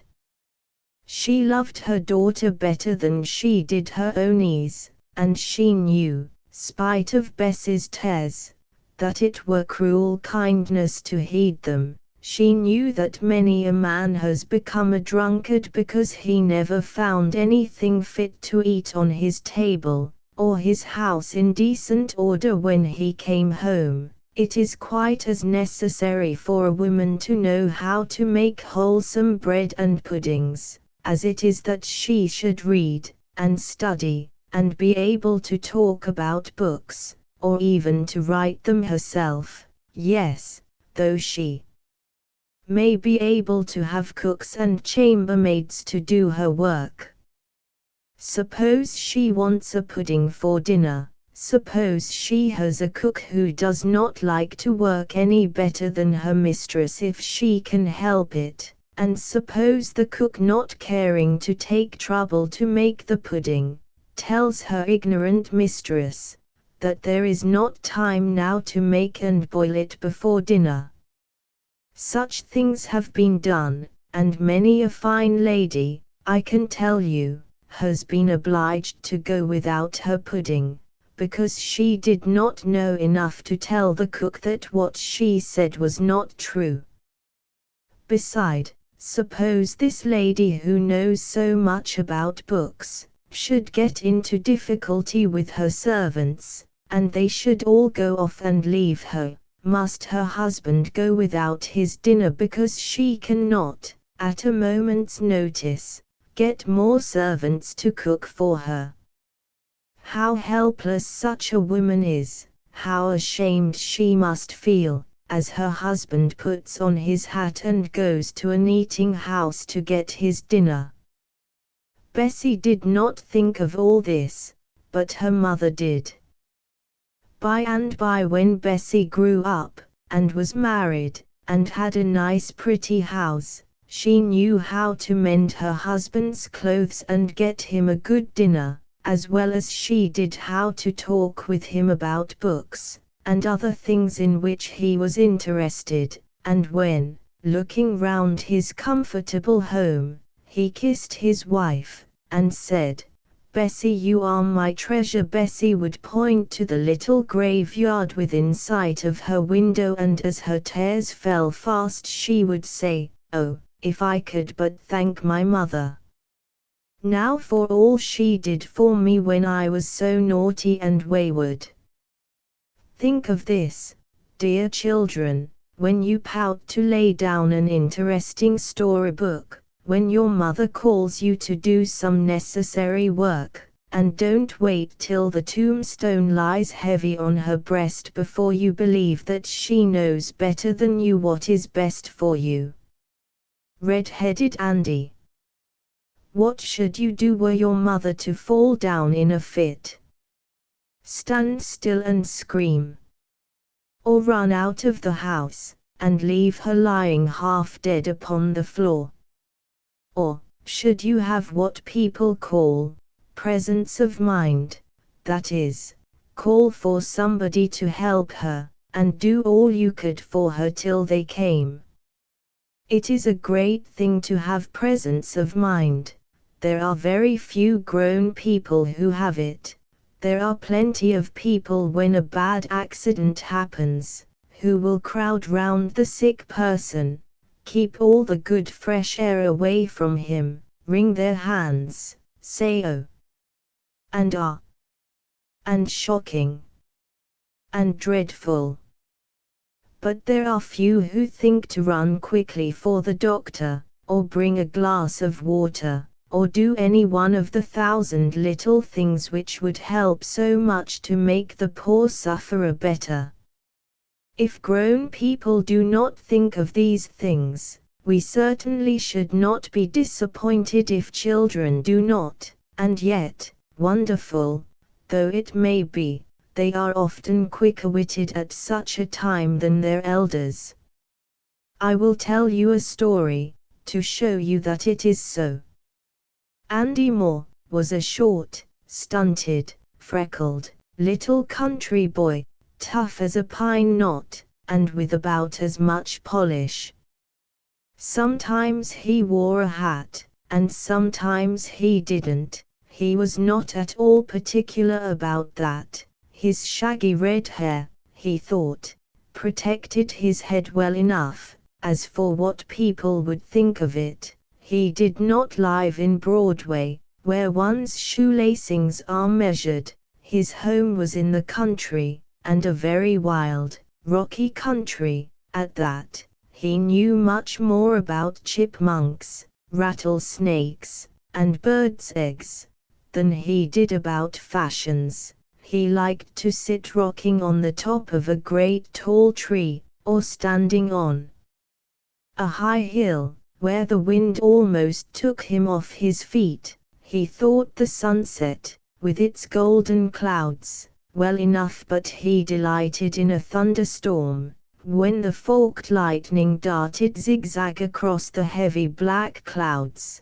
blinding you with its brightness, or when the roaring thunder seemed to shake the very hills, and the gentle little birds cowered trembling in their nests for fear. Andy's house was a rough shanty enough, on the side of a hill. It was built of mud, peat and logs, with holes for windows.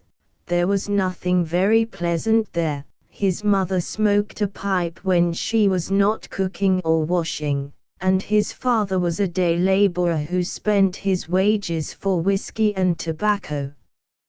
No wonder that Andy liked to rock on the top of the tall trees, and liked the thunder and lightning better than the eternal jangling of their drunken quarrels. Andy could hear the hum of busy life in the far-off villages, but he had never been there. He had no books, so he did a great deal of thinking, and he hoped someday to be something beside just plain Andy Moore. But how or when, the boy had not made up his mind.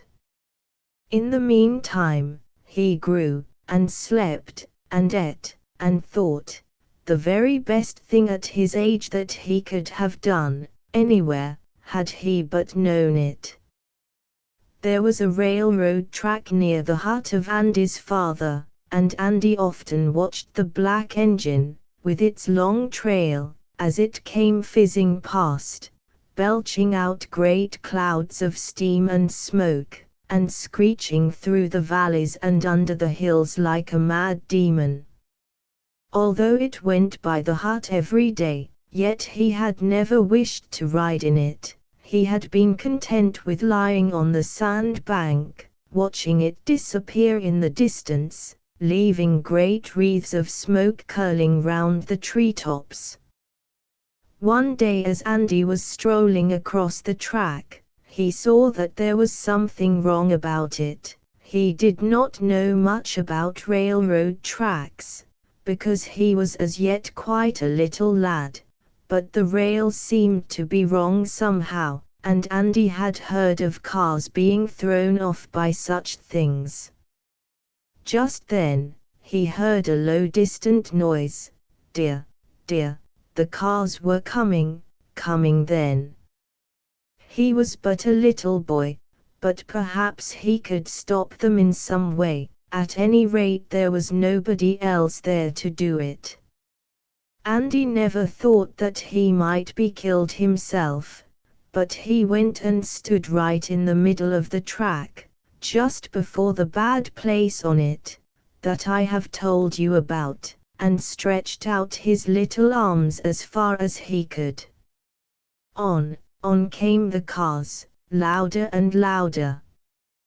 The engineer saw the boy on the track, and whistled for him to get out of the way. Andy never moved a hair. Again he whistled. Andy might have been made of stone, for all the notice he took of it. Then the engineer of course had to stop the train, swearing as he did so, at Andy, for not getting out of the way. But when Andy pointed to the track, and he saw how the brave little fellow had not only saved his life but the lives of all the passengers, his curses changed to blessings, very quick. Everybody rushed out to see the horrible death they had escaped, had the cars rushed over the bad track and tossed headlong down the steep bank into the river. Ladies kissed Andy's rough freckled face, and cried over him, and the gentlemen, as they looked at their wives and children, wiped their eyes and said God bless the boy, and that is not all. They took out their porte-monies and contributed a large sum of money for him, not that they could ever repay the service he had done them, they knew that, but to show him in some way beside mere words, that they felt grateful. Now that boy had presence of mind. Good, brave little Andy. The passengers all wrote down his name, Andy Moore, and the place he lived in, and if you want to know where Andy is now, I will tell you. He is in college, and these people whose lives he saved, pay his bills and are going to see him safe through. Who dare say, now, when a little jacket and trousers runs past, it is only a boy? Little napkin. I am sure I don't know whether to laugh or to cry. Poor little napkin. Of course you know that Napkin is Louis Napoleon's little baby. Perhaps you don't know that his mamma does not nurse him herself. I wonder, does she know how much pleasure she loses by not doing it? I wonder, does she know how sweet it is to wake in the night, and find a baby's soft little hand on her neck, and his dear little head lying upon her arm? I wonder, does she know how beautiful a baby is when it first wakes in the morning, raising its little head from the pillow, and gazing at you with its lustrous eyes and rosy cheeks, so like a fresh blown dewy flower? I wonder, does she know how delicious it is to give the little hungry rogue his breakfast? No, no, poor Eugenia. Poor Empress. She knows nothing of all this. She has had all a mother's pain, and none of a mother's pleasure.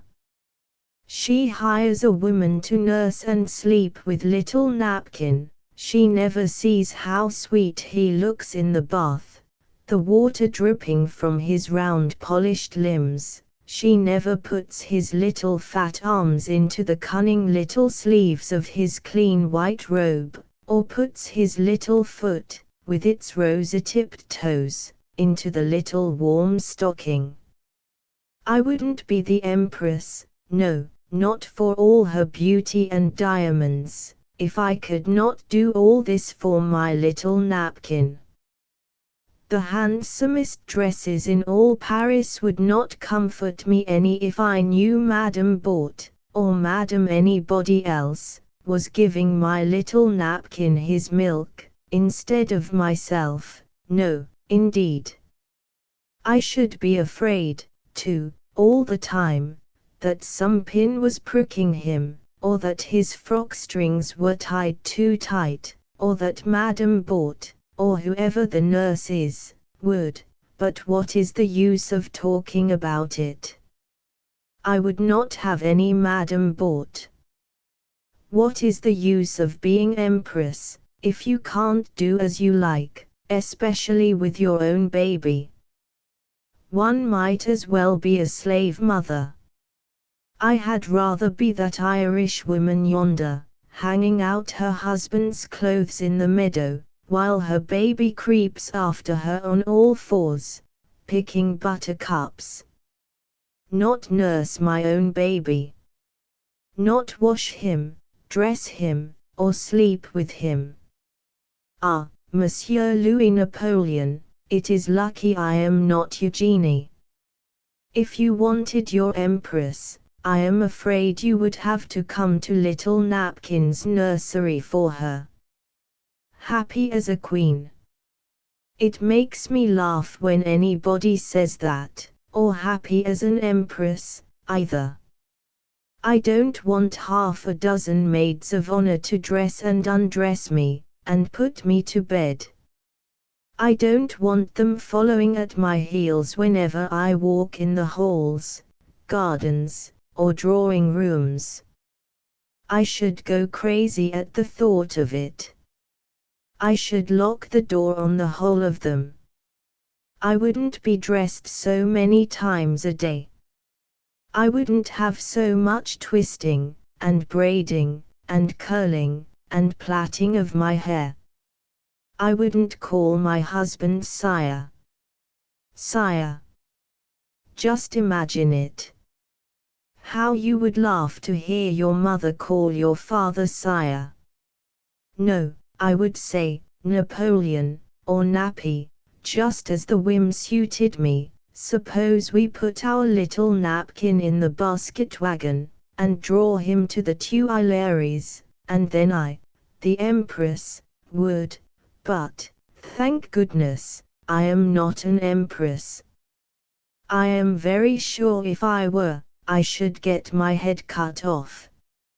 Little Napkin had an uncle named Napoleon Charles, who died when he was very young. One day he was sitting with his mamma, Hortense, at a window of her beautiful palace, which looked out on the avenue. It had been raining very hard, and the avenue was filled with little puddles of water, in which some barefooted children were playing with little boats made of chips. The little Prince Napoleon Charles was beautifully dressed, and had more costly toys to play with than I suppose you or I ever saw in our lives, some of which were given him by his good, dear, beautiful grandmother Josephine, whom all France, and indeed everybody who ever heard of her, loved. But the little Prince Napoleon Charles did not seem to care for the beautiful presents, nor his beautiful clothes, nor the splendid furniture of the palace, but stood looking out of the window on the avenue. His mamma, noticing it, said, "So, my son, you do not thank your grandmamma for all her kindness and those pretty presents she sent you." "Oh, yes, mamma," said little Napoleon Charlie, "but grandmamma is so good, I am used to it. But look at those little boys, mamma." "Well," said his mother, "what of them? Do you wish you had some money to give them?" "No, Papa gave me some money this morning, and it is all given away." "Well, then, what ails my dear child?" What do you want?" "Oh," said the little prince, hesitatingly, "I know you won't let me, but if I could run about in that beautiful puddle, it would amuse me more than all good grandmamma's presents. You whose fathers are not rich, and who envy other children their fine clothes, fine toys, and fine carriages, must remember this little story. There are plenty of rich men's children who would be glad to part with all these things, could they only make dirt pies and splash their bare toes in the gutters, as you do. All is not gold that glitters. Believe this, and it will cure you of many a heartache." The spoiled boy. If there ever was a boy who needed a dose of the old-fashioned medicine called oil of birch, it was Tommy Sprout. He had scowled and fretted till his face looked like a winter apple toward spring, all shriveled, and spotted, and wrinkled. The moment Tommy sat down to table, before the rest of the family had a chance to get settled in their chairs, Tommy would begin this fashion: "I say, Ma," Tommy pronounced it ma through his nose, "I say, Ma, give me some milk, quick." Then his ma, instead of sending him away from the table, as she should have done, would say, "Presently, my son, wait a few minutes, till I have poured out the coffee." "I hunt way," I say, Ma, "I hunt way, so there, now," and Tommy would catch hold of his mother's arm and jerk the coffee all about. "Come now, Ma, Jim me my milk, quick." Then his mother would stop pouring out the coffee, no matter how many older persons than Tommy were waiting for it, and give him his milk, which he would drink down, hardly stopping to breathe, making a noise like a little pig who is sucking his corn out of a trough. Then he would set down his cup, wipe his mouth on his jacket sleeve, catch hold of his mother's elbow, and say, "Ma, give me an egg." "Wait, my son, till I can fix it for you." "No, I won't, I want to fix it myself," I say, "give me one." "Oh, Tommy, what a boy you are, well, take it, then," and his mother would give him an egg. Then Tommy would begin to pound the shell with his teaspoon, and pretty soon it would break, and the egg would fly all over him, and all over the tablecloth, while Tommy tried to ladle it up with his teaspoon. Then he would cram a great wedge of bread and butter into his mouth, and before it was half swallowed, he would ask his ma where the hammer was, 'cause he and Sam Gill were going to make a prime box, and when he had found out where it was, he would jump up and fly through the door, leaving it wide open, and his mother would get up and shut it, and say for the 100th time, "Did you ever?" One day Tommy was sitting astride the garden gate, playing horse, when a lady came up to call on his mother. Tommy sat still, and never offered to let her pass in. "Let me come in, my dear, please," said the lady. "Get up, Dobbin, get up, old hose," said Tommy, lashing the gate with a willow switch, without answering the lady. "Let me pass, will you, dear?" "No, I won't, I'm playing hose, you may just go round to the back gate." So the lady went round to the back gate, wetting her feet in the dewy grass.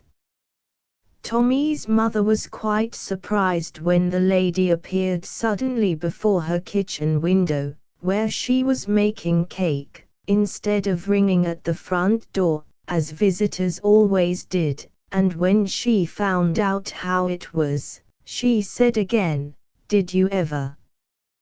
Tommy went on lashing his hose. Tommy was a great crybaby. Though he was very fond of plaguing other people, he was not quite so fond of being teased himself. If a boy did but point at him, he would run screaming into his mother like a mad bull, and she would hug him up, and wipe his great red face with her pocket handkerchief, and give him a piece of frosted cake to comfort him. Did you ever? Well, you can imagine what sort of a man such a boy would make, when he grew up. When he was 20, he got married, and brought his wife home to his mother's to live. His father had been dead many years. Then the poor old lady, his mother, reaped the bitter fruit of the seeds she had sown. Tom ordered her round like a servant, sitting with his feet up in a chair, while she limped upstairs and down to wait upon him. Poor old lady, she saw too late the sad mistake she had made, and how cruel had been her kindness to Tommy. By and by she died. Tom's wife had been driven off long before by her husband's bad conduct, and now he was all alone at the old farmhouse. Then he was taken with a shocking rheumatism in all his limbs. He could not even so much as lift a finger to help himself. He had no friends now to come in and comfort him, because he had made all his acquaintances dislike him. He had nobody but the doctor, and old Maggie whom he hired to come and make his tea, and there he lay on the bed groaning and swearing. Oh! It would chill your blood to hear him, you, whom I hope, never take the dear and holy name of God in vain. Nobody pitied him, because, they said, he had been so bad. One Sunday Tom lay in bed groaning. The sun streamed in through the half-closed shutters, and the little motes were swimming round in the sunbeams. The window was partly open, and the scent of the clover blossoms and new-mown hay floated in on the summer air. Sabbath school was over, for the little children were singing their parting hymn, and this was what they were singing: Abide with me, fast falls the eventide, the darkness thickens, Lord, with me abide, when other helpers fail, and comforts flee, help of the helpless, oh, abide with me. Swift to the close ebbs out life's little day, earth's joys grow dim, its glories pass away, change and decay in all around I see, oh, thou who changest not, abide with me. Very sweet were those little childish voices, very sweet were the words they sang. It was a long, long time since Tom had shed a tear, but he did so now. Poor, wicked, lonely Tom. And long after the children's eyes were closed, like flowers, in sleep, as he lay awake, that night, the words came to him, again and again, help of the helpless, oh, abide with me. I told you that none of Tom's acquaintances wanted to go near him, because he was so bad. Oh, is it not well that God does not feel so toward us, sinners? That he pities us because we are so bad and wicked? And that when everybody forsook poor bad Tom, he drew near to him, in the voices of the dear little children, softening his icy heart, as the sun melts the snow. What else could have made Tom willing to linger and to suffer, longer or shorter, as God willed it? What else made him ask old Maggie's pardon for his oaths and rough words to her? What else could have made him so lamb-like, those 2 long, painful years, before death came to set the spirit free from his worn-out body. None, during all that time, ever heard a complaint from the lips once so full of curses, but often, in the night time, as the traveler passed the old farmhouse, he would stop to listen to these words, from poor sleepless, but happy Tom, help of the helpless, oh, abide with me. Puss and I Muff, come here. Don't stop to clean your paws, that is only an excuse for not minding, you naughty little mischief. Come here, Muff, you need not play with my watch chain or your tail either. I do not wonder that you dislike to look me in the eye. You are not the first guilty one who has dreaded to look in the eye of the person whom they had wronged. Muff, who jumped upon the marble table and frightened the poor goldfish, by putting a paw into the glass globe. Who went down cellar and lapped milk out of the pan.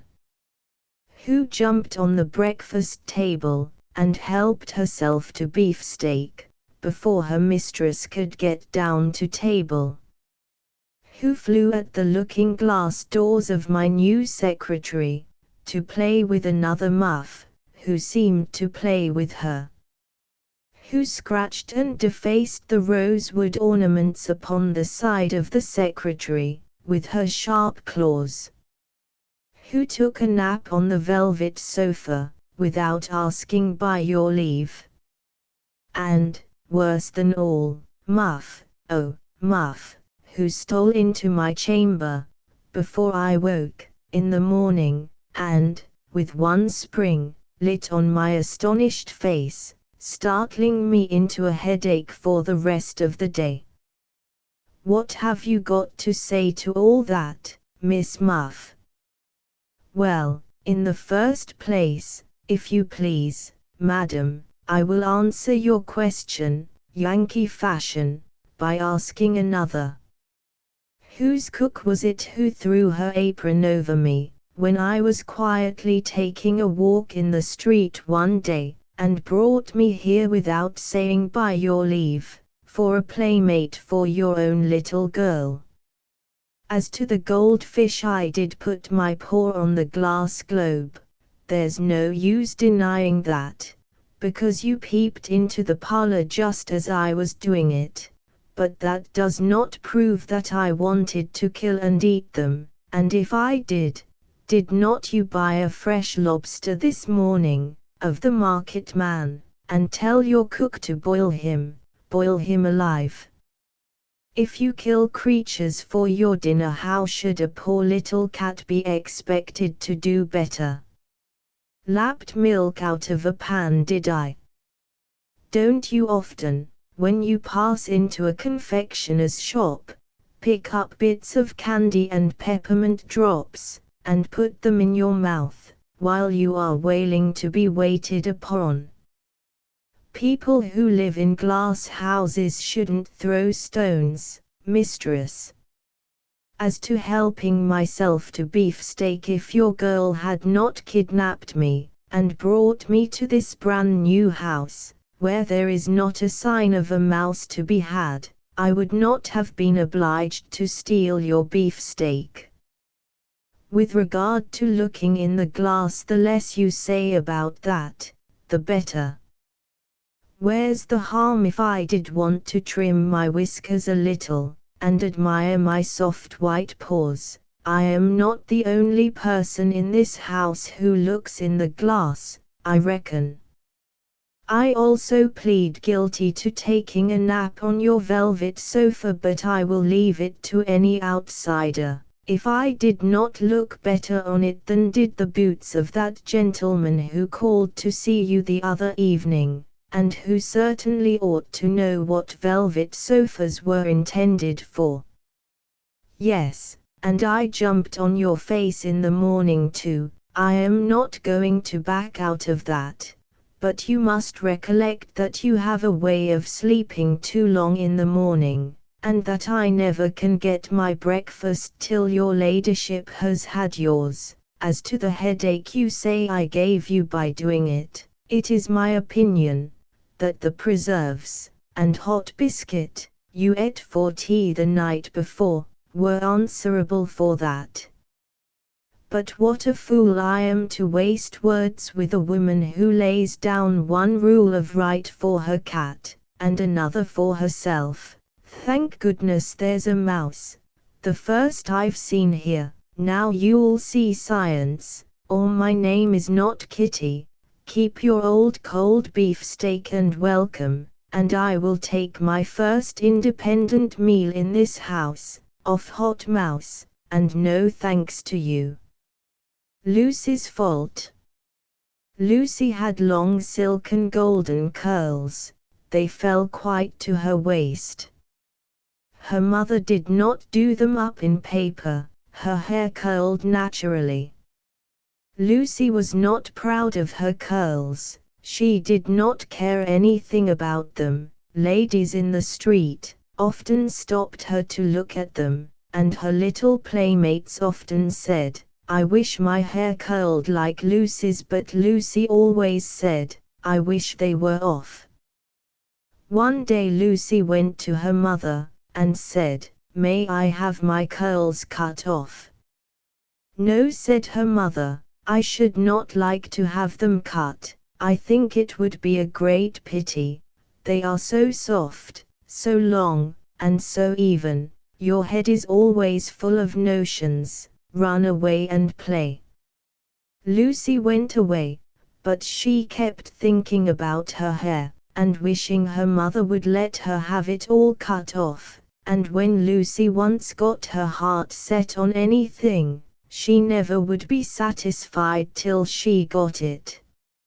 A few days after, she thought she would try again, so she said, "Mother, if you would only let me go to Mr. Wynne, the barber, and have my hair cut close, may I, mother?" "Yes," said her mother. Lucy looked up in astonishment. "May I really? Do you know what you are saying?" "Yes." Up sprang Lucy, her long golden curls streaming out behind her like a veil, up 3 steps at a time to her room, to get her bonnet and shawl, then down 3 stairs at a time to her mother, to get the money to pay Mr. Wynne for cutting her hair. Lucy never asked anyone to go with her. She was a very independent little girl. She knew the way to the barber's, because her father used to go there to get shaved, and when Lucy was much smaller, he used sometimes to take her with him.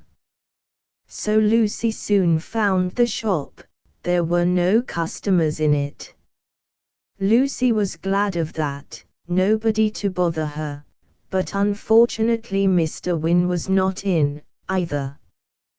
But Lucy was determined that she would not be disappointed, so when the barber's assistant said, "What do you want of Mr. Wynne?"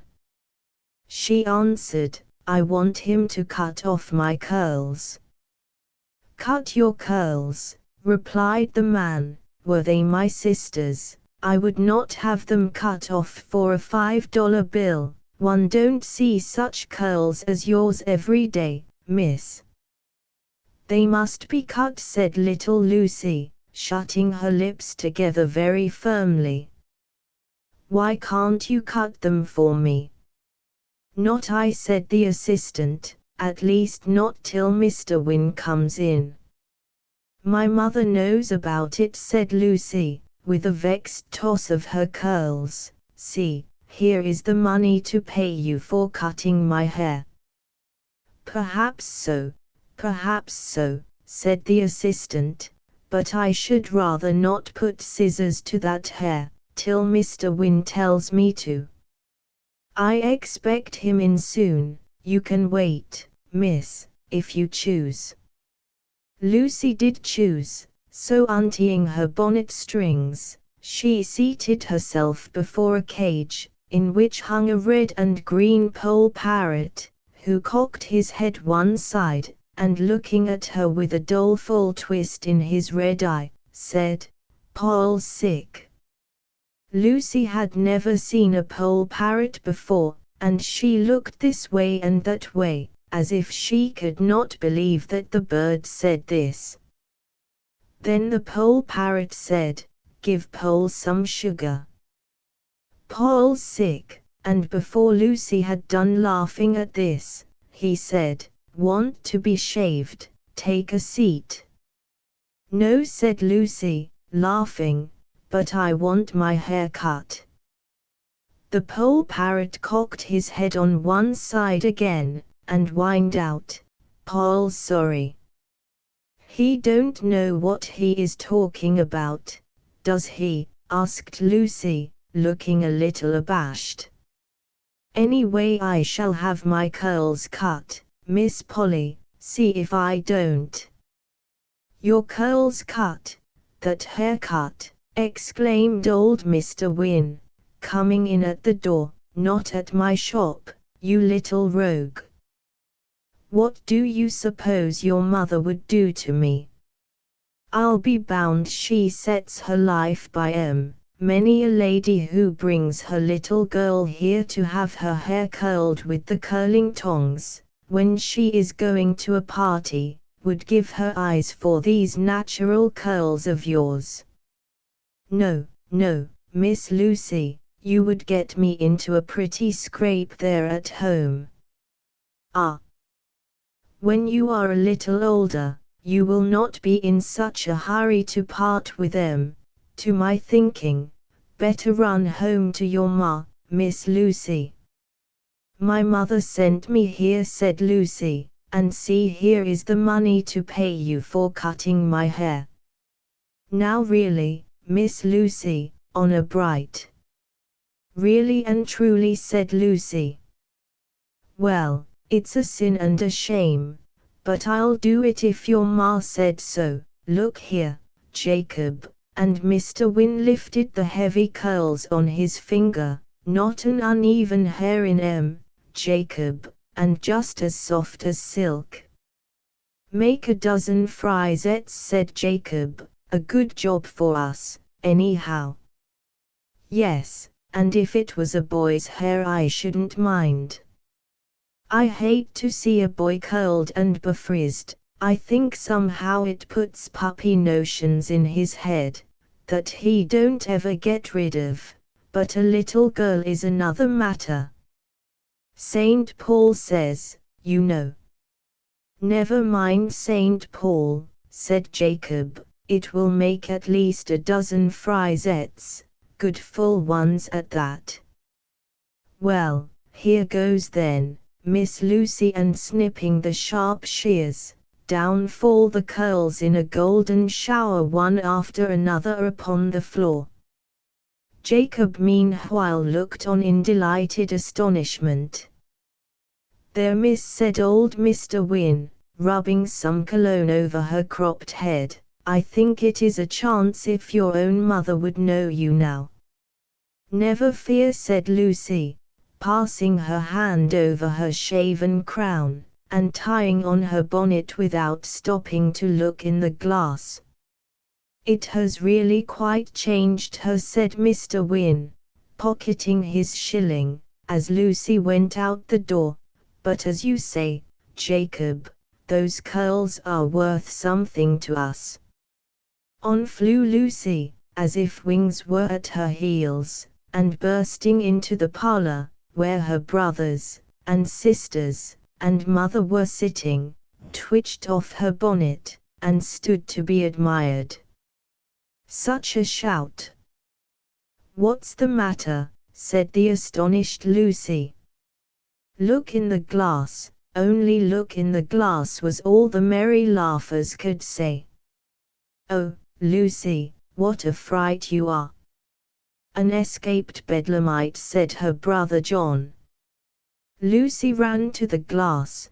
The blush which overspread her cheeks and temples might plainly be seen crimsoning the very roots of her shaved hair.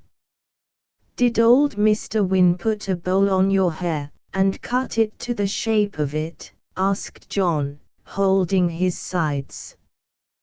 Poor Lucy.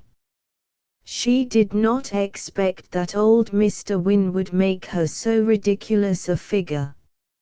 Rushing upstairs into her room and into bed, she sprang between the sheets, and drawing them tightly over her unfortunate head, sobbed out her vexation. By and by her mother came up. Lucy. Oh, mother, I did not think he would make me such a fright. Why did you let me go, mother? Because I thought the loss of my little daughter's curls would be but a small sacrifice, should it cure her of that impetuous, impatient spirit which leads her into so many difficulties. I could easily, my dear child, have cut your curls, were it advisable to do so, in such a way as not to disfigure you, but, as usual, you asked no advice, and thought you knew best about it. Mr. Wynne is much better at scraping men's chins than at cutting young girls' hair. But can't you fix me up a little, mother? I don't want John to call me a bedlamite. Don't lie abed then, Lucy.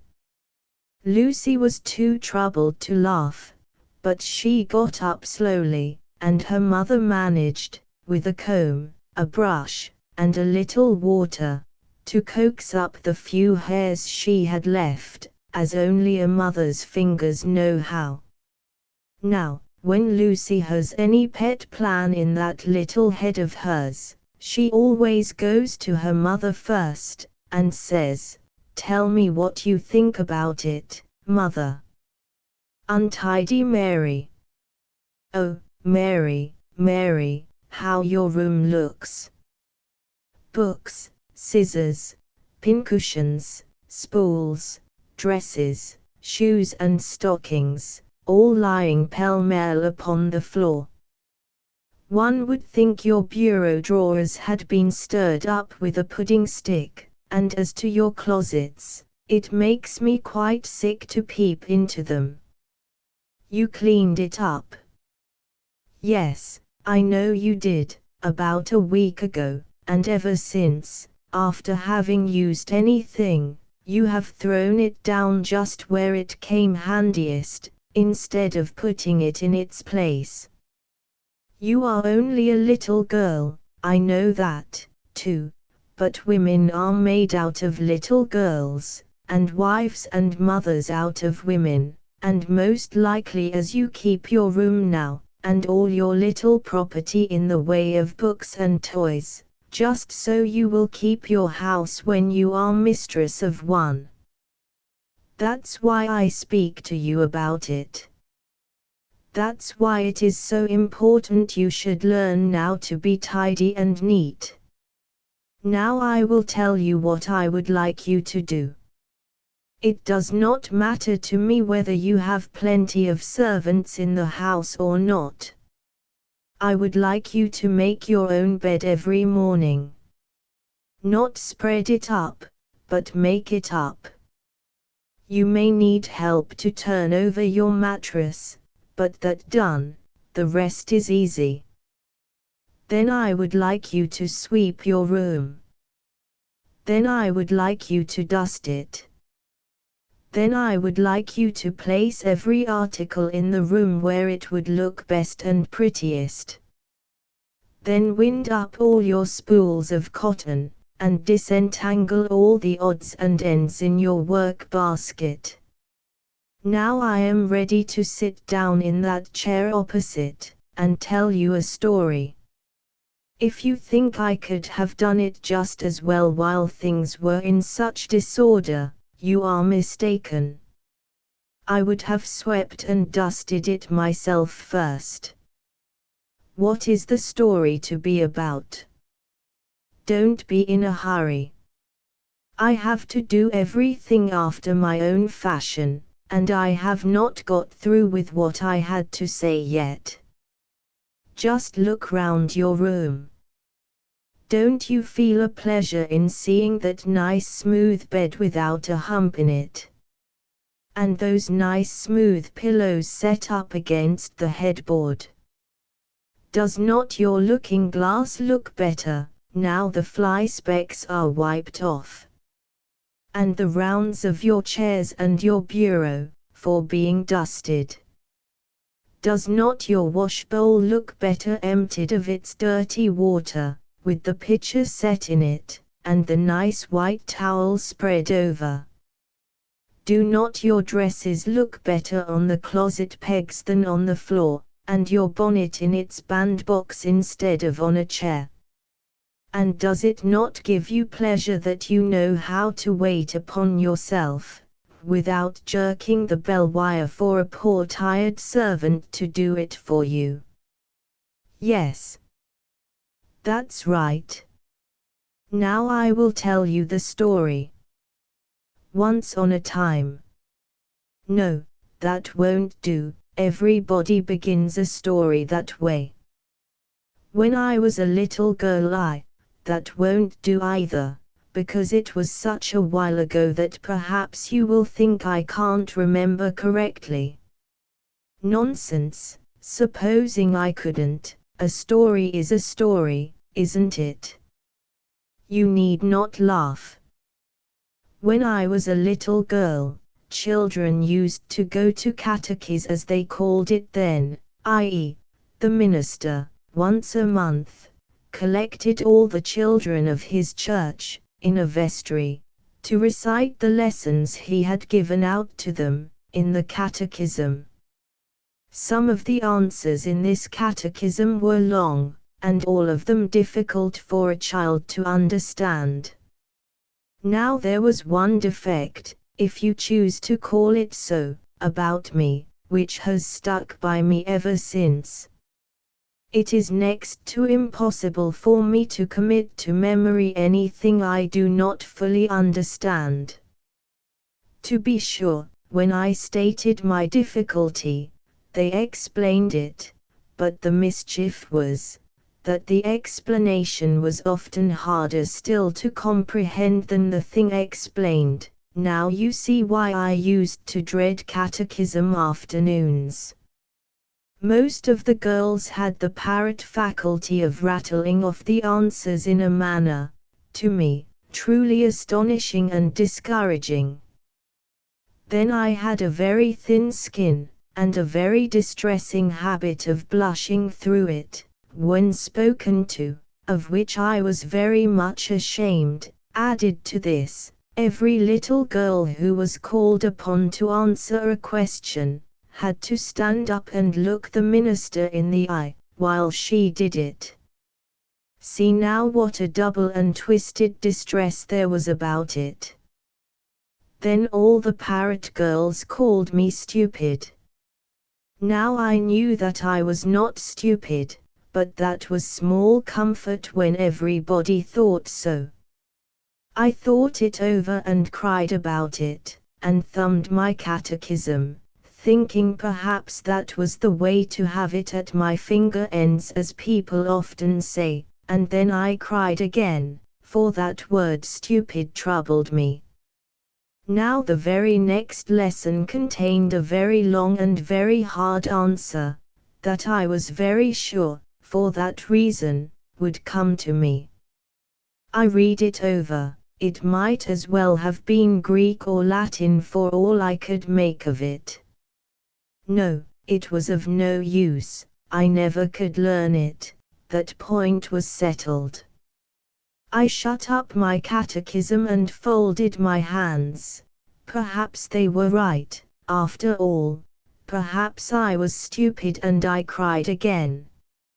No, I was not stupid. I sprang up and wiped my tears away. I looked in the glass. My face was not handsome, certainly, but it was not a stupid face. It was as bright as the faces of those parrot girls, at any rate. Well, I just locked the door, and sat down on a cricket very resolutely, in the middle of the room, opened the catechism, laid it in front of me. Then with my elbows on my knees and my fingers in my ears, to keep out all sounds, I studied away as if my life depended on it. The butterflies flew into the window and folded their bright wings, but it was of no use. The swallows twittered at me, "Never mind your catechism, only look at us," but I took no notice of them. The flies lit on the end of my nose. I took my fingers out of my ears, gave them a good cuff and began to study again. A little mouse blinked his black eyes at me from the closet door, but I was neither to be frightened or coaxed away from that catechism.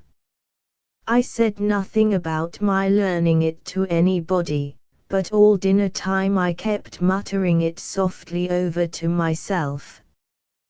Well, 3 o'clock came, and so did the big girl who always went with me to catechism and who always knew her lesson, to every comma and semicolon, and thought me the greatest little dunce who ever wore a pinafore.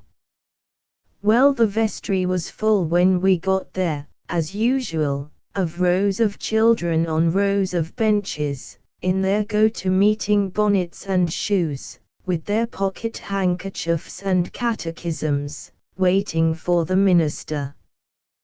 By and by he came, took off his black hat, set it under the spindle-legged table, pulled off his black gloves, put them in his black hat, seated himself in the big leather armchair, used his handkerchief twice, looking round over the benches the while to see if any lamb of his fold was missing, and then opening the catechism and glancing over its passages, asked the question the answer to which I had been studying all the day. Then he paused and glanced round the room to select the little girl whom he intended should answer it. I watched his black eye, and it was a very beautiful one, pass by all the Susans and Janes and Claras and Lucys and finally, rest on me, as I knew it would. To my astonishment, I did not feel myself blush, or tremble as usual, and when he said, "Susan, can you answer this question?" I stood erect, and was about to begin, when the big girl who came with me, thinking I was about to make a fool of myself, and disgrace her, jumped up too, and said, "I am sure she can't say that long one, sir." Not deigning to notice the interruption, and fixing my eye on a peg in the wall, I went straight through the long answer like a well-trained locomotive, never stopping to take breath till I had jerked out the last syllable. Did I ever blush after that? Not I. Did I hold up my head while there? To be sure I did, but when I sat down, Clara jerked my sleeve, and said, pouting, "You are the oddest, most provoking little thing I ever saw, and nobody ever knows what you are going to do next." I never felt so silly in all my life. It is the last time I will come to catechism with you. But one thing is very certain, those parrot girls never called me stupid afterward, and what was worth a mine of gold to me, when I went out of the vestry, the minister laid his hand of blessing on my head, and gave me a smile, I am sure, as radiant as the one he now wears in heaven. A lucky Irish boy. "Halloo there, little fellow, what are you doing here, on my doorstep? Why don't you run home to your dinner?" "I was waiting for you to come home, thinking you'd give me some," said the boy. The gentleman smiled, and looked in Johnny's face. There was nothing vicious in it. It was a bright, honest little face, lit up by a pair of round blue eyes, and shaded by locks of tangled brown hair. There was nothing impertinent in his answer to Mr. Bond. Had you heard the tone in which he made it? "Where do you live?" asked the gentleman. "I don't live, I stay round." "Who takes care of you?" "Nobody." "Where did you sleep last night?" "In that big stone house." "Don't tell fibs," said Mr. Bond. "I know the gentleman who lives there." "Ask him," then said Johnny, with his chin comfortably resting on the palms of his hands. "I never tell a lie." "Well, then, tell me how you came to sleep there." "Why, you see, sir, I was sitting on the gentleman's steps when he came home in the evening, and he asked me what I was there for, and why I did not go home and go to bed, and I told him that I was waiting for him to come home, thinking perhaps he would give me a bed, and he did, sir, in the coach house, and that's how I came to sleep there."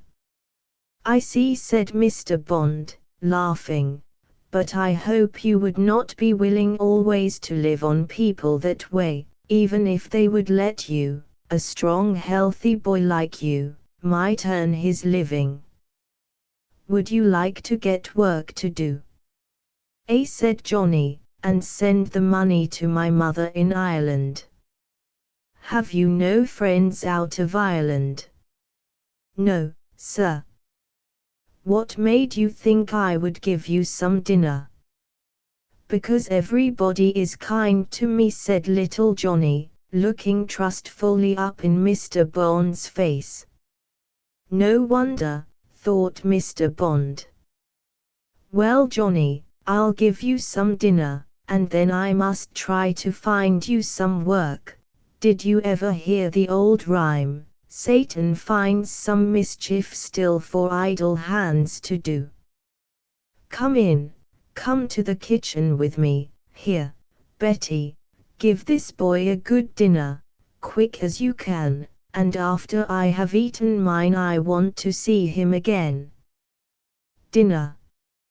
I guess so," muttered Betty. "I wonder if Master thinks I roasted those chickens, and made those apple tarts, and custards, for that little ragamuffin, that dirty little hop o' my thumb." "Can't I help you lift that pot off the fire?" asked Johnny, as Betty's face grew red, trying to move it. "Well, I don't know but you can," said the mollified and astonished Betty. "Why, yes, you may if you have a mind to. What put that into your head, and what made you speak so civil to me after I spoke so cross to you? There's something under that, I reckon," and Betty looked at him sharply. Poor Betty, she had been knocked round the world so roughly, that she had learned to suspect everybody. "What did you do it for, I say, you queer thing?" asked Betty, standing before him. "I wanted to help you," said Johnny. "You looked so hot and tired." "And cross, hey?" said Betty, suspiciously. "Why didn't you say cross, and done with it?" "Well, never mind, I won't pester you, and I'll give you some dinner, so long as Master says so. But I can't say I have much faith in beggar children. It's God bless you if you give them what they want, and it's something else, that I won't repeat, if you don't. That's the upshot on't. But sit down in that chair, and munch your bread and butter, and don't you dare to lay hands on them silver forks now, d'ye? Here."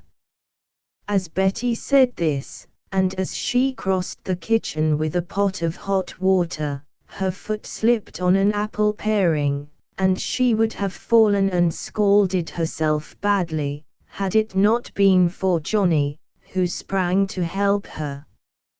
"Now what do you do that for?" asked Betty again. when she had wiped up the puddle of hot water from the floor, "You are the queerest young one I ever saw. Don't you ever get mad when people snap you up? I can't stand it a minute. I guess you are better than you look. After all, I will give you some chicken when Master has done with it. It is lucky that hot water didn't splash all over me. What's your name?" "Johnny." "Johnny what?" "That's it," said Johnny. "Johnny what? How did you know?" "Don't be poking fun at me," said Betty. "Where's your mother?" "In Ireland." "Do tell if you are all alone over here." "Yes." "Don't you know nobody?" "No, where do you? How do you? Mercy on us. I never heard of such a thing." "How old are you?" "7." "Why didn't you stay to home?" "Because we had nothing to eat, and I wanted to come here, and earn money, and go back and buy something for my mother, and I told the captain so, and he said he would bring me over, if I thought I could take care of myself when I got here." "Well, how was I to know all that?" said Betty, penitently. "I've got a mother too." "Won't you have another bit of bread and butter?" "Don't you like sugar on your bread and butter?" "I wish Master would be done with them chickens, so that I could give you a drumstick." "Ah, here comes the dish. Set it down here, Suki. This child don't know a living soul out of Ireland, and has come away on here to earn his own living. Have this side bone, Johnny. And this wing." To think I should have spoken so cross to the child, but how was I to know that he was all alone in the world? These children who come begging to the back door here, tell such fibs, and are such little cheats. It's enough to dry up all the milk of human kindness in a body. Eat away, Johnny. I hope Master will keep you here. You might run of errands, and the like, for old Pomp is growing stiff in the joints, and there's a power of running to be done, for mistress is as full of notions as an old maid, but that's always the way with folks that has no children." "You think so, do you, Betty?" said Mr. Bond, laughing. "Well, I don't think you will have that to say after today. There will be one child in the house, at least. I have been talking to Pomp about keeping Johnny to help in the carriage house, and do little jobs generally, and if you can tidy him up, Betty, for Mrs. Bond is not willing to have any trouble about it, he can stay. I think a little water, a hard brush, and a new suit of clothes would improve him, and Pomp says that he can sleep with him in the chamber over the carriage house." You would hardly have known Johnny the next morning, he looked so spruce and tidy and handsome, as he ran upstairs and down, in a pair of soft shoes, which Betty had carefully provided him, lest he should shock Mrs. Bond's nerves. Poor useless Mrs. Bond, who had been brought up to be a fine lady, and who thought one proof of it was to be constantly talking of her nerves.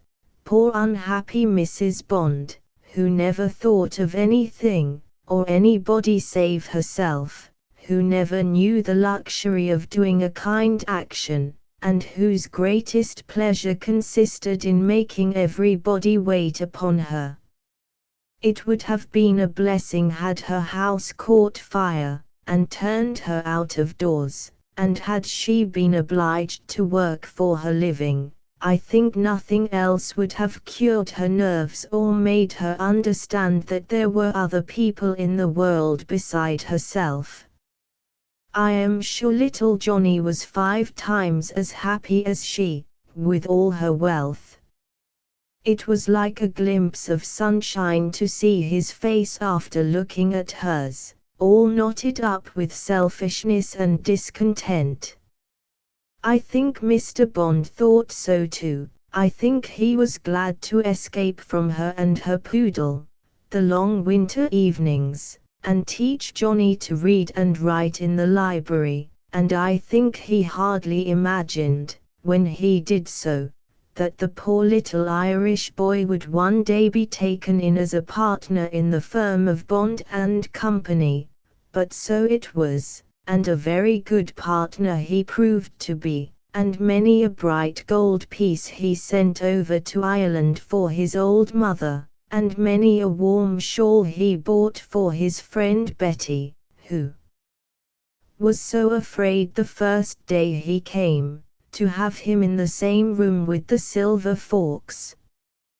Poor old Betty, she could not bear joking about it now. She said it made her feel like crawling through the keyhole, but then, as she said, how should she know that she was entertaining an angel unawares? The child prince and the child peasant.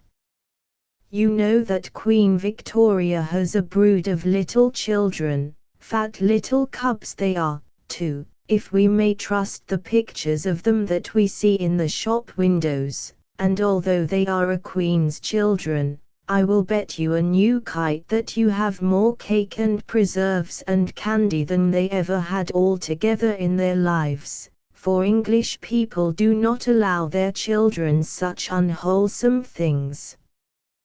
Their rosy cheeks come of good roast beef and mutton, dry bread, and very plain puddings, with plenty of sweet milk.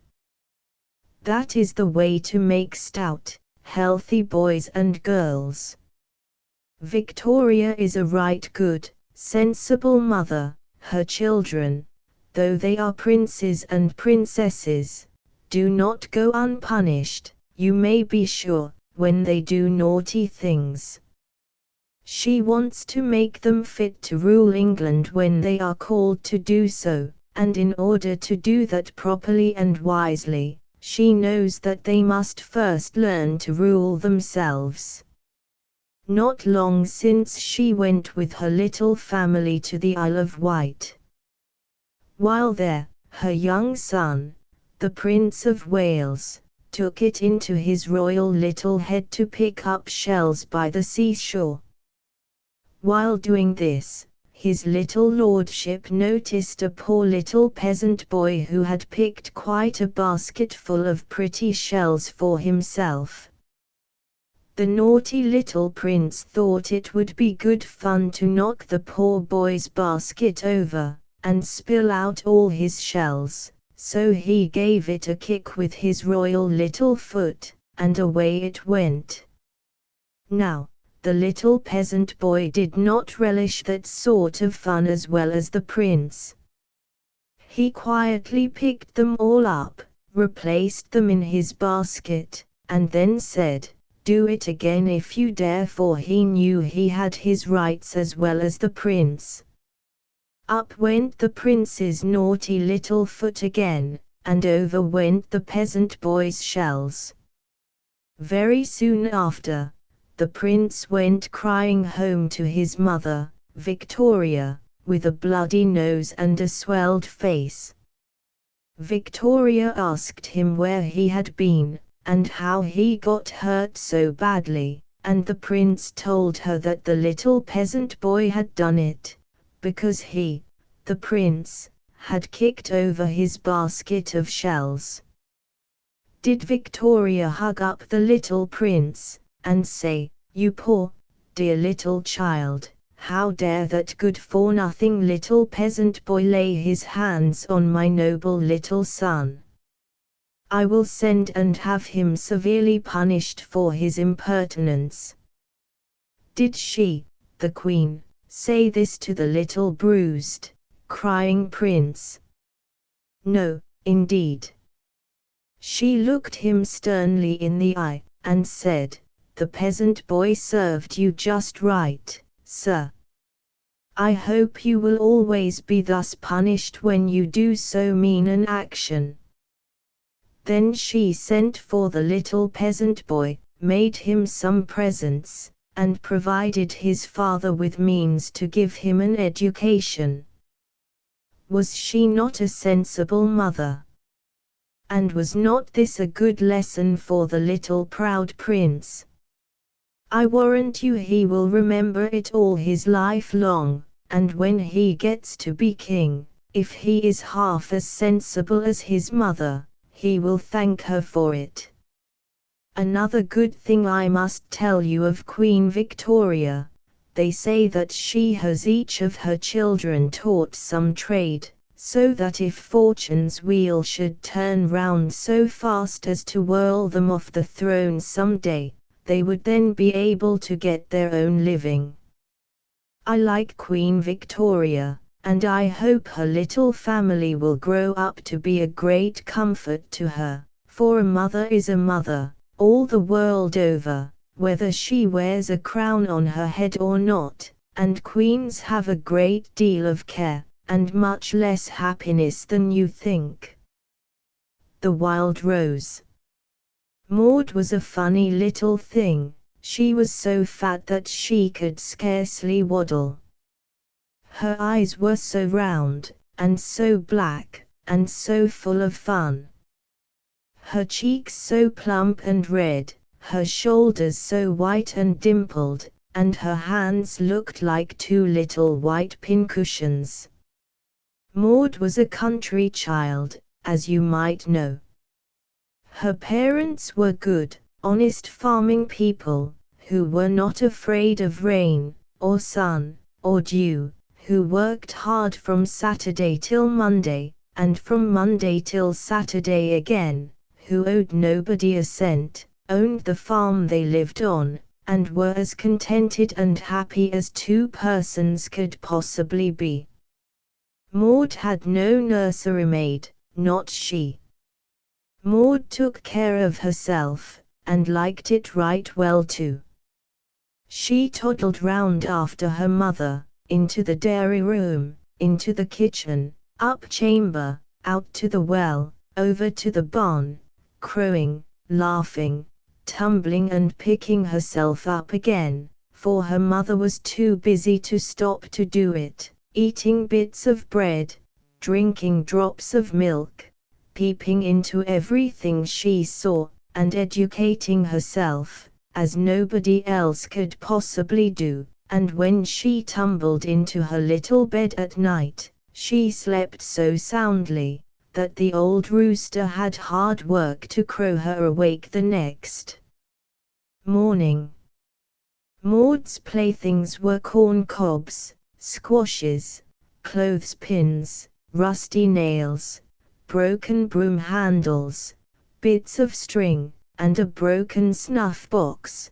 Then there were the hens and chickens, who went in and out of the house whenever they liked, and the old horse, who often stepped his hoofs inside the back door, to see how things were going on, beside a little lamb and a flock of geese, who made noise enough for a small regiment.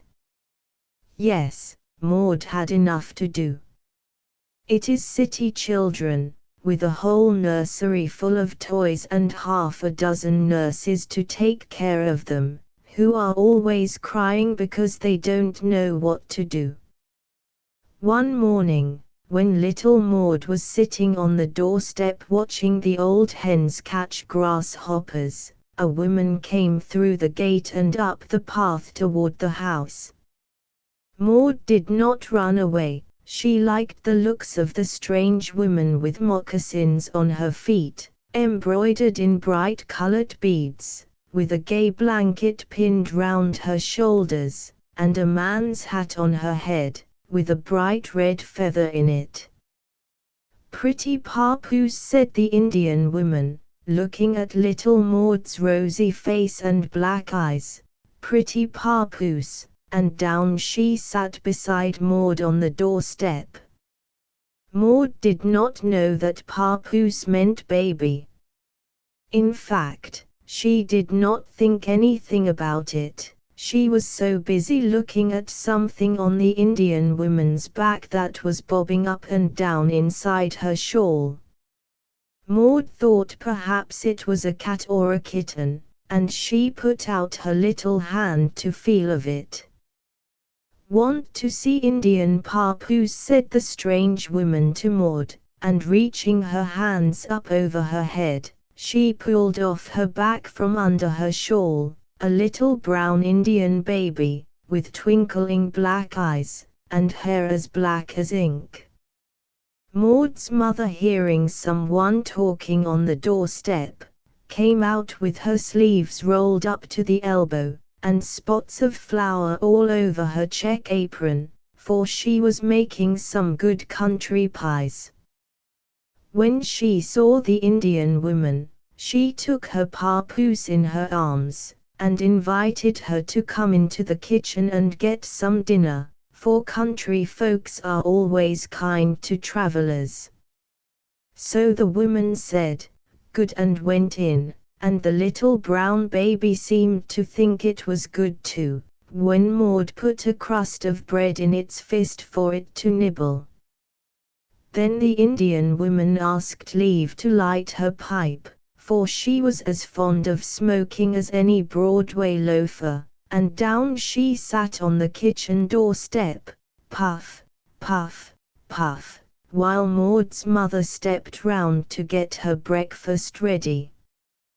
The little Indian papoose did not laugh when Maud said boo to it, and touched its dusky chin with her little white forefinger. It looked as solemn as a judge, as it lay there twinkling its bead-like black eyes. Little sociable Maud did not like that. When she played with her spotted kitty, the good-natured kitty always said purr, purr, purr. When she went out to see the little frisky, pink, and white pigs, they ran up to the side of the pigsty and said, "Ah, ah, ah." When she met the old rooster, he hallooed out as loud as he could, "Cock-a-doodle-doo." The horse said neigh, the cow said moo, the dog Ponto said bow wow, and that little Indian papoose was as dumb as a dead toad, and would not even laugh. Maud did not like such solemn babies. When the Indian woman had eaten her breakfast, she said good again. Then she asked Maud's mother if she and the other Indians could have some trees which stood on the farm, down in the lot. They wanted the bark from them to make into baskets to sell, to buy blankets with. Maud's mother said she would ask John, meaning Maud's papa, and if he said yes, they might have them, but John was gone off in the fields, nobody knew where. And so the Indian woman knocked the ashes out of her pipe, strapped the solemn little papoose on her back, and tramped off, down the road, looking like a picture in her gay feathers and bright blanket, as she wound in and out among the trees.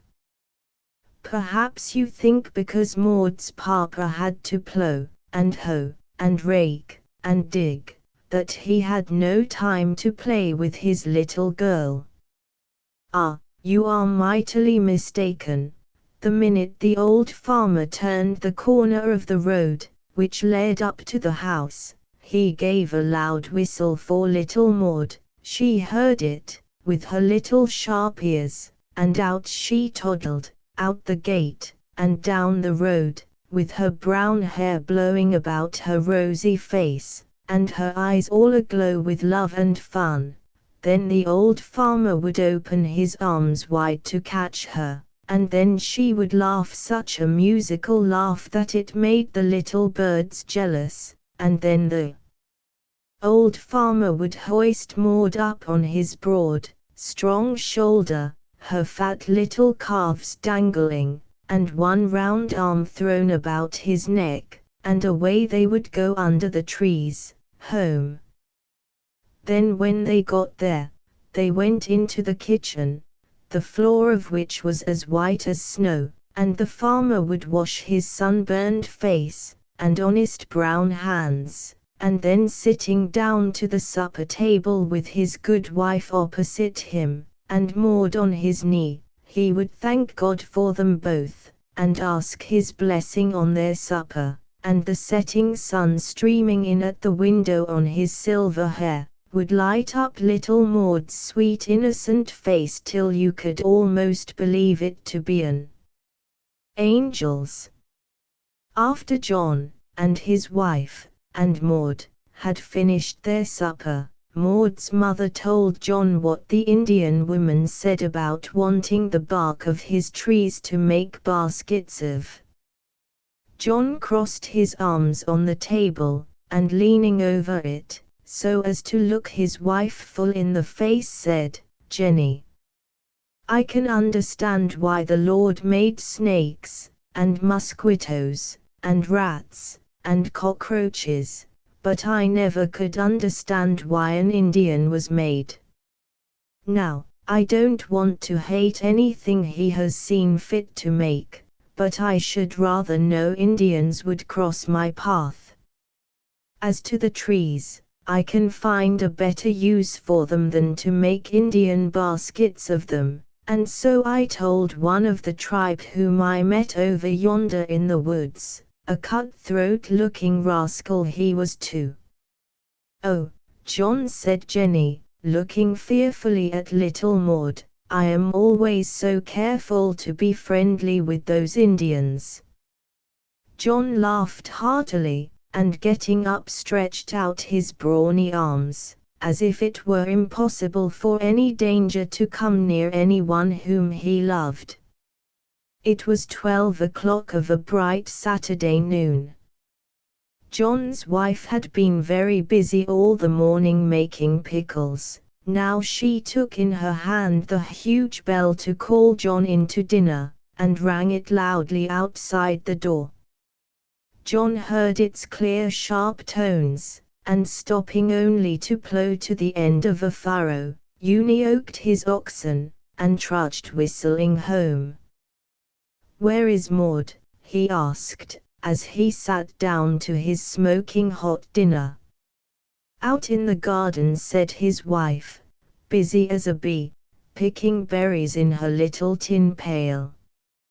John went to the door and whistled, shading his eyes with his hand, as he did so, to see if his pet were near. He listened, no merry laugh met his ear. Ah, Maud must be hiding, for fun, amid the tall currant bushes, the little rogue. And John crossed over the garden, to look for her.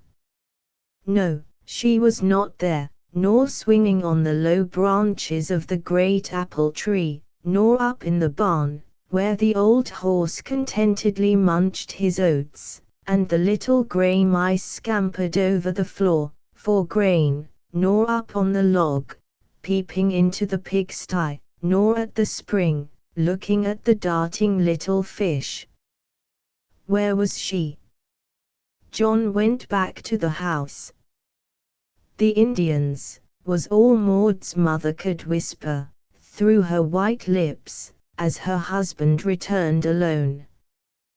"Pshaw," said John, but his brow grew dark, and snatching up his hat, he darted across the fields and plunged into the woods.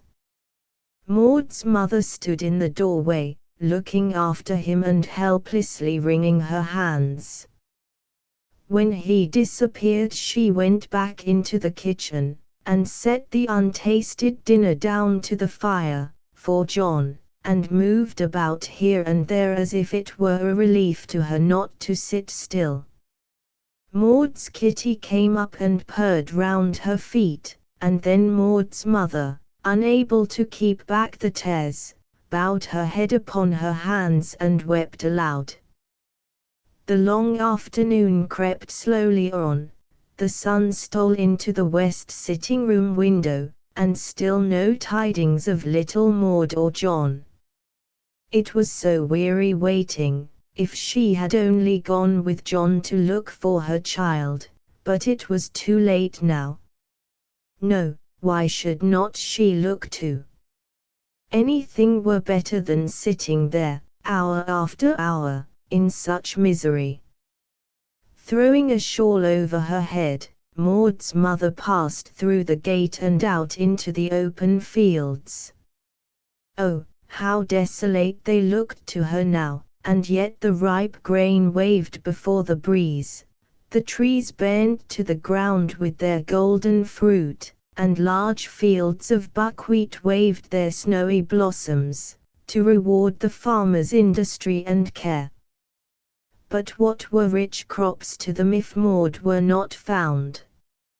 Maud, for whom they toiled so gladly, early and late, Maud, the sunshine of their cottage home. And then the poor mother thought of all her pretty little winning ways. She remembered how that very morning, she had climbed upon a chair, when she was busy in the dairy room, and put up her rosy mouth to kiss her. Oh, if harm should come to her! No, surely God would care for one so pure and innocent. Hark, what is that? Other footsteps beside hers are in the woods.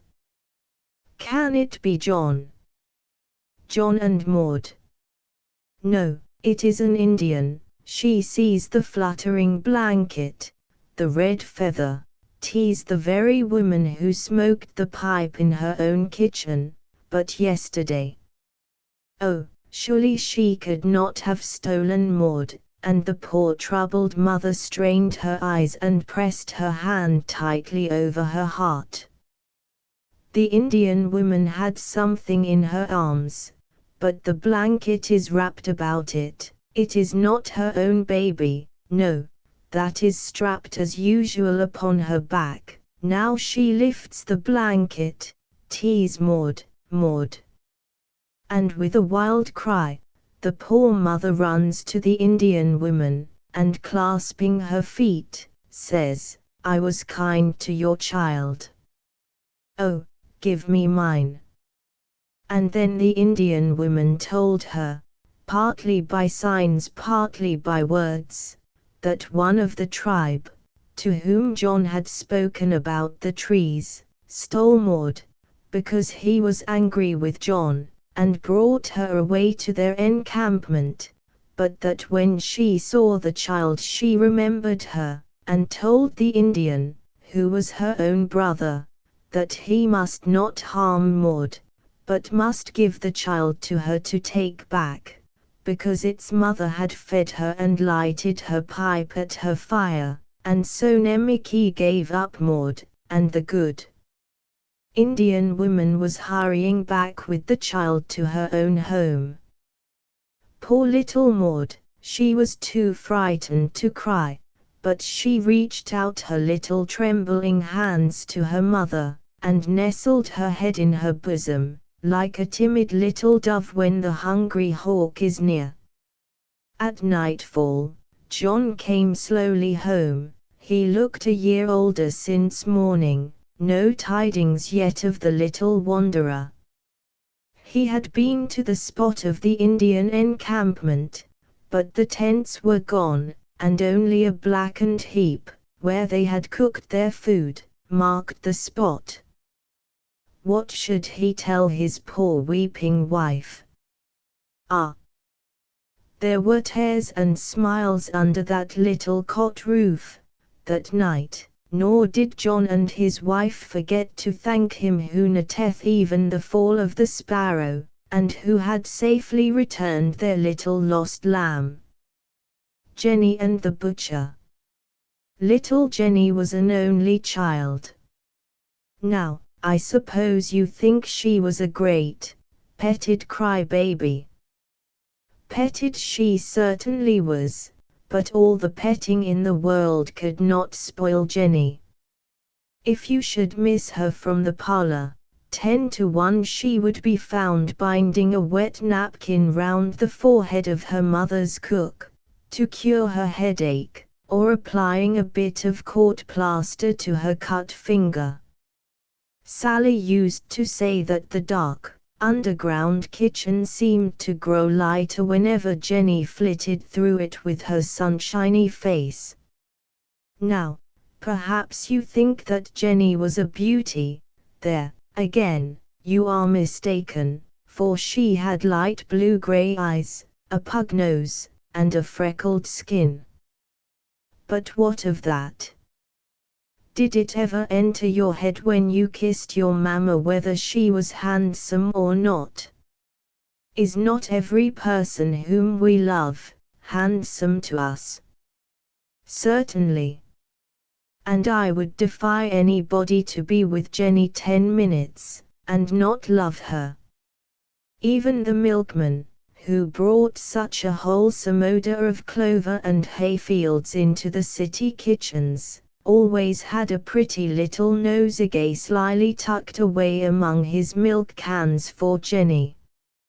A ballroom belle might have turned up her nose at it, for often it was only a simple bunch of red and white clover, with 1 or 2 buttercups to brighten it up.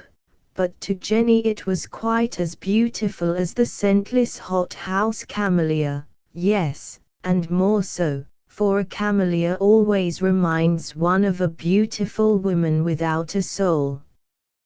Then, beside the milkman, there was Shagbark, the grocer's boy, for whom Jenny had once opened the back gate, when Sally's hands were in the dough. I should like to have counted the great 3-cornered nuts he used to empty on the kitchen table, from his pockets, for Jenny, every time he brought in a pound of tea or sugar.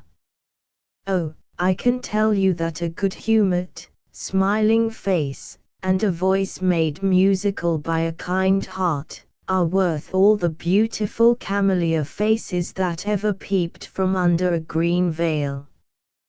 Jenny was quite a little musician. She could hum tunes correctly before she could speak plain, and as soon as she was high enough to reach her little hands up to the piano keys, she began to play by ear, for she could not read a note of music. When she heard fine singing, it seemed to throw her into an ecstasy of pleasure. Her plain face grew so luminous and beautiful, that you would hardly know it to be little freckled Jenny's. Her kind father and mother procured her good teachers, and Jenny was not discouraged at the idea of practicing, as, I am sorry to say, are some little girls, for she knew that nothing great is ever attained without patient labor. And long before even Sally was up in the morning, Jenny would be running up and down the scales, as fast as her little fat fingers could fly. Sally used to say, as she set the breakfast table, that she did not like that tune as well as Yankee Doodle. This made Jenny laugh very heartily, but she did not pain Sally by calling her an ignoramus for saying so. And so things went on very pleasantly in Jenny's home, as is always the case where each one strives to make the other happy. Little Jenny was in the habit of watching for her father to come home, and when she heard his step in the hall, she would bound downstairs like a little antelope, and jump into his arms, and kiss his face, just as if it were not all covered with beard, whiskers, mustaches, and things. One day she seated herself at the front window, as usual, to wait his turning the corner of the street which led toward the house. "There he comes," exclaimed Jenny, and then her little hands fell at her side, and she bent her head forward, and pressed her bright face close to the window pane. Was that her papa, walking so slowly, like an old man, his head bent down upon his breast, and never one look for his little girl. He must be sick, and Jenny ran downstairs, and out at the front door, to meet him on the threshold. When she asked him, was he sick, he said no, but his voice trembled, and a great warm tear fell on Jenny's face, as he bent over her, and as he turned from her to meet her mamma, Jenny heard him say, "God shield the little lamb." Then Jenny's mamma told her that she had better go and practice her music lesson, and then Jenny's father and mother had a long talk, and when they came in to dinner, her mamma's eyes were red with weeping, and her father looked as though he had had a fit of sickness. Little Jenny asked no questions, for she had a great deal of delicacy, and she knew that if it was proper she should know what troubled her father, that he would tell her. But every time he helped his little daughter to anything at the table, she would kiss his hands, and at the dessert, she put the biggest orange and largest bunch of grapes upon his plate. Her papa's heart seemed too full to thank her, but his eyes brimmed with tears, as he laid his hand on her little brown head. The truth was, Jenny's father had failed, and lost all his money, and when he looked at Jenny, and thought that he might die before he could earn any more, and leave her, and her mamma, helpless in the world, it was too bitter a thought for him to bear. Then the people to whom he owed the money which he had hoped to pay, were coming to take away all the furniture, and fine things, and Jenny's favorite piano, of course, must go with the rest, and he could not find heart to say a word to her about it.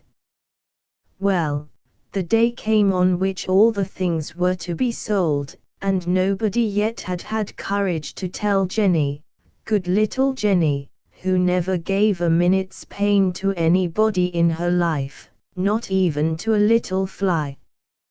Jenny wondered what made Sally and all the family look so strangely at her, but she was put off with excuses of one kind and another, and so the bewildered child went to her old friend the piano, for comfort. As she was playing, she heard a strange voice in the hall, then the door opened, and her father came in with the butcher, of whom he had purchased all the meat for the family since they had lived in that house. Then, Jenny's father put his arm around his little girl, and told her that the butcher had come to take her piano for some money which he owed him. Jenny looked at her father as though she could not believe her ears.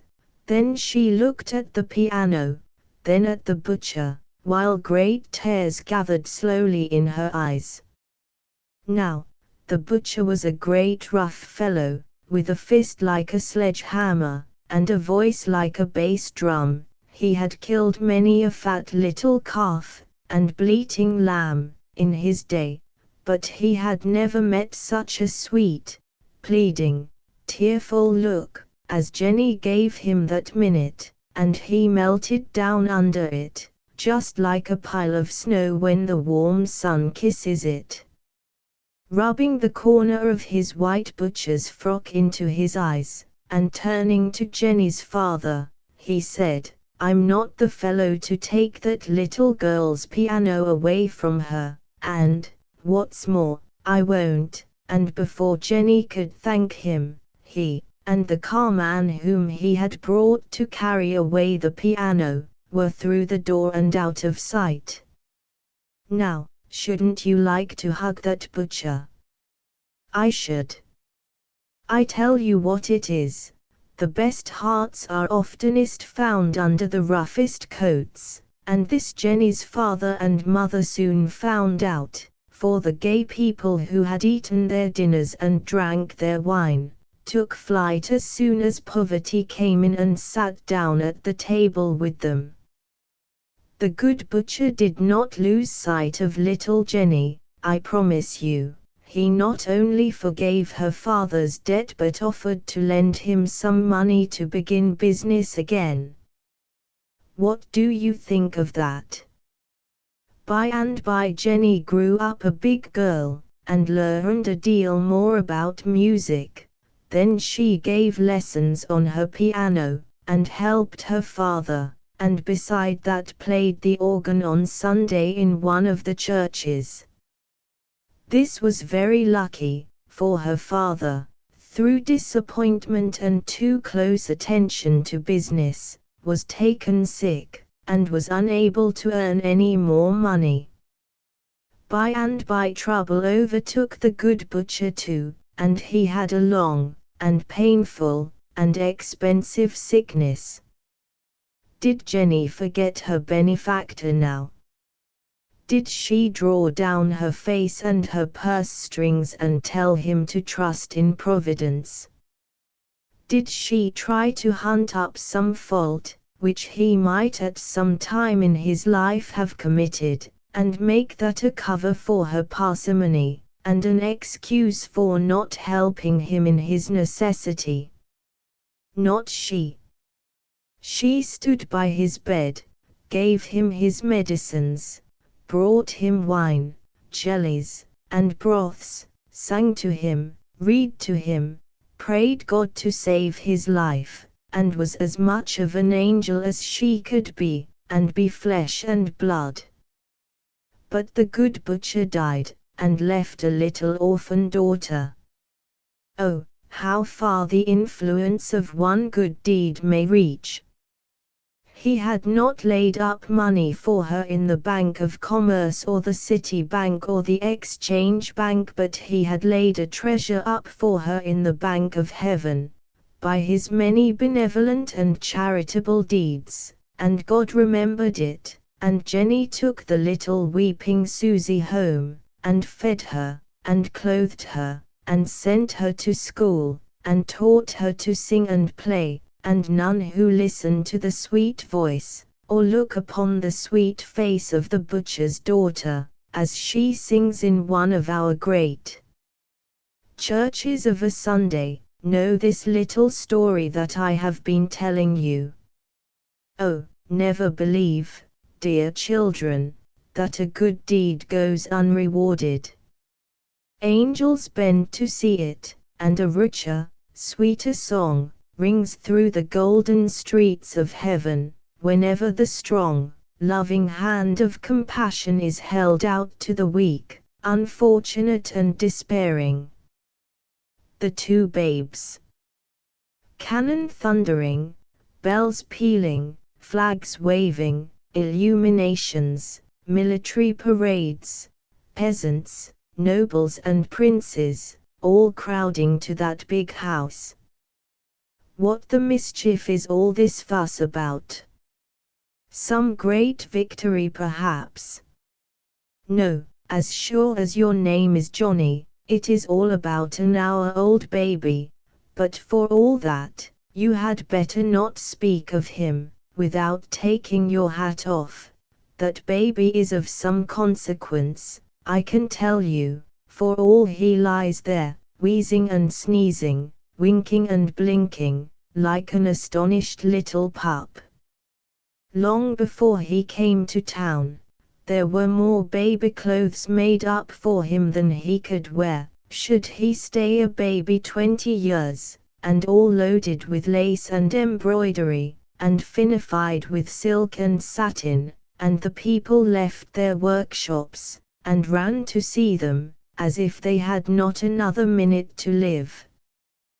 Then there were half a dozen rooms, all prepared for his expected little cry-babyship, for you had better not believe that he was going to stay in one room, like any common baby, not he. Then all the grey-haired old men, and beautiful women, bent over his magnificent cradle, and declared him to be the most splendid baby that ever was born, and it was as much as his nurse's life was worth to stick a pin into him, or wash his little flabby nose the wrong way, or tie his frock 1/10 of an inch too tight or too loose, or nurse him a minute too long or too short, or allow an impertinent sunbeam to make him sneeze, when he didn't want to. Oh, he was a great baby that. Even his playthings were gold crosses and ribbons, that kings have been known to cut each other's heads off for, scrambling which should wear. Step softly, bend low before his cradle, royal blood flushes that little face. He is the king of Algiers. Peep with me into yonder stable, the door is ajar, there is nothing there to frighten you. The light glances through a chink in the roof upon the meek, submissive cattle, who with bowed heads, drowsily doze the listless hours away. Is there nothing else in the stable? Look again. Yes, there in yonder corner, sits a fair young mother. Her coarse mantle is wrapped around her shrinking form, and her small head is drooping, partly with weariness, partly with tender solicitude for the newborn babe upon her lap. No rich wardrobe awaits the little stranger, clothed only in his own sweet loveliness, he slumbers the quiet hours away. But see! Above that stable glows a star, brighter than ever glittered on the breast of earthly prince or king, and above that star is a city, which hath no need of the sun, nor of the moon to shine in it, for the glory of God doth lighten it, and the Lamb is the light thereof, and that is the heavenly home of the lowly babe of Bethlehem. The little sisters. Hark! There is a bird singing, the first one I have heard this spring. How can you expect me to sit looking this stupid sheet of paper in the face, when that pretty bird is calling me outdoors, with all his sweet might? I have a great mind to throw my inkstand right out of the window. No, I won't, it might hit that bent old woman, who is raking the gutter with her long iron poker. Oh, it is hard enough for young people to be poor, but to be poor, feeble, and grey-headed, oh, 'tis very sad. The young heart is always hopeful, it can bear a great deal of discouragement, it leaps to a bird's sweet trill, or a patch of green grass, or a bit of blue sky, although its owner may be covered with rags, and knows not where he shall get his next meal, or find his next night's shelter. The other day, I saw 2 little bits of girls, with tangled hair, dirty skins, bare legs, and ragged skirts, crouching down upon the pavement, and clapping their little tan-colored hands, because they had found, what do you think? A diamond. No, they never saw such a thing, though could they have seen their own eyes just then in a looking-glass, they might have found out how diamonds look. Had they found a 6pence or a shilling? No, I think by their appearance, they might never have seen so much money. A London doll, with blue eyes, and red checks, and flaxen curls. No, all the dolls they ever saw were made of old newspapers rolled up. What then? Why, 2 little blades of grass, that even the mayor, alderman, and common council could not keep from struggling up through the pavement, to tell those poor little children that spring had come. No more little shivering toes and fingers, no more imprisonment in a dark, damp, underground cellar room, gloomy enough to chill even the light, hopeful heart of a little child. No, indeed. Oh, but they were lovely, those two tiny blades of grass. And the children lay flat down on their stomachs upon the pavement, and called it their little garden and kicked their poor thin calves up in the air, and were happier with their treasure than many a rich man, worth millions, with his hot house and conservatory full of costly flowers and mimic fountains, whose beauty he scarce notices, for thinking of some great ship of his, off on the water, and trembling for fear she may be lost, with her rich freight of silks and laces.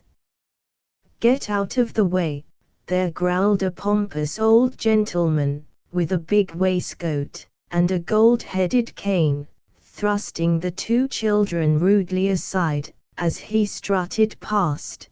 "Dirty little vagabonds, ought to be sent to the island." "Pa!" "Yes, off with you," said the policeman, bowing low before the gold-headed cane and the golden calf who carried it. "Off with you, d'ye hear? He has trod on our pretty garden," whimpered the distressed little things, looking back. "He has spoiled our garden," and they rubbed their dirty little fists into their eyes. "Disgusting," replied a lady, whose flounces the children had run against in their endeavor to get out of the way.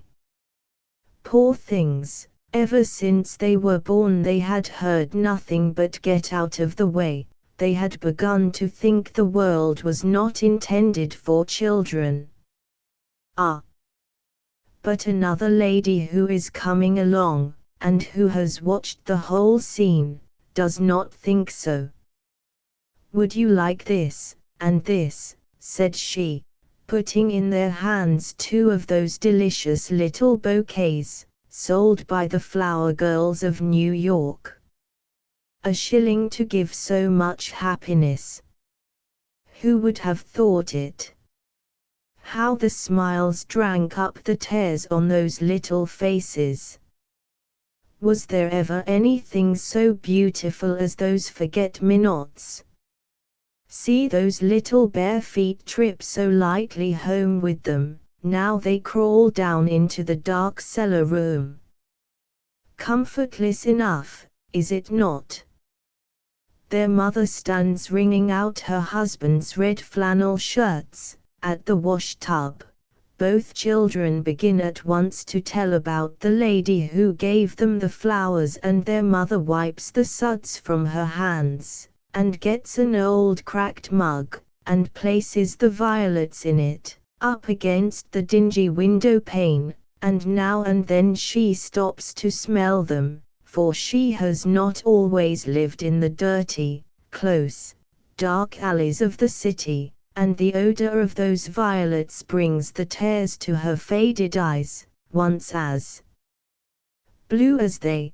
But she must not think of that, and bending over them once more, with an army, she goes back again to her work, for well she knows that by and by a step will be heard stumbling down those stairs, and a man's voice, not singing cheerily, because his home, his wife and children are so near, but cursing that patient, toiling woman, cursing those half-starved innocent little girls.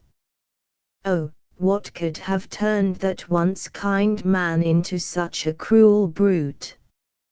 Ask him, who, for a few paltry pence, sells the rum that freezes the hearts of so many little girls' fathers, and sends their patient, all-enduring mothers weeping to the grave.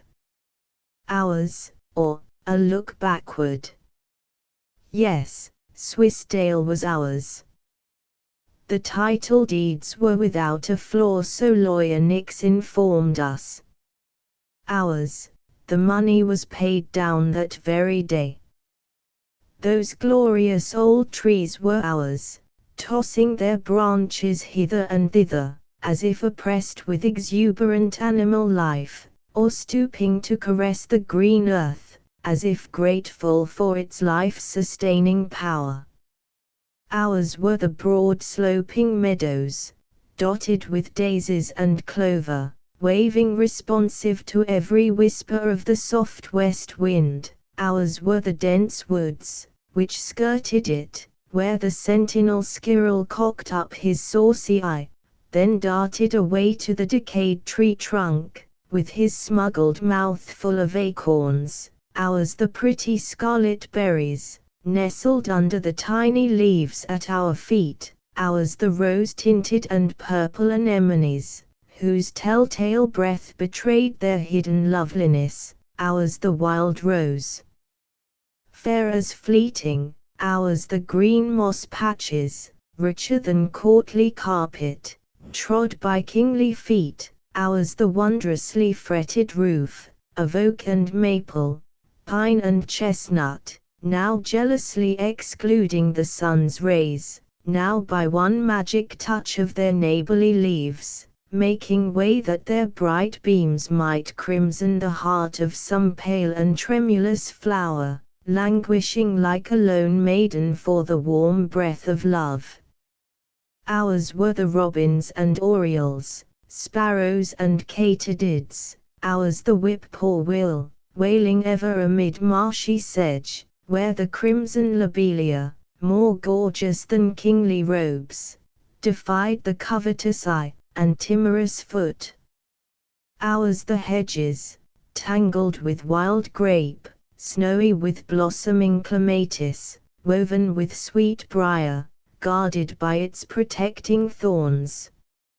Ours the hillside, where the creeping myrtle charily hid under the tall grass its cherished blue-eyed blossoms. Ours the grey old rocks, whose clefts and fissures the golden moss made bright with verdure. Ours the valley lilies, ringing ever their snow-white bells for the maiden's bridal. Ours the bower-crowned, vine-wreathed hill summit, whence with rapt vision we drank in that broad expanse of earth, and sea, and sky, in all its waving, glowing, sparkling, changing, glorious beauty, one perpetual anthem to him, who hath neither beginning nor end of days. Ours was the little blue-eyed one, who, though of infant stature, measured thought with angels, and with finger on hushed lip and lambent eyes, listened to voices, alas, all unheard by us, that were wooing her fragile form away. Ours was she. God rest thee, Mary, naught is left us now, but this sweet memory, and our falling tears. But we were not the only ones who had exultingly said, Swissdale is ours. One fine morning I stood upon the lawn, under the broad spreading trees, watching the mist, as it slowly rolled off the valleys, and up the hillsides. The air was laden with fragrance and music, and the earth bright with beauty. I heard a stifled sob near me. Oh, who could sorrow on such an Eden morning? I turned my head. 3 young sisters, clad in sable, with their arms about each other, were looking at a luxuriant rose vine whose drooping clusters hung above my door. Our mother planted it, they sobbed. She died in that room, pointing to the second window, over which the rose vine, her rose vine, had clambered up. Could they roam over the old place? I pressed a hand of each, and nodded affirmatively, for their tears were infectious.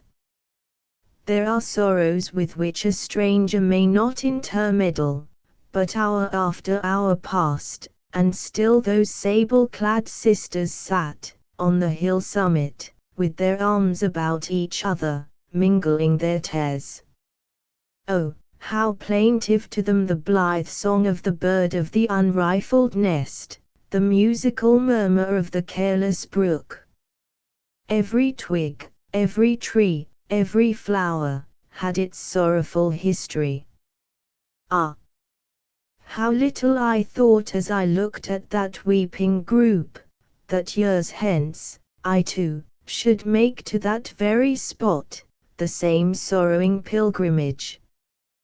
That strange eyes should moisten for me, when I asked leave to roam over the old place, that I, too, with streaming eyes, and tremulous finger should point to the trees and vines which my dead had planted. Wise as merciful is the hand which draws before our questioning eyes the veil of the future. Children's troubles. I believe in children, and I can't say that of all grown-up people, by a great deal. For instance, I don't believe in an editor who feels too important or too busy to say a word now and then to the children of his subscribers. I would not give a copper for him. I don't care how much he knows about politics, which you and I always skip when we read his paper. If he does not love children, he is not the editor for me. There is something wrong about him. Why need he put on such big airs? 10 to 1, if we inquired, we should find out he was once a little boy himself, cried for sugar candy, was afraid of the dark, and ran screaming to his mother whenever he saw a poor, harmless, old black man. He put on big airs indeed. That's a joke. I've a great mind to set up a paper for you myself, and not notice the grown-up folks at all. Wouldn't it be fun? But you see, I have my own ideas about things, and there's your Aunt Nancy, who was born and brought up when children were thumped on the head for asking the reason for things. She would take up our little paper, and scowl at it over her spectacles. Other papers for children generally keep an eye out for Aunt Nancy, and papers for big people too, for the matter of that. But I couldn't do it. Your Aunt Nancy believes that children should talk, move, and act as if they were 100 years old. I respect your Aunt Nancy, but I can't believe in that, and what is more, I am sure that God does not. I believe that the merry laugh of a little child is just as sweet in his ear, as the little prayer it lisps. He loves you all, oh, how much! He likes you to be happy, he made you to be happy as well as good.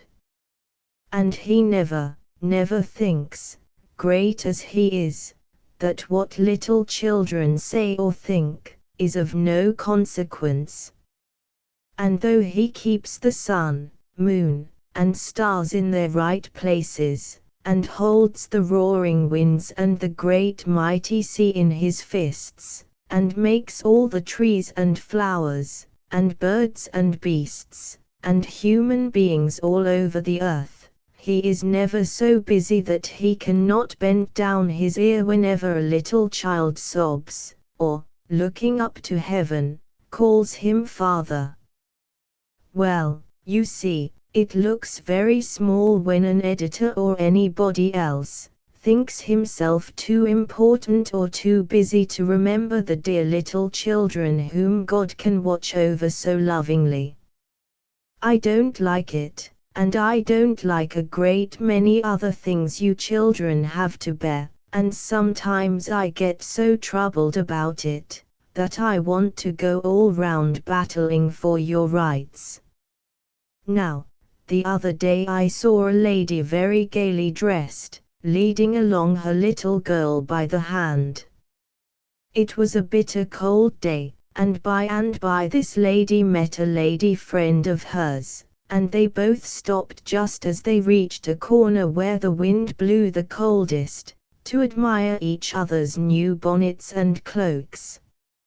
Now, though the lady had wrapped herself up warmly in furs, her little girl's legs, for 2 inches above her pretty gaiter boots, were quite bare, and the cold wind nipped her little calves till they were quite purple, and she began to cry, as well she might, but her mamma only shook her impatiently, and went on for half an hour longer, talking about the fashions, foolish fashions, which tell foolish mammas to let their little children go bare-legged in winter, and tell them that a muslin ruffle will keep their little calves warm enough.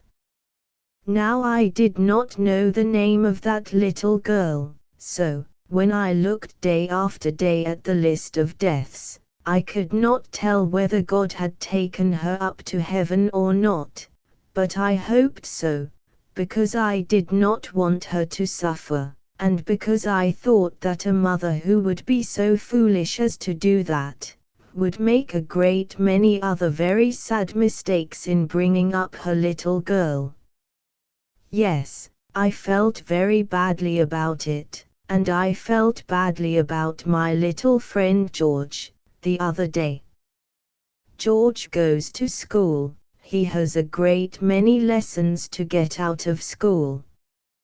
He is a very conscientious little boy, and cannot be tempted away from his lessons after he sits down to learn them, so, when it was proposed the other night, after tea, to take him to some place of amusement, he said, "I would rather not go, because I am not sure that I have my French lesson perfectly for tomorrow."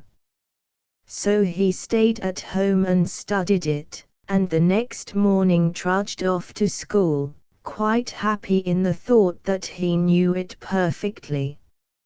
Now, the boys in George's school have a bad way of telling each other in the class. George is too honest to do this. He neither will tell them, nor let them tell him.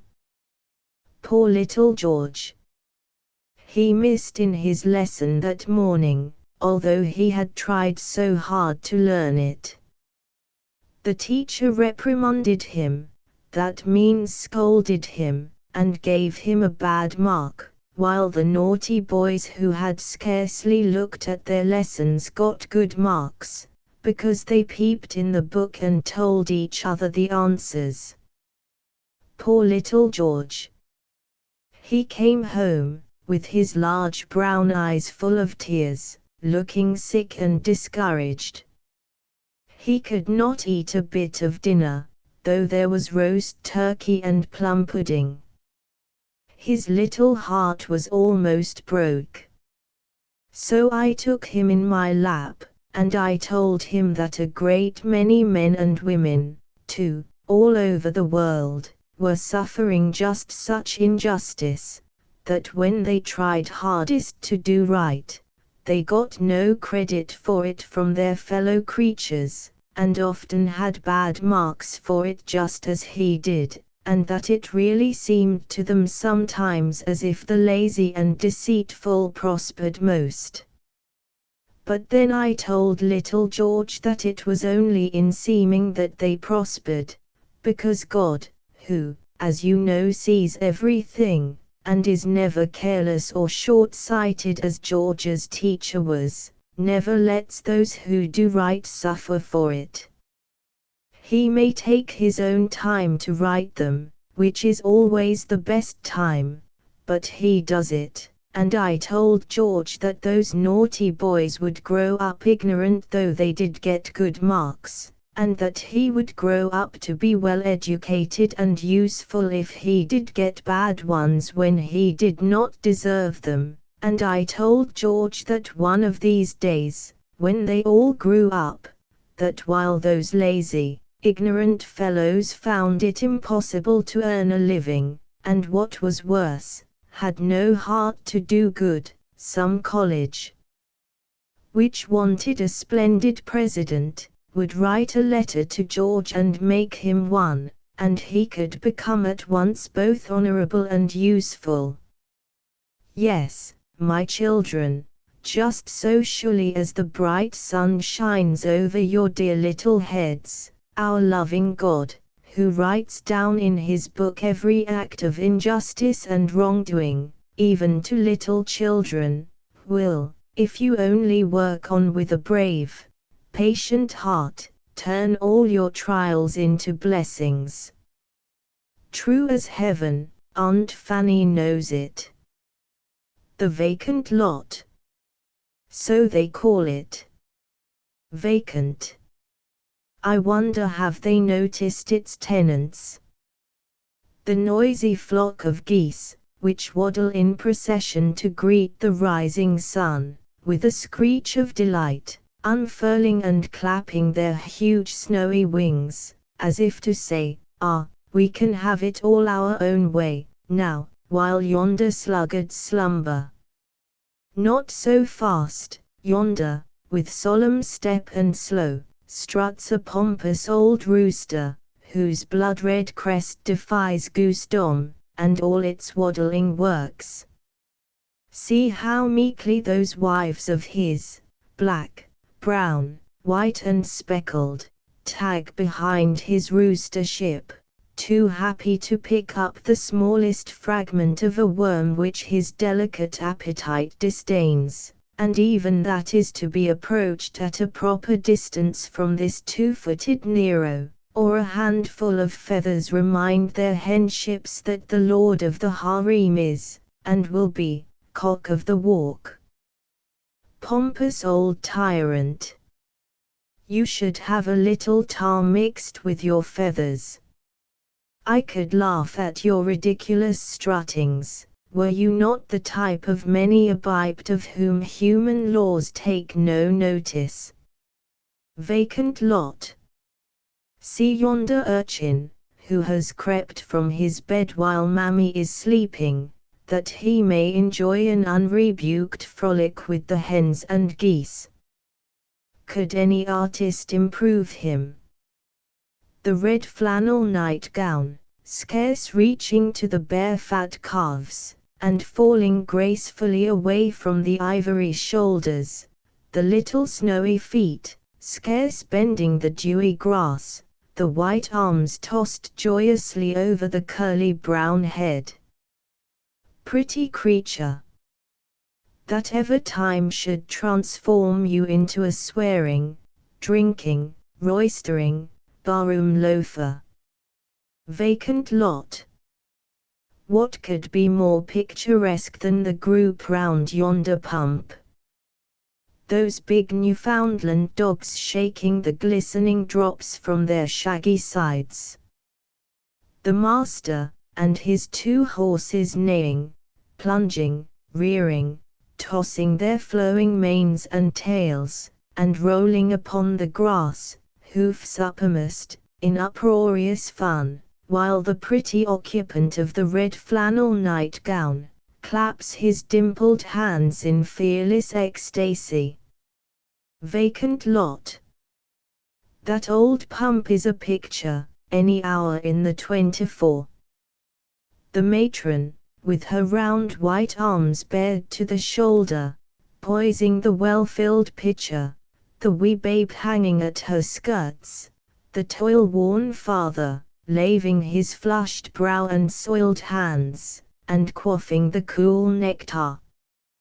Were I an artist, the rosy morning light should show me no prettier pictures than may be found in the vacant lot. Foolish Ned. So they call him. I have seen many persons who thought themselves quite in their senses, more foolish and less useful than Ned. Ned does an errand very correctly, he brings home the marketing as promptly as you could do it. He flies a kite for little Sam Snow till its tail is lost in the clouds, and the boys are lost in astonishment. He makes little boats for the school children to sail in the pond, he carves wooden whistles, Nobody can make a better horsehip out of common materials. He picks up all the runaway babies in the neighborhood and carries them safely home to their mothers. He leads the gray horse to water, and rubs his glossy coat as well as any groom. I do not think he can read, at least not as you and I were taught to read. He sees the blue sky, and the green grass, and the flowers. He stops short and listens when a little bird sings. He looks up into the tall trees, and watches the shifting sunbeams light up their leaves. He lies under the tree shadows and gazes, well pleased, at the soft white clouds. Who shall say that in their graceful flight they drop no message from their Maker, unheard by us, to foolish Ned? When Ned's hat and coat are old, it does not fret him. When a bank fails, Ned laughs all the same. He likes winter, he likes summer, he likes spring. He makes garlands of the autumn leaves, and glides with nimble foot over the ice-bound brook. He stands at the church porch, and bows his head, as the grand old organ sends out on the summer air its holy anthem peal. And yet, they who with careless foot cross its sacred threshold, call him foolish Ned. Unto whom much is given, of him, only, shall God require much. Greenwood. Come, let us go to Greenwood. Where's Greenwood? Oh, I forgot you were not a little New Yorker. Greenwood is the great cemetery, or burial place, of the New Yorkers, on Long Island, and a very lovely place it is, too. I like to see burial places filled with flowers, and waving trees, and sparkling fountains. I do not like that death should be made a gloomy thing. I do not like that children should lie awake nights in shuddering fear of it. Were you away on a journey from your pleasant home, and were your dear father to send a messenger for you to come to his arms, would you say, "No, the messenger is ugly, I do not like his looks, I would rather never see my father than to go with him"? Would you not say to yourself, "It is but a short journey, I can trust a dear father who has been so kind to me, and who loves me so well, I will put my hand in that of the messenger he has sent, and go with him. My father surely knows what is best for me, I have never had anything but kindness at his hands." Now why cannot you think thus of the messenger whom your heavenly Father sends for you, even though his name is Death? Now, I do not like you to be afraid of death. I do not like you to pray to God because, if you do not, you are afraid he will do something dreadful to you. Oh, never pray that way. Pray to him just as you would run up to your mother and throw your arms about her neck and love her, and thank her because she was so good and kind to you, not because you are afraid she will whip you. That is the way God wants you to pray to him. I am sure of it, and I am sure he loves you even better than your mother, and were she to die, would watch over you tenderly, for he takes special care of little orphans. No, do not think gloomily of the good loving God, or of his messenger, Death. Love him, how can you help it, when you see this beautiful earth he has made for you, and read all his sweet words that have comforted so many who are now happy with him, beyond what you or I ever dreamed of. But I must tell you about Greenwood, and how glad I was to see the pretty flowers blooming over the graves, and the long graceful willow branches dipping into the silver lakes, and then streaming out on the fresh wind as if they were too full of happiness to keep still.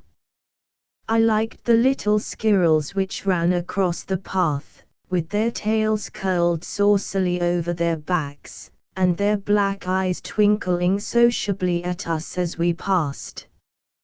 I saw some graves there of little children.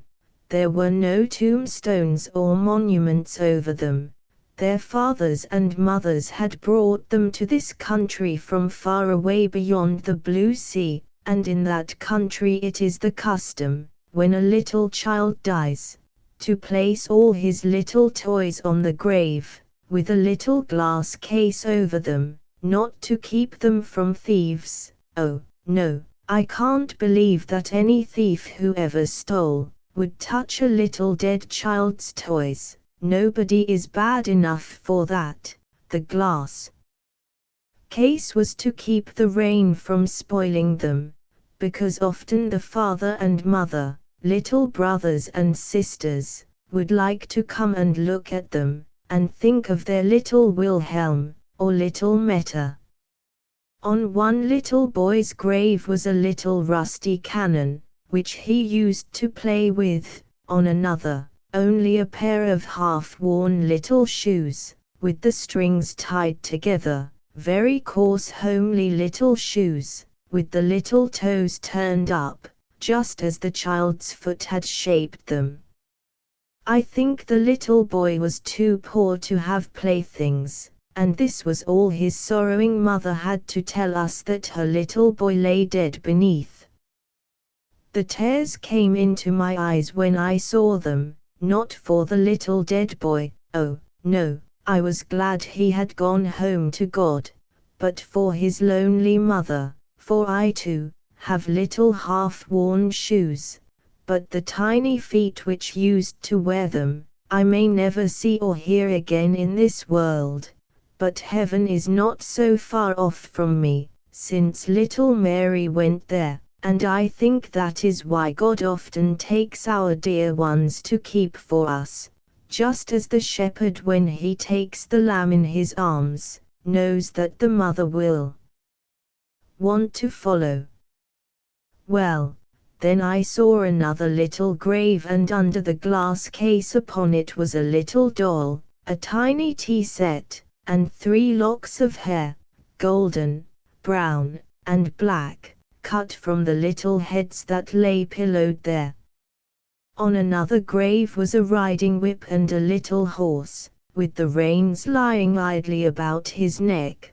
There are no little busy fingers now to make believe ride, but the little boy who used to play with them knows more now than the most learned person on earth, and perhaps if you and I go to heaven, as I hope we shall, not because we are afraid of hell but because we want to be there with our Father, if we should go there, perhaps that very little boy will sing us the first sweet song of welcome. Who knows? After wandering round Greenwood a long while, and seeing many, many beautiful things, I got into the cars to come back to New York. Beside me I saw 2 little girls, one about 5 years and the other 3. I could scarcely see their bright black eyes for the curls which hung over them. The younger was playing with a bunch of flowers, humming the while a simple little song, just as if she were all alone by herself, instead of amid a car full of people. Presently the little 5-year-old girl looked up in my face. Then she said with a very sweet little voice, "Have you been to Greenwood?" "Yes, dear." "There's a many people dead there, ain't there?" "A great many." "Are any of your peoples dead?" "Yes, my dear," said I. "Is." And the little creature put her hand in my lap, as if that brought us nearer to each other. "Is, we just put little brother in Greenwood." "What ailed him?" said I. "Sick," answered the little girl. playing with my bracelet. Mother is dead too. Mother is in Greenwood. We put her there 2 weeks ago. What ailed your mamma? Sick, answered the little one again. I hope you have a father, said I, looking around the cars, for the little sisters seemed quite alone. Yes, out there, pointing out on the platform to a man with black crape on his hat, who was, shall I tell you, laughing and joking with some men outside. That's father. Yes, that's father, sang the little one, twisting her flowers. That's father. Poor little things. I loved mother, said the elder girl, as she saw my eyes moisten. Mother loved me too. I used to go to store for mother. When she died she kissed me, and gave me her parasol, and the poor child drooped her head over my hand with which she was playing. Do you know that you will see your mother again? Said I. No, shall I? Yes, she will not come here, but God will take you to see her, if you are a good child. I'm glad, said she, softly. Don't go away, said she, as the cars stopped for me and my party to get out. Rock a baby, bye baby, sang the happy little sister, still twisting the flowers. I kissed them both. I looked into their father's face, as I passed him on the platform. I read nothing there that made my heart happier when I thought of his little girls, but I looked up in the bright blue sky, and I read there that not a sparrow falls to the ground without God's knowledge, and I knew that he who cares for the sparrows, would surely care for the motherless little sisters. Bedtime. Just half an hour, only just half an hour more, mother. Not 1 minute, Tommy, you have been saying just half an hour more these 2 hours. I think you would keep on saying so till daybreak. If I would let you set up all night, little boys should go to bed early, that they may get up early. I wish there was no such thing as bed, muttered Tommy, as he picked up his playthings, and followed his mother upstairs. I am sorry to hear you say that, my boy. Bring me your nightgown, and while I am undressing you, I will tell you a little story. The other night I was lying in my bed awake. It was between 11 and 12 o'clock. It was a damp, chilly night, but there are always plenty of people about the New York streets, long after 12 o'clock. I lay there listening to a hand organ beneath my window. I don't like hand organs much, but this was a very good one, and the tunes were sweet, mournful tunes, such as I like best to listen to. The organist played as long as he could get any pennies, and then strapping his organ across his back trudged off. Lulled by the sweet music, I was just falling asleep, when I heard a child scream beneath the window, then another, then another, then the words, oh, don't let me go, oh dear, oh dear. What could a little child be doing out in the street at that time of night? And who could be hurting it? I flew to the window and opened it. There was a great crowd beneath the window, for the little girl had screamed so loud that everybody had run, as I did, to know what was the matter. At first I could not make out what it all meant. It seemed so strange that not one of all those people who were looking on should take the little girl away from that great tall man, who was holding her so tight, while she still kept on screaming, oh, let me go." Not only did they not take hold of him, but they moved on one side to let him go off with the little girl, who was throwing herself about in his arms, as if she were wild with fear. Presently the man who had the child passed under a bright gaslight, and as he did so I saw a star glitter upon his broad breast. A policeman. That was why nobody meddled with him then. But what naughty thing could a little girl like that have done, that she must be carried off by a policeman at 12 o'clock at night? Surely, so young a child as that could not have done anything so very bad. But the policeman carried her off, still shrieking, and as her voice died away in the distance, I could still hear "Oh don't, oh let me go," and then the crowd scattered, and everybody went home, and I went back to bed, and dreamed that the little girl was going to be hung, and that I saved her. Not till the next morning could I find out what was the cause of the trouble. The little girl's name was Anne. Her father and mother were Irish, and lived in a cellar, with a great many people, black and white, who were all very bad and idle.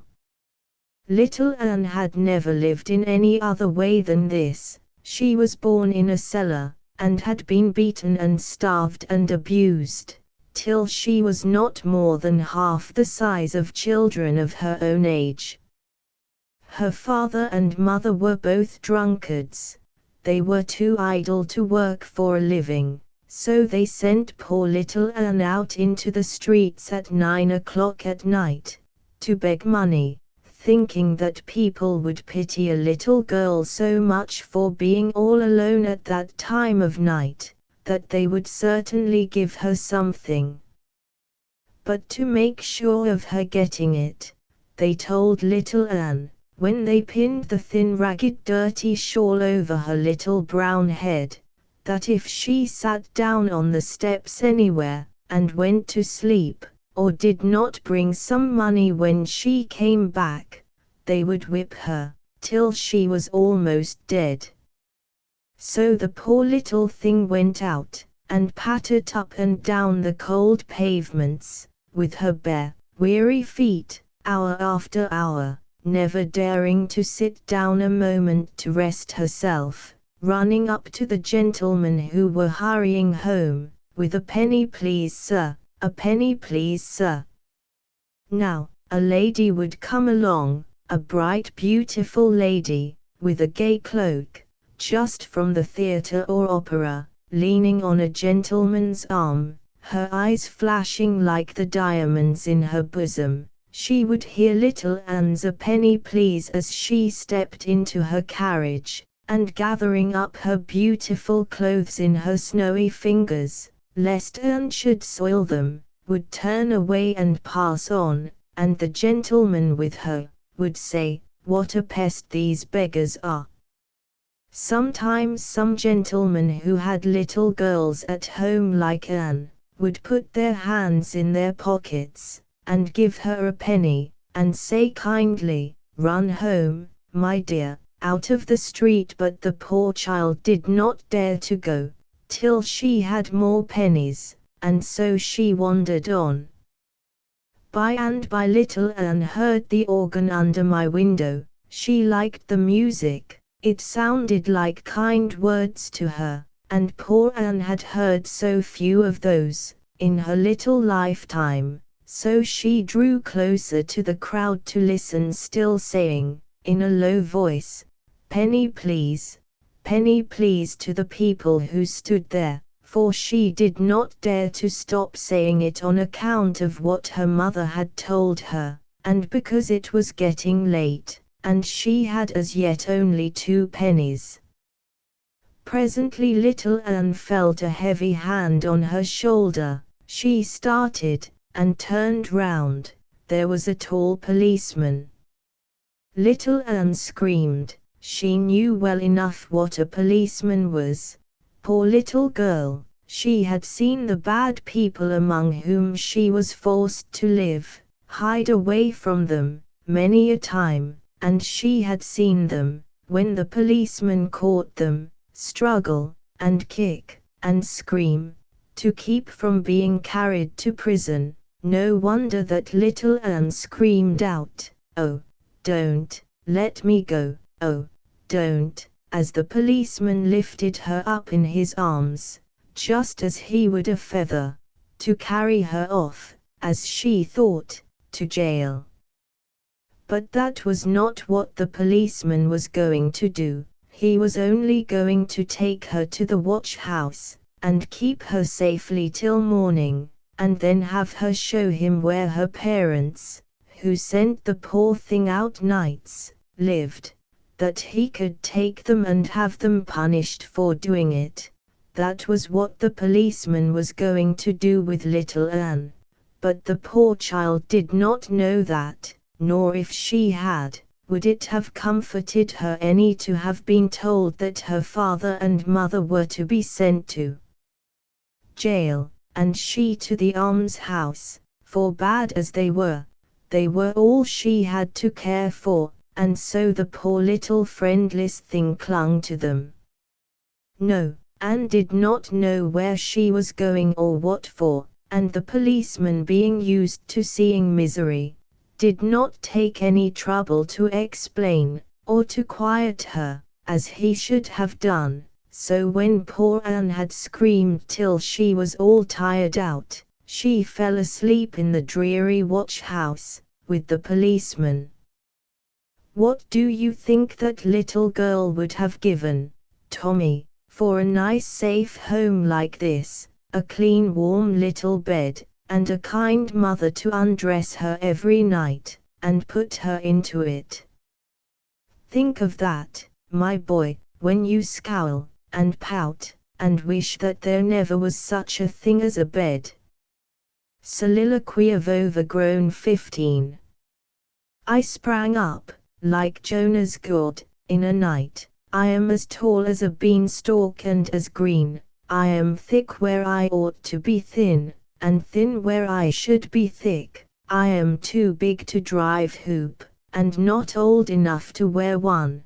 Too tall to let my hair loose on my shoulders, and not old enough to fix it up with a comb. I am too large to wear an apron, and I can't keep my dress clean without one. I have outgrown tucks, and am not allowed to wear flounces. I have to pay full price in the omnibuses, and yet, gentlemen, because of my baby face, never pull the strap for me. I have lost my relish for Mother Goose and am not allowed to read love stories. Old men have done giving me sugar plums, and young men have not begun to give me kisses. I have done with gingerbread hearts and nobody offers me the other sort. I have given up playing with doll babies and am forbidden to think of a husband. If I ask my mother for a dress hat, she says, "Pshaw, you are nothing but a child."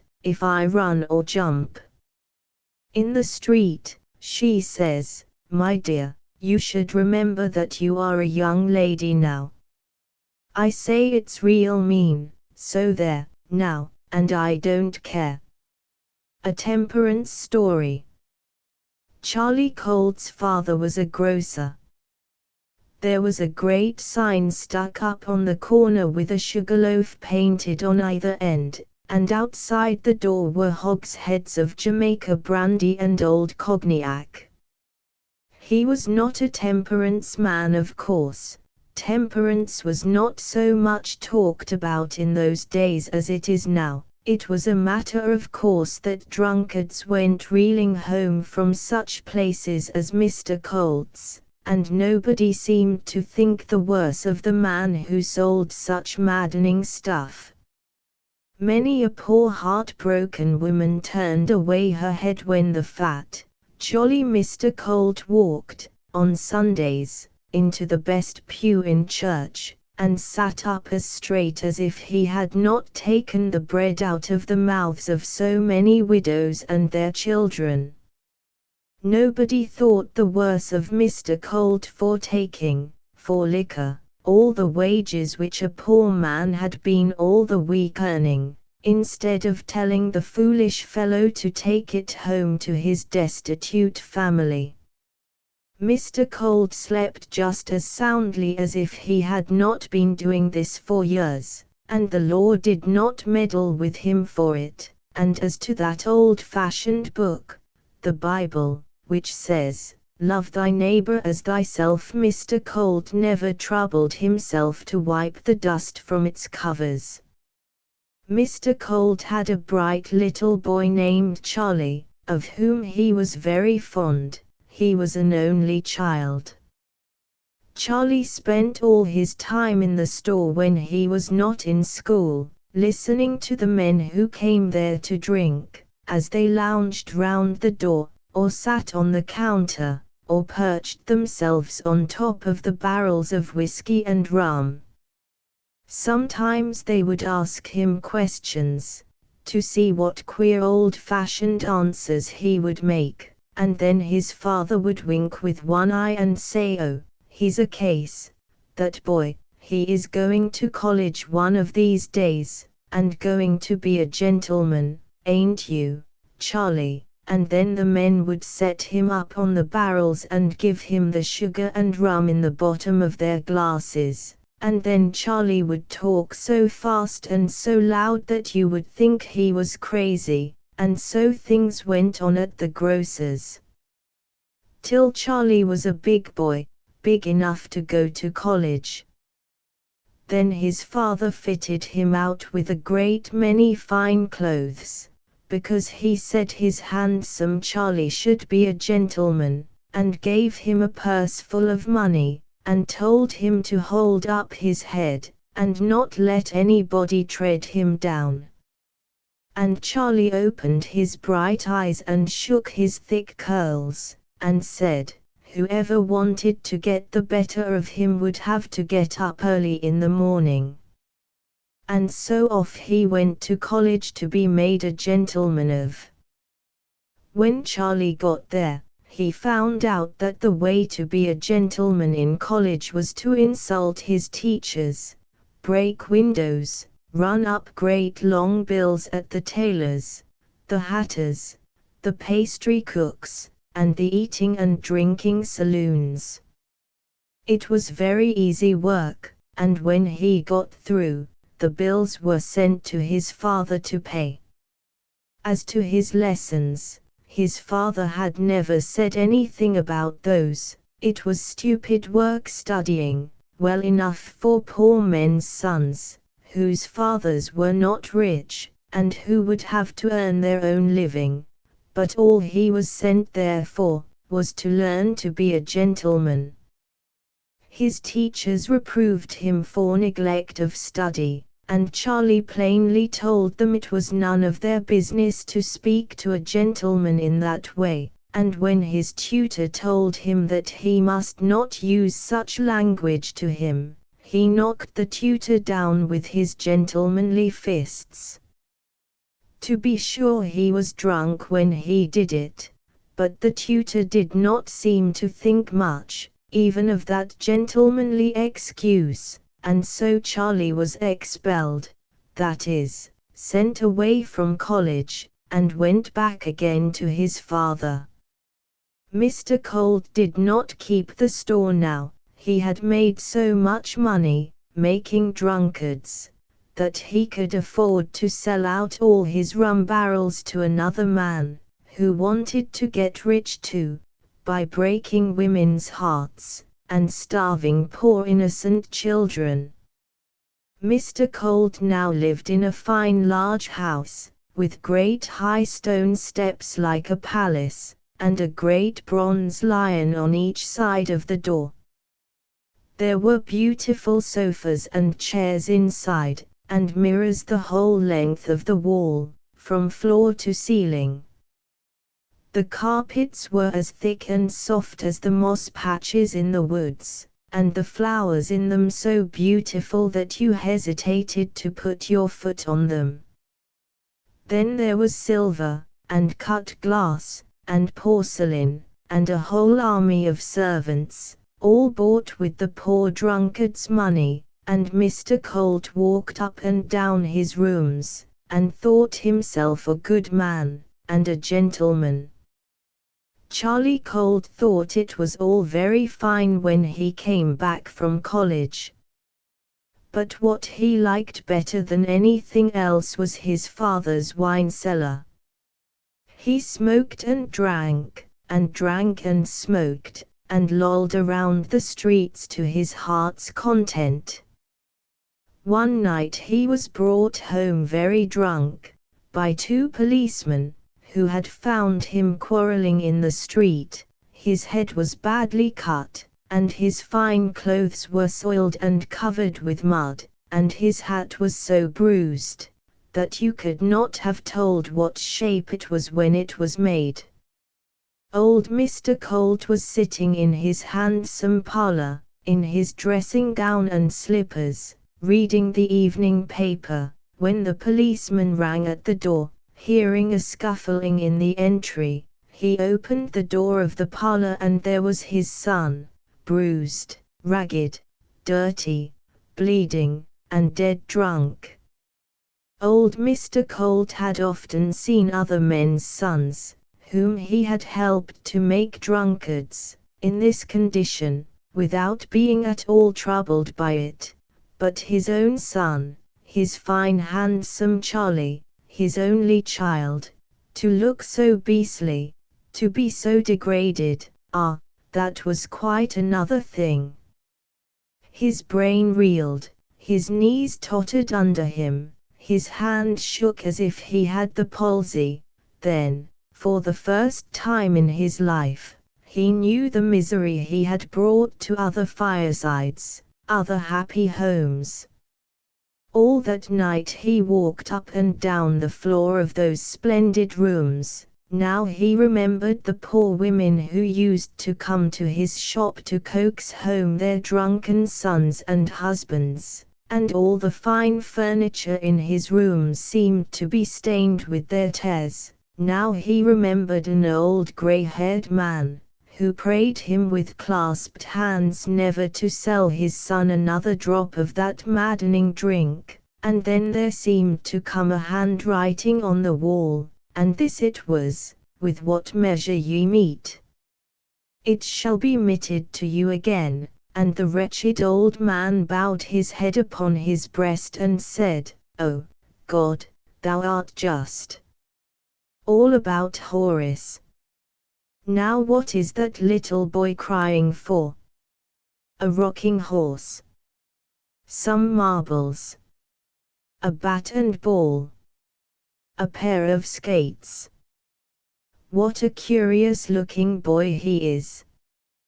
Thin, small, stooping, awkward, but what clear blue eyes, and what a singularly sweet innocent expression in his colorless face. Everybody hates to see him cry, because everybody loves Horace. His father and mother are poor, hard-working people, and have other children beside him to take care of, and each one must do something toward helping support the family, too. Horace's mother works in the field, hoes, rakes up the hay, plants, and digs, just like his father. Perhaps you think she must get so tired doing all this, and indoor women's work beside, that she could have no time at all to attend to her little boy, Horace. Don't you believe it? Women in those days were made of better stuff than most of the women of our day.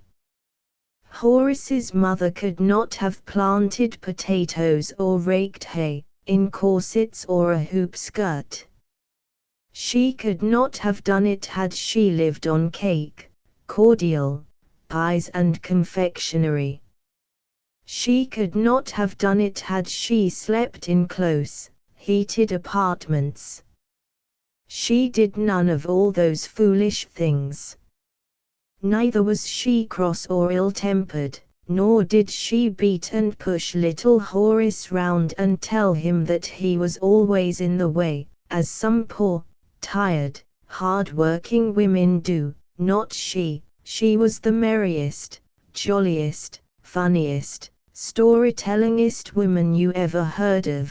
Went singing after the hay cart, singing to the plough, singing to the barnyard, singing to dinner, and singing to bed. That robbed labor of half its weariness, and winged the feet of everybody about her, so little Horace was not afraid to follow his mother about. No matter how busy she was, she always found time to speak a pleasant word to her fair-haired little boy. And such stories as she told him, and such a lot of them, fairy stories, and old legends. Why, she was as good as a whole library of child's storybooks, and better too, because half of those are written either so that children cannot understand them, or so babyish as to disgust them. She was better than any storybook, you may be sure, and Horace would have run his legs off for her any day, as well he might. But I have not told you yet what Horace was crying about. Well, it was because he had missed a word and lost his place in the class. You must know that Horace was a famous speller, but the best sometimes are caught tripping, and so it proved with him, and it mortified him so much that he could not choke the tears away. Now, perhaps you think the boys who got above him in the class were glad of this. Perhaps you have known boys who have felt so. Horace's schoolmates did not.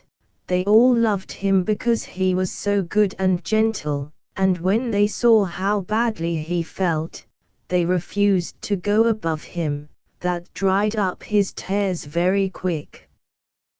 There is nothing like kind words and deeds to dry up tears. Try it, and you will see.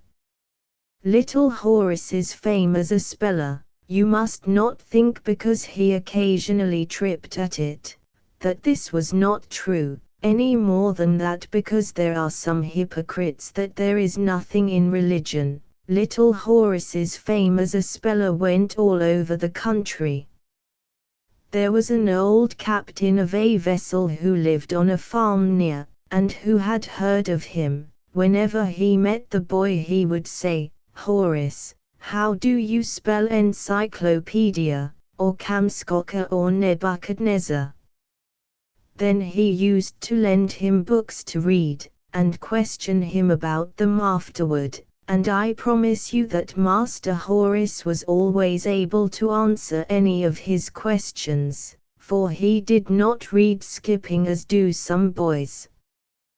The old captain was kind to Horace's brother, too, and gave him a sheep, and a load of hay to feed the sheep on, one winter. Horace found another friend, too, for good boys who are eager to learn, no matter how poor they may be, always get on somehow. This friend was a minister who used to teach him grammar, for the pleasure of teaching such a bright little fellow. Sometimes, to see whether he had understood what he had been taught, he would tell him wrong, but Horace could not be caught that way. When he had once understood a thing he stuck to it, and it was of no use trying to shake his belief in it. Perhaps you are thinking that he was not good for anything but study.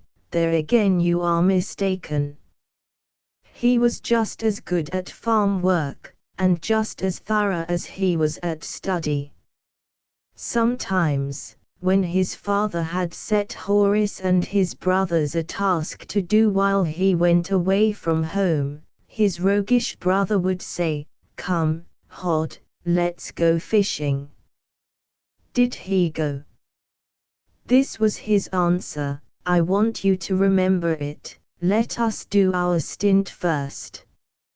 Horace could play, too. He could catch more fish than all the other fellows put together, but shooting, which the other boys were so fond of, he disliked. When they went to murder a little bird or rabbit, he would lie down and stuff his ears full of grass till the murder had been done. He could not bear to hear a gun go off, and he could not bear to see these creatures killed.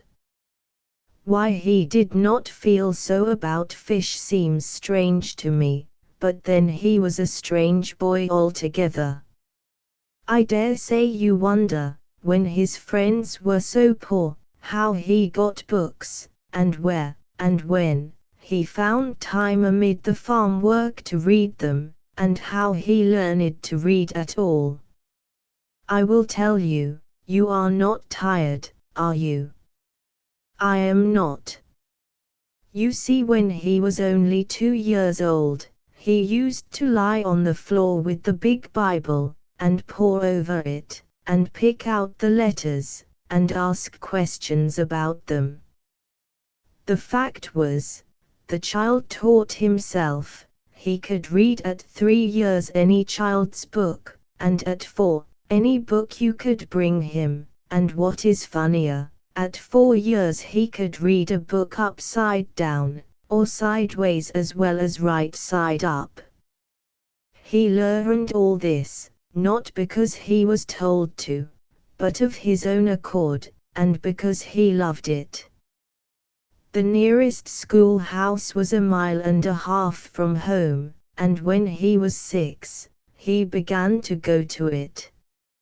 Sometimes tremendous snowstorms would blow over the New Hampshire hills, where Horace lived, and many a little fellow was lost in the snowdrifts, or frozen to death. This did not keep Horace at home, and when he could not wade through the snow himself, he would mount on the shoulders of a good-natured schoolmate, who was stouter and bigger, and who would even pull off his own mittens, and draw them over Horace's little hands to keep them from freezing. Do you think you would have taken as much pains as did Horace, to learn? Or would you have clapped your hands when the noiseless snowflakes came sailing lazily down, because they would afford you an excuse for staying at home, to pop corn in the big old-fashioned fireplace? Speaking of the big fireplace, reminds me to tell you another thing about Horace. All his evenings he spent in reading. He borrowed all the books he could muster 4 miles round. Poor people cannot afford to burn many candles or lamps, but this was not to keep Horace from reading the borrowed books. How could he read without a light? Ah, that's just the question.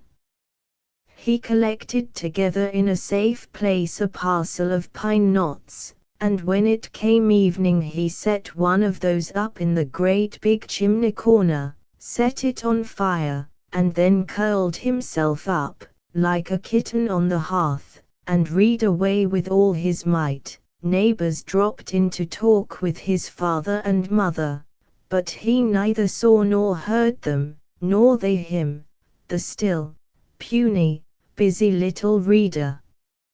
It was like waking up a person from a sound sleep, to rouse him from his dear book. Sometimes his little schoolmates would come in to spend the evening, for they liked Horace's mother as well as Horace, and had often listened to the pretty stories she used to tell. They did not like him to lie on the hearth and read, when they wanted to play, so they would go up and seize him by one leg, and draw him away from the pine knot and the book. Horace would quietly get on his legs and walk straight back again, without showing the least anger. Then they would snatch away his book and hide it, thinking in that way to get him to play with them, then he would very quietly go and get another book and lie down again to read. What could you do with such a boy?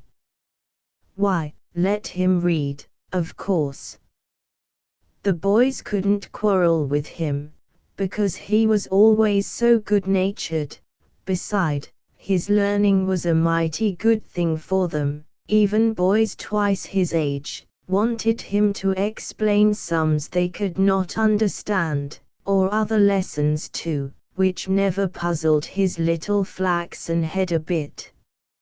Ah, he was a great boy, that Horace, for all he was so little. One day he went into a blacksmith's shop, and was looking on so intently while the blacksmith showed the horses, that the blacksmith said to him, "I think you had better come and learn my trade." "No," said little Horace, with quite a determined air, "I am going to be a printer." The blacksmith laughed, as well he might, that such a little button of a boy should already have made up his mind so decidedly about what puzzles young men at the age of 20. But Horace always knew his own mind and was not afraid, when it was proper for him to do so, to speak it. "And now I suppose you would like to know whether this little fellow ever did become a printer? Whether all this learning ever did him or anybody else any good, and what became of such a queer boy anyhow?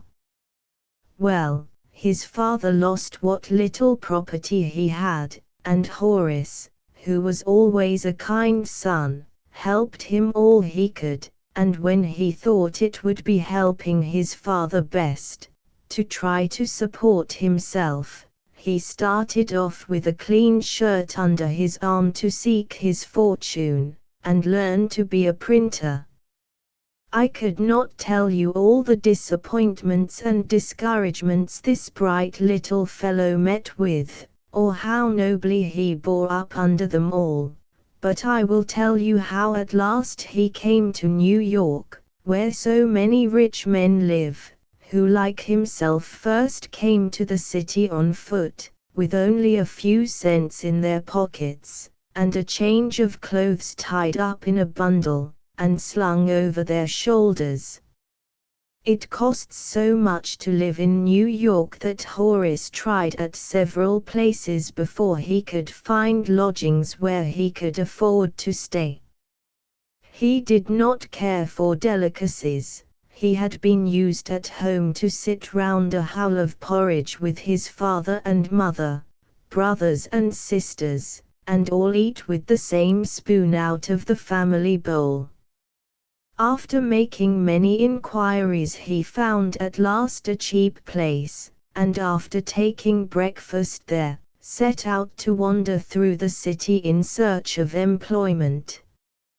You boys, who have always been fed, clothed, and lodged, by your kind parents, and who take it as a matter of course, can have little idea what weary, discouraging, disheartening work this search for employment is, how roughly harsh words fall upon the ear, used only to loving tones, how hard it is to smother down angry feelings when you are wrongfully suspected, how tough it must have been for Horace, who was so happy over the family bowl of porridge, because love sweetened it, when on his first application for employment, the gentleman to whom he spoke looked sharply at him, saying, "My opinion is, that you are a runaway apprentice, and you had better go home to your master." And when Horace tried to explain that it was not so,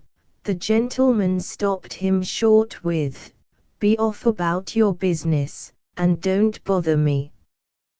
But this rough answer did not discourage Horace, who kept on, all that day, going upstairs and down into different offices asking for employment and receiving the same chilling "No, I can tell, I, who have tried it, how weary and forlorn he must have felt, that Friday night, as he went home to his cheap lodgings, and how hopeless seemed the idea of commencing again the next morning, and returning again the next night with no better success.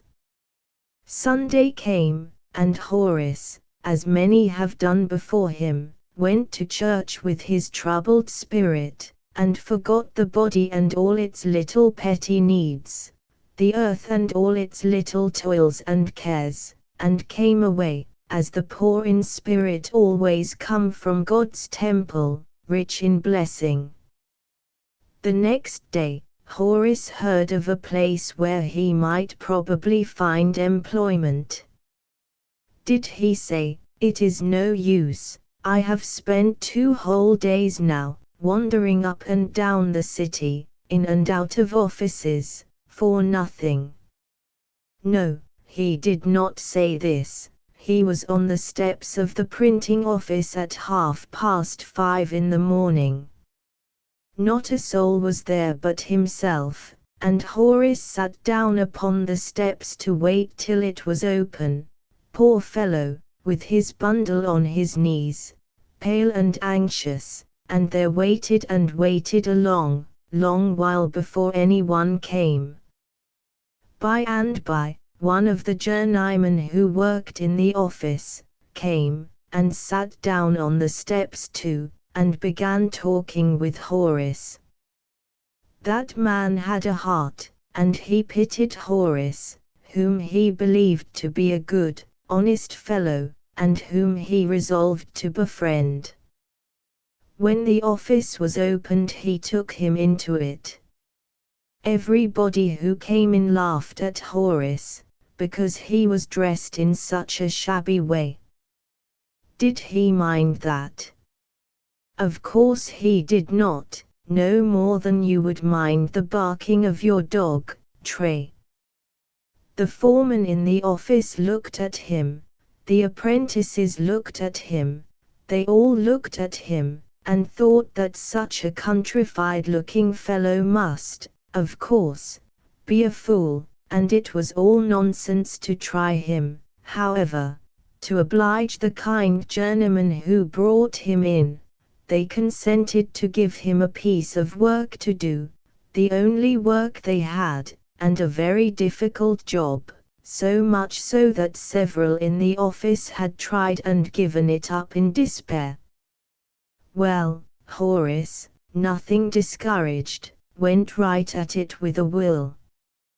By and by the master of the office came in, and glancing at Horace, asked the foreman, contemptuously, what he had hired that fool for.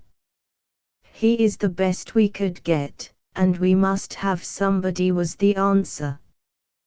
"Well," said the vexed man, "pay him off tonight and send him about his business." Did they send him off? Not they, not by $6, which they were glad to pay him every week, for the sake of keeping such a good workman in their office. The men and boys in the office nicknamed him the Ghost on account of his pale complexion. I could not tell you all their tormenting tricks, which never kept Horace from working steadily on, or how they got the black, inky, printer's balls, and rubbed them all over his yellow hair, and played other roguish tricks to torment him, and how he kept steadily on with his work, never getting angry, never noticing their nonsense, till they were forced to let him alone. For it is no fun to keep on trying to plague anybody who don't mind it a bit. I couldn't tell you all his adventures, but I will tell you that when he earned money he always sent nearly the whole of it to his father and mother, never buying what young lads like best to spend money for, in the way of eatables and new clothes. I will tell you that he did become a printer, and astonished everybody by his learning and intelligence, that he not only became a printer but an editor, and a member of Congress, and what is better, always in his paper takes the part of the working people and farmers, among whom he was brought up, instead of turning his back upon them and getting proud because he grew rich and famous. He tells them all about new clothes, and new breeds of cattle, and how to manage their farms to the best advantage, and always has a kind, encouraging word for those who, like himself, are struggling to get on in the world without friends or fortune, and that is the best part of the whole. And now, when the carrier drops his paper at your father's door, I want you to read the articles Horace Greeley writes for it, and feel proud, if he does not, of him and of the New York Tribune. A walk I took. Did you ever see the New York Battery? Of course you have, if you are a New Yorker.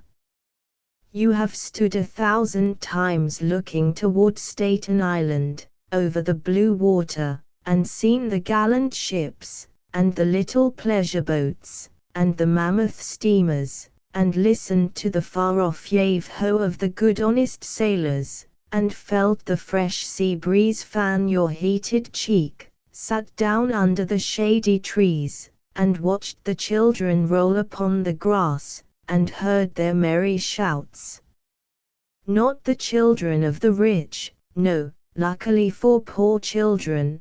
The Battery, one of the most beautiful spots in New York, was long ago voted unfashionable. After that, of course, it would never do for anybody who wished to be thought anybody, to walk there, and to admire this beautiful view or enjoy the cool shade of the lovely trees. No, indeed.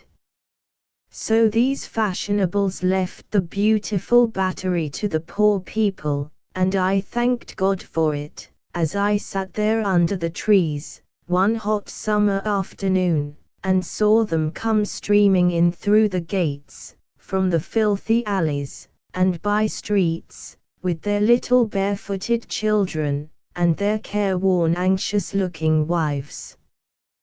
They had it all to themselves now, no fear of intruding, for, as I told you, nobody who cared to be thought fashionable would ever dare to venture there, much less sit down beside them on the benches.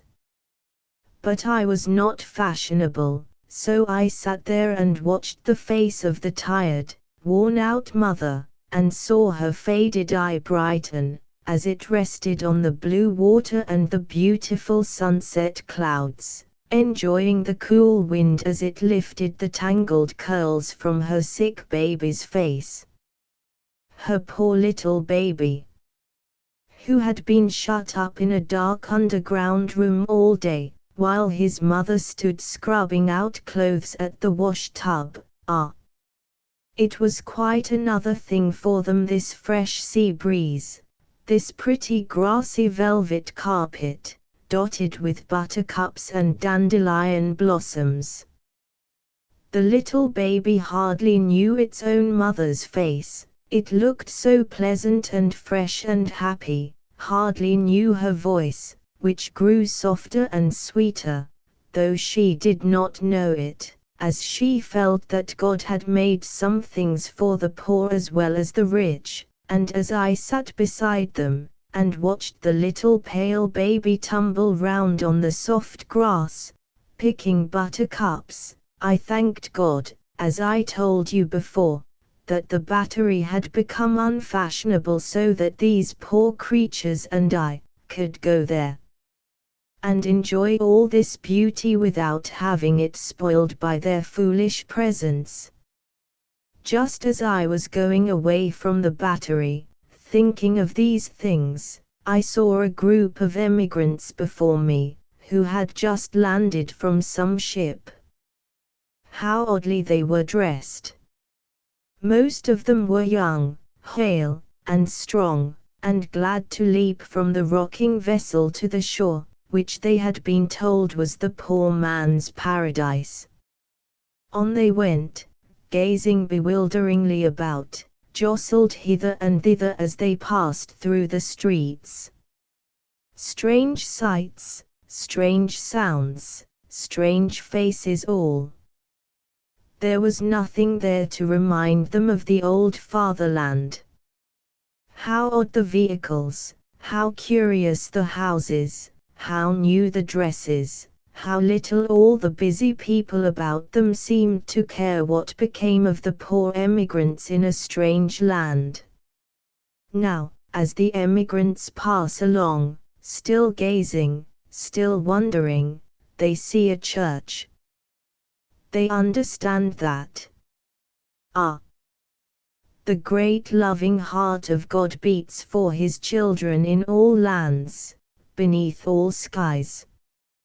And so the poor emigrants stopped, and the old man reverently uncovered his silver head, the child hushed its gleeful prattle, the rosy maiden checked her merry laugh, and with one accord they all knelt upon the pavement, to render thanks to Him who held the winds and waves in the hollow of His hand, and who had brought them safely to this foreign land. It was a holy and beautiful sight. The man of business stared at that kneeling group as he rushed by, and for the first time for many, many a day, he thought of the long-forgotten prayer at his dead mother's knee, and the halfway Christian crimsoned with shame, as he looked at these poor emigrants, and remembered how the noisy voices of the world had drowned for him the still, small whisper of God's Spirit. My dear little children, believe me, there are many good sermons which are never preached in churches. Susie Foster. Don't know Susie Foster. Bless me. I thought everybody knew Susie. Did you never meet her trudging to school, with her satchel and her luncheon? Did you never look at her and wonder how people could ever call Susie Foster homely? Did you never notice how many different shades of color her eyes would take while you were talking to her? And how the blood would come and go on her pale cheek? Did you never notice her stoop to pick up a cane for some old man, whose limbs were so stiff, that it was difficult to do it for himself? Did you never see her help some younger child safely across the muddy, crowded street? Did you never see her give away her scanty luncheon to some little girl who had eaten no breakfast?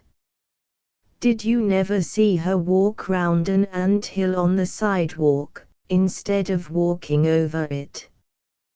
Did you never see her in school recess, helping some child, whose wits were not as quick as her own, to do a puzzling sum in arithmetic, or teach her some long word in geography? Did you never see her thoughtfully tie up a little schoolmate's shoe, for fear the loose string would trip her on the sidewalk? Or untie a knot in her bonnet strings, or pin her cloak together for her when the button came off? Did you never see her put her arm round a little child, who was crying because her schoolfellows had made fun of a big patch on her gown? Did you never hear her sing when school was over, "I want to be an angel," and did tears never dim your eyes, that a little thing like her, who was only a poor little errand girl, apprenticed to Miss Snip, the milliner, and who never knew what it was to be loved by father, or mother, brother or sister, should be so much kinder to everybody, and so much better than yourself, who had all these and many more blessings? Susie Foster homely. I never saw her little brown head, but there seemed to me to be a halo round it, such as one sees on pictures of the infant Jesus. Susie Foster homely. She is not homely, now. The bright sun, as it slants across the village green, goes down upon the little childish group who come tripping out of the old schoolhouse, but Susie is not among them. Her seat in school is vacant, her satchel lies idly on the shelf. Miss Snip still scolds and frets, but Susie does not hear her. The spider weaves his busy web upon the wall in Susie's garret, but there are no little curious lonely eyes to watch him. The old blind man at the street corner stands leaning on his staff, listening till he is weary, for Susie's pleasant voice.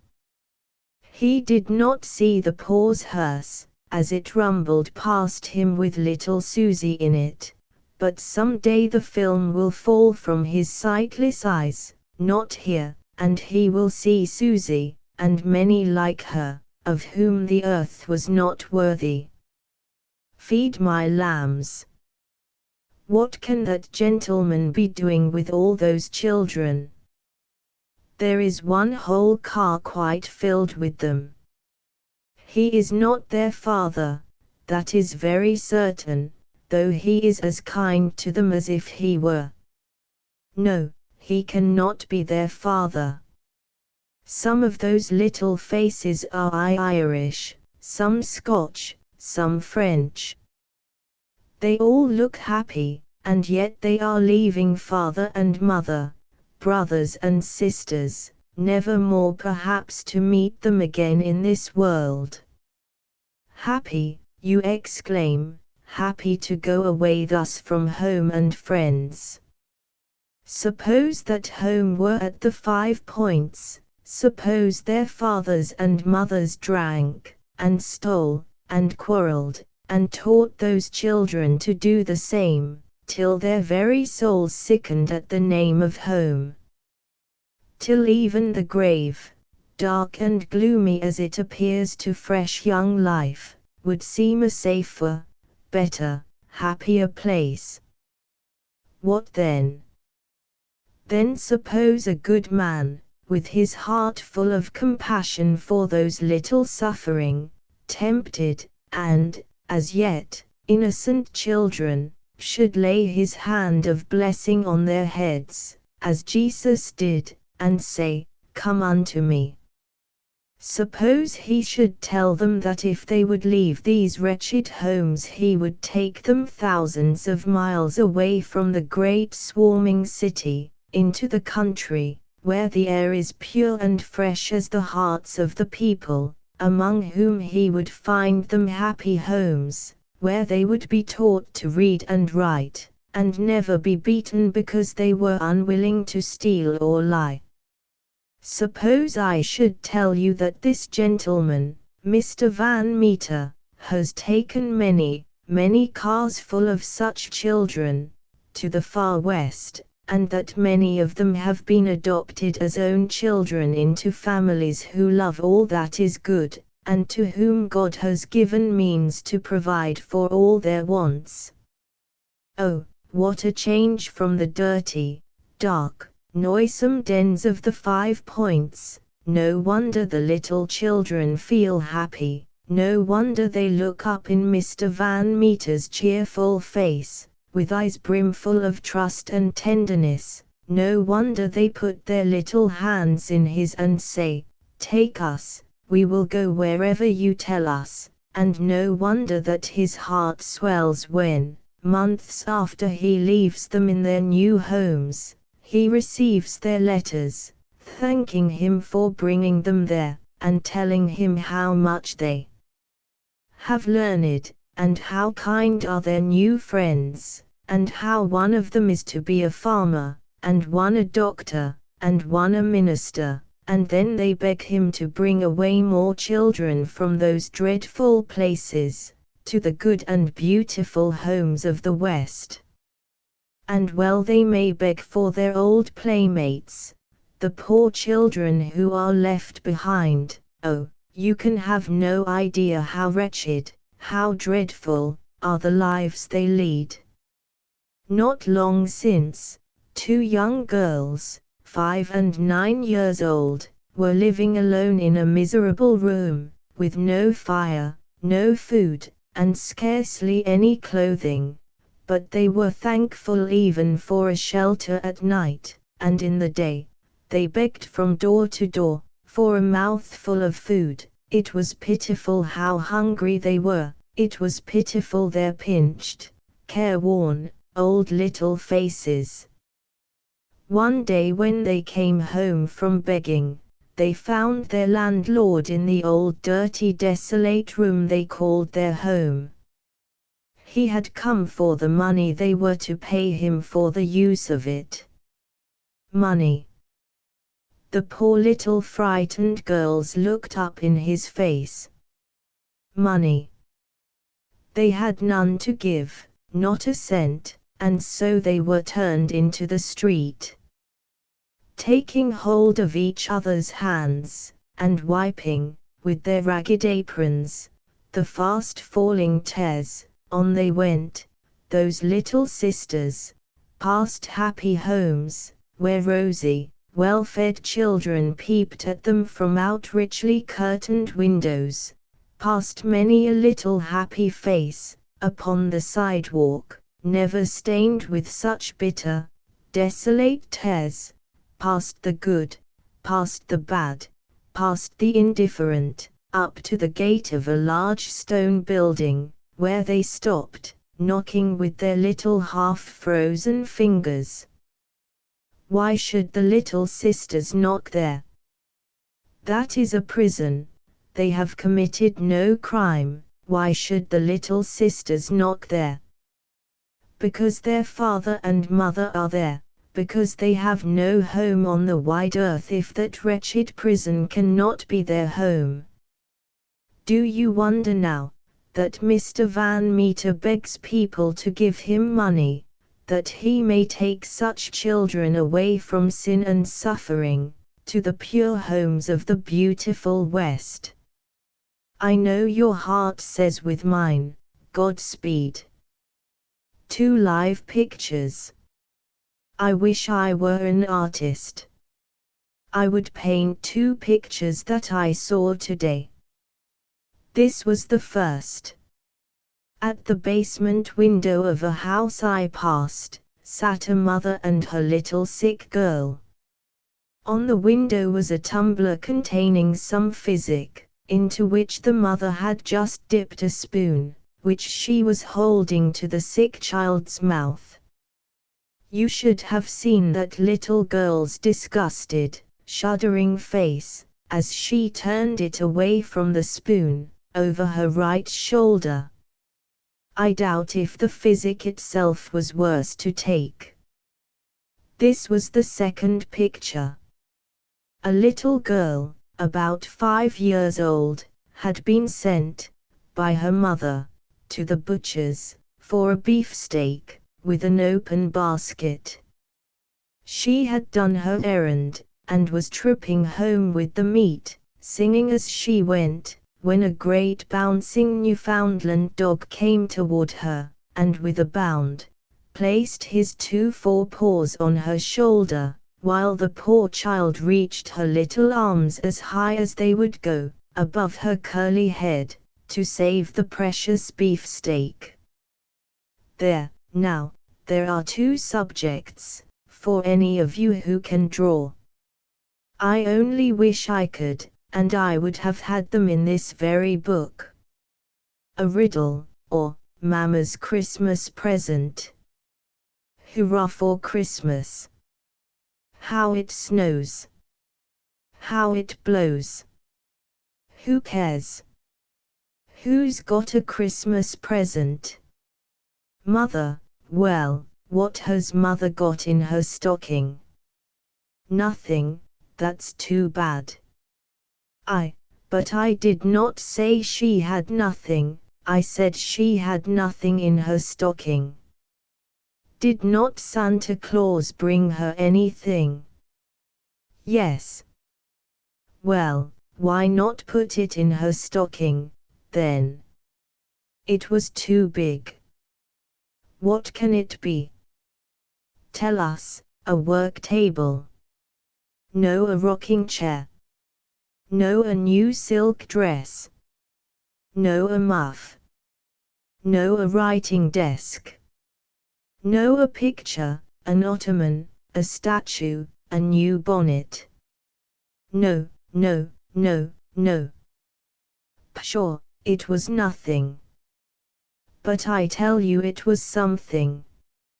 Something, then, a table bell. No, it is not a bell now, but it may be. Not a bell now, but may be. Oh, pshaw, we give it up. Tell us, what is it? Well then, a live baby. Thanksgiving. Tomorrow is Thanksgiving. No joyful clapping of hands when this was said, and the newspaper laid down in which the Thanksgiving proclamation had just been read. No little eyes brightened, or rosy lips said, "How nice, how glad I am," and yet the little group, gathered there around the warm fire, were well fed and well clothed. There would be the usual turkey, and mince pie, and plum pudding at the Thanksgiving dinner, but Grandpapa would not be there. Grandpapa was gone. What was Thanksgiving without Grandpapa's silver head at the table? Little curly heads would miss the trembling hands of blessing, little ears would listen vainly for the faltering kindly voice, little eyes would watch when the hall door opened, but hear no tottering footstep. There would be no loving strife now, who should put away his staff. Grandpapa has a surer staff now.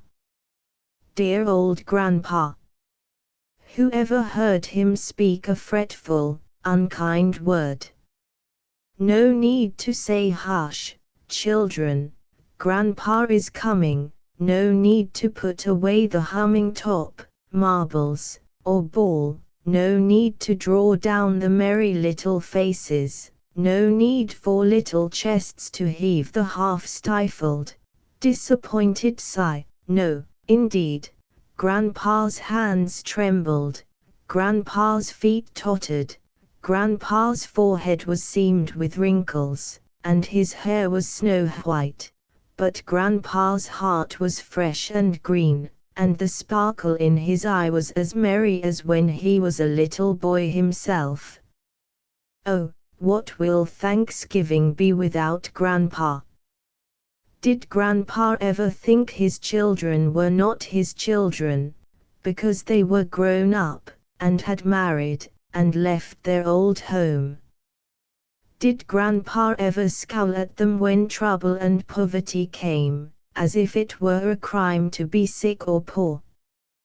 Was Grandpa only glad to see them when they were rich and prosperous, and did he love them only when the world noticed them?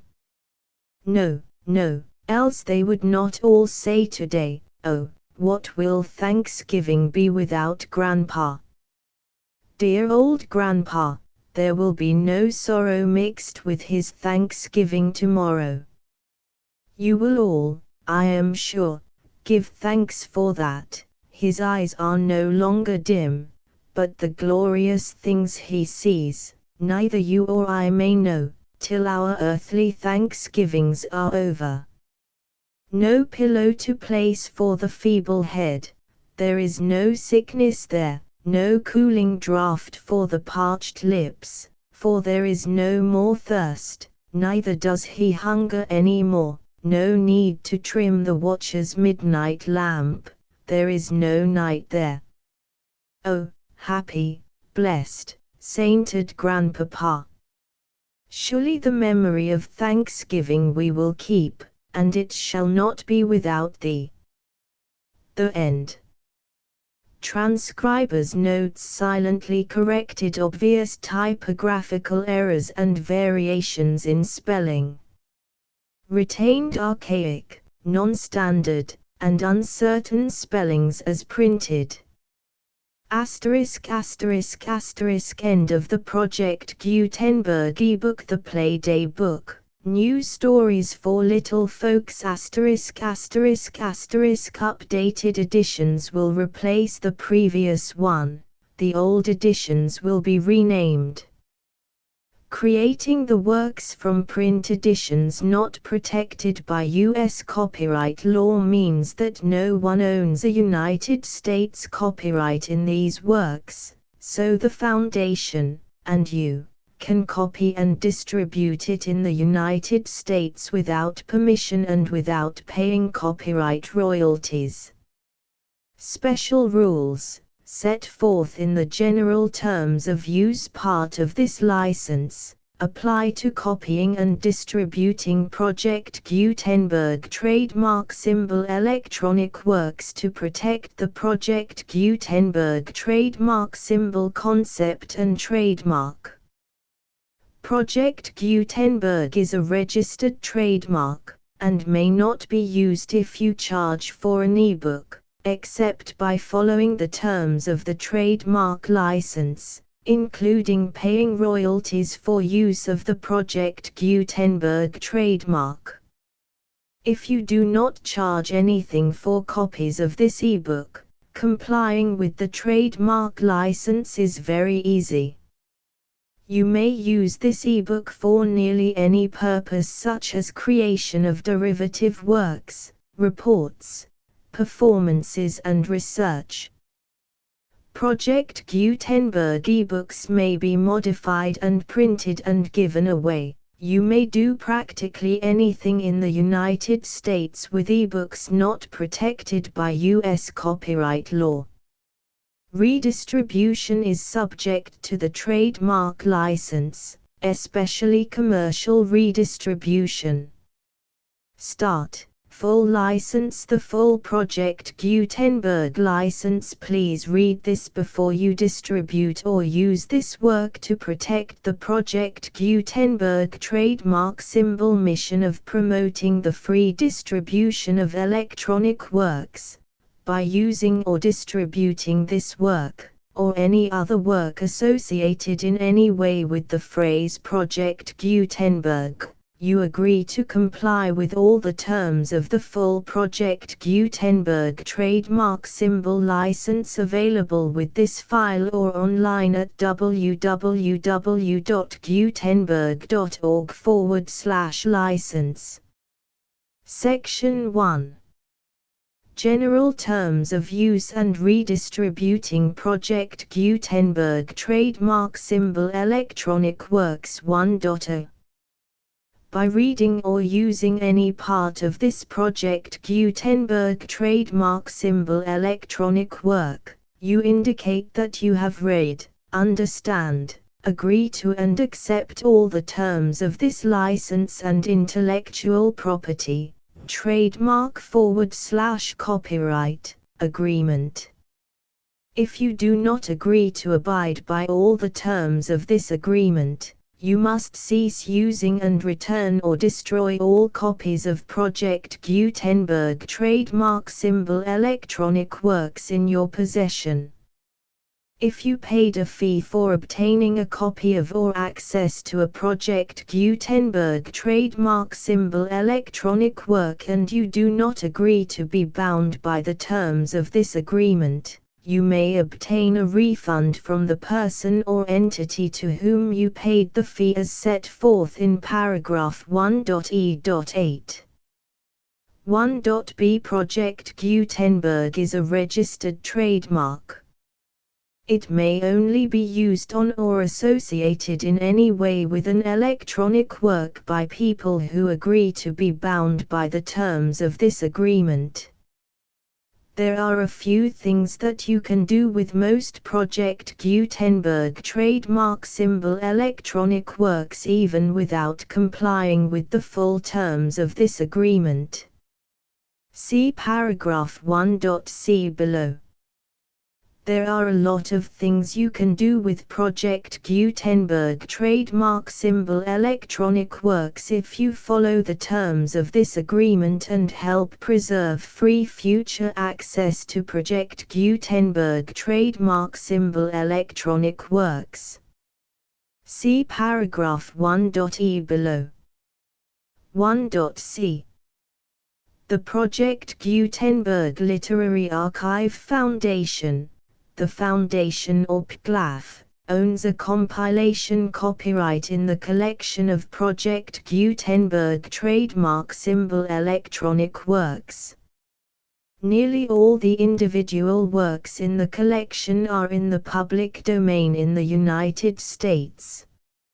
If an individual work is unprotected by copyright law in the United States and you are located in the United States, we do not claim a right to prevent you from copying, distributing, performing, displaying or creating derivative works based on the work as long as all references to Project Gutenberg are removed.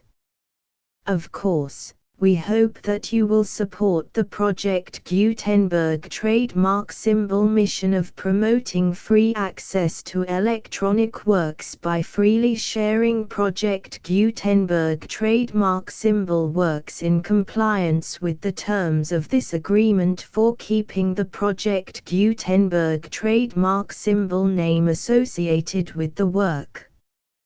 You can easily comply with the terms of this agreement by keeping this work in the same format with its attached full Project Gutenberg trademark symbol license when you share it without charge with others.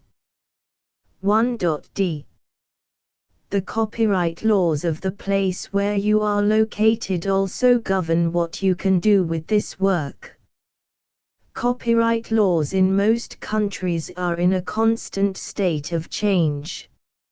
If you are outside the United States, check the laws of your country in addition to the terms of this agreement before downloading, copying, displaying, performing, distributing or creating derivative works based on this work or any other Project Gutenberg trademark symbol work.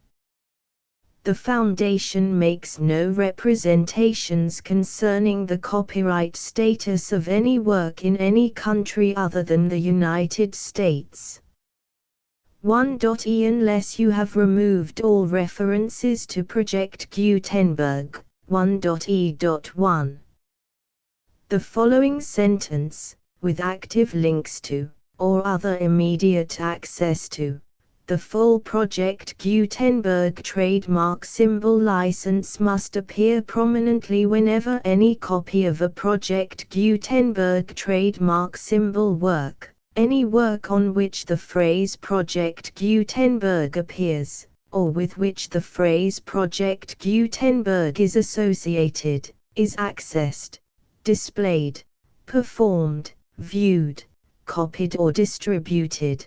This ebook is for the use of anyone anywhere in the United States and most other parts of the world at no cost and with almost no restrictions whatsoever. You may copy it, give it away or reuse it under the terms of the Project Gutenberg license included with this ebook or online at www.gutenberg.org.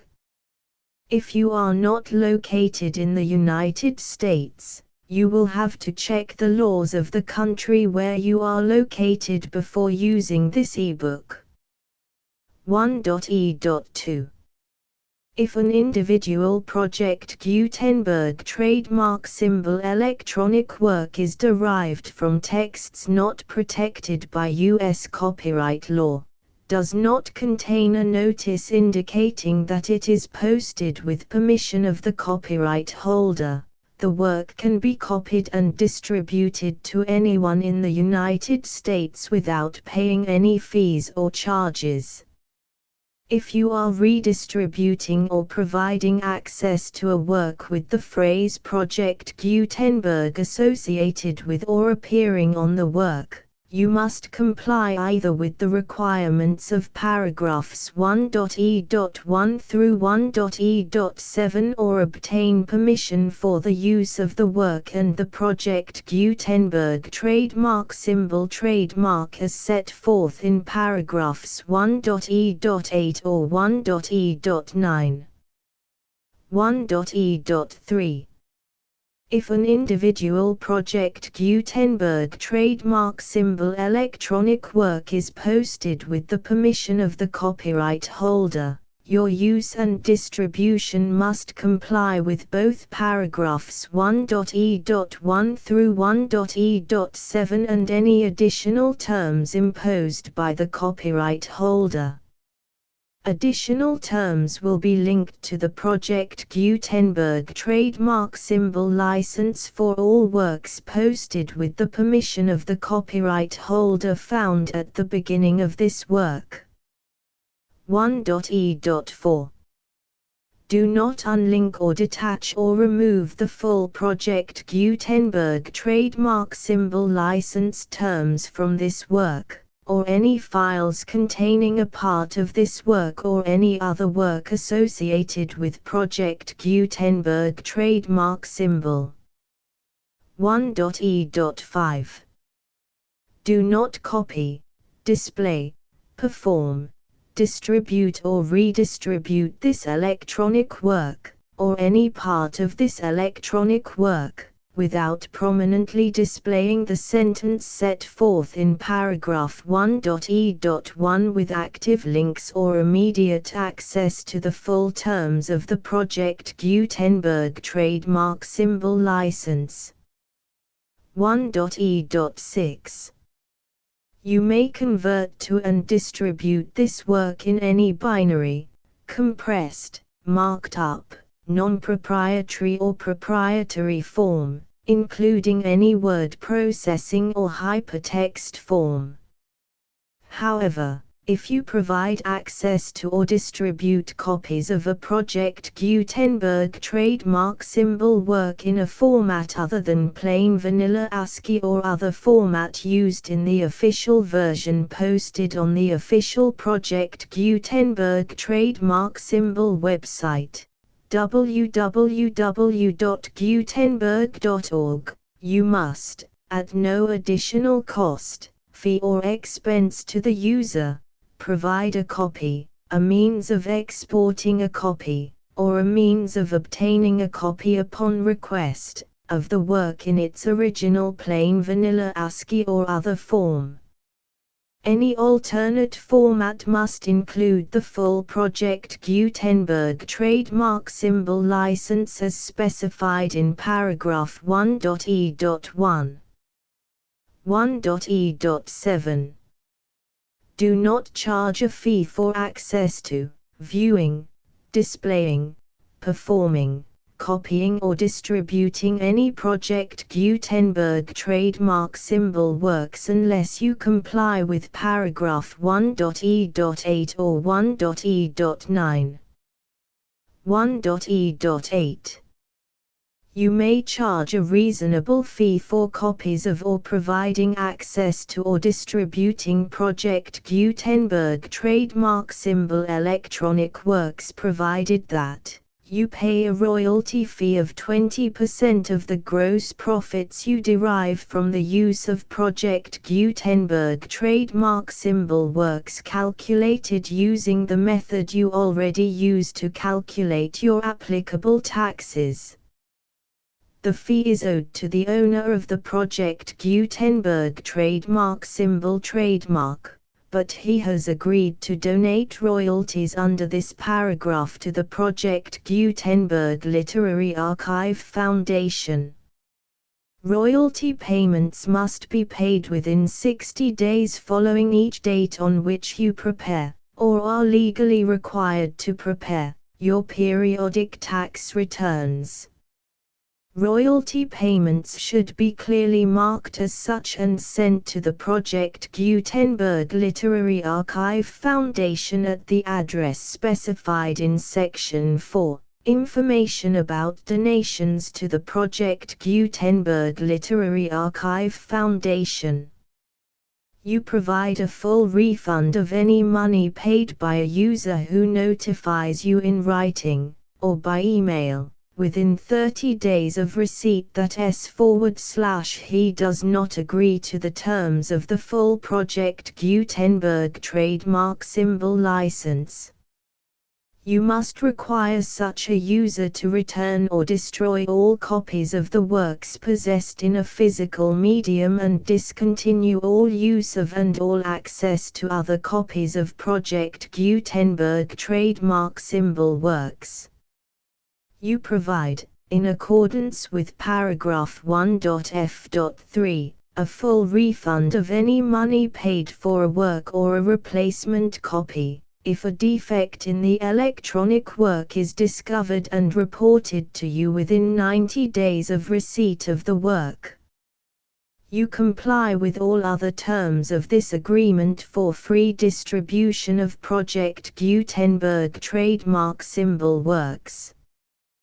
1.e.9.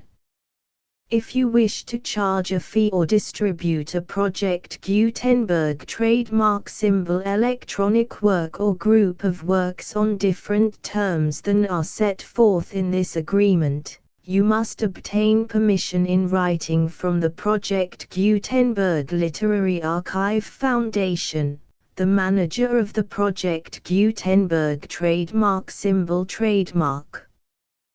Contact the Foundation as set forth in Section 3 below. 1.f1.f.1 Project Gutenberg volunteers and employees expend considerable effort to identify, do copyright research on, transcribe and proofread works not protected by U.S. copyright law in creating the Project Gutenberg trademark symbol collection. Despite these efforts, Project Gutenberg trademark symbol electronic works, and the medium on which they may be stored, may contain defects such as, but not limited to, incomplete, inaccurate or corrupt data, transcription errors, a copyright or other intellectual property infringement, a defective or damaged disk or other medium, a computer virus, or computer codes that damage or cannot be read by your equipment. 1.f.2 Limited warranty, disclaimer of damages, except for the right of replacement or refund described in paragraph 1.f.3, the Project Gutenberg Literary Archive Foundation, the owner of the Project Gutenberg trademark symbol trademark, and any other party distributing a Project Gutenberg trademark symbol electronic work under this agreement, disclaim all liability to you for damages, costs and expenses, including legal fees. You agree that you have no remedies for negligence, strict liability, breach of warranty or breach of contract except those provided in paragraph 1.f.3. You agree that the Foundation, the trademark owner, and any distributor under this agreement will not be liable to you for actual, direct, indirect, consequential, punitive or incidental damages even if you give notice of the possibility of such damage. 1.f.3 Limited right of replacement or refund. If you discover a defect in this electronic work within 90 days of receiving it, you can receive a refund of the money, if any, you paid for it by sending a written explanation to the person you received the work from. If you received the work on a physical medium, you must return the medium with your written explanation. The person or entity that provided you with the defective work may elect to provide a replacement copy in lieu of a refund. If you received the work electronically, the person or entity providing it to you may choose to give you a second opportunity to receive the work electronically in lieu of a refund. If the second copy is also defective, you may demand a refund in writing without further opportunities to fix the problem. 1.f.4 Except for the limited right of replacement or refund set forth in paragraph 1.f.3, this work is provided to you as is, with no other warranties of any kind, express or implied, including but not limited to warranties of merchantability or fitness for any purpose. 1.f.5 Some states do not allow disclaimers of certain implied warranties or the exclusion or limitation of certain types of damages.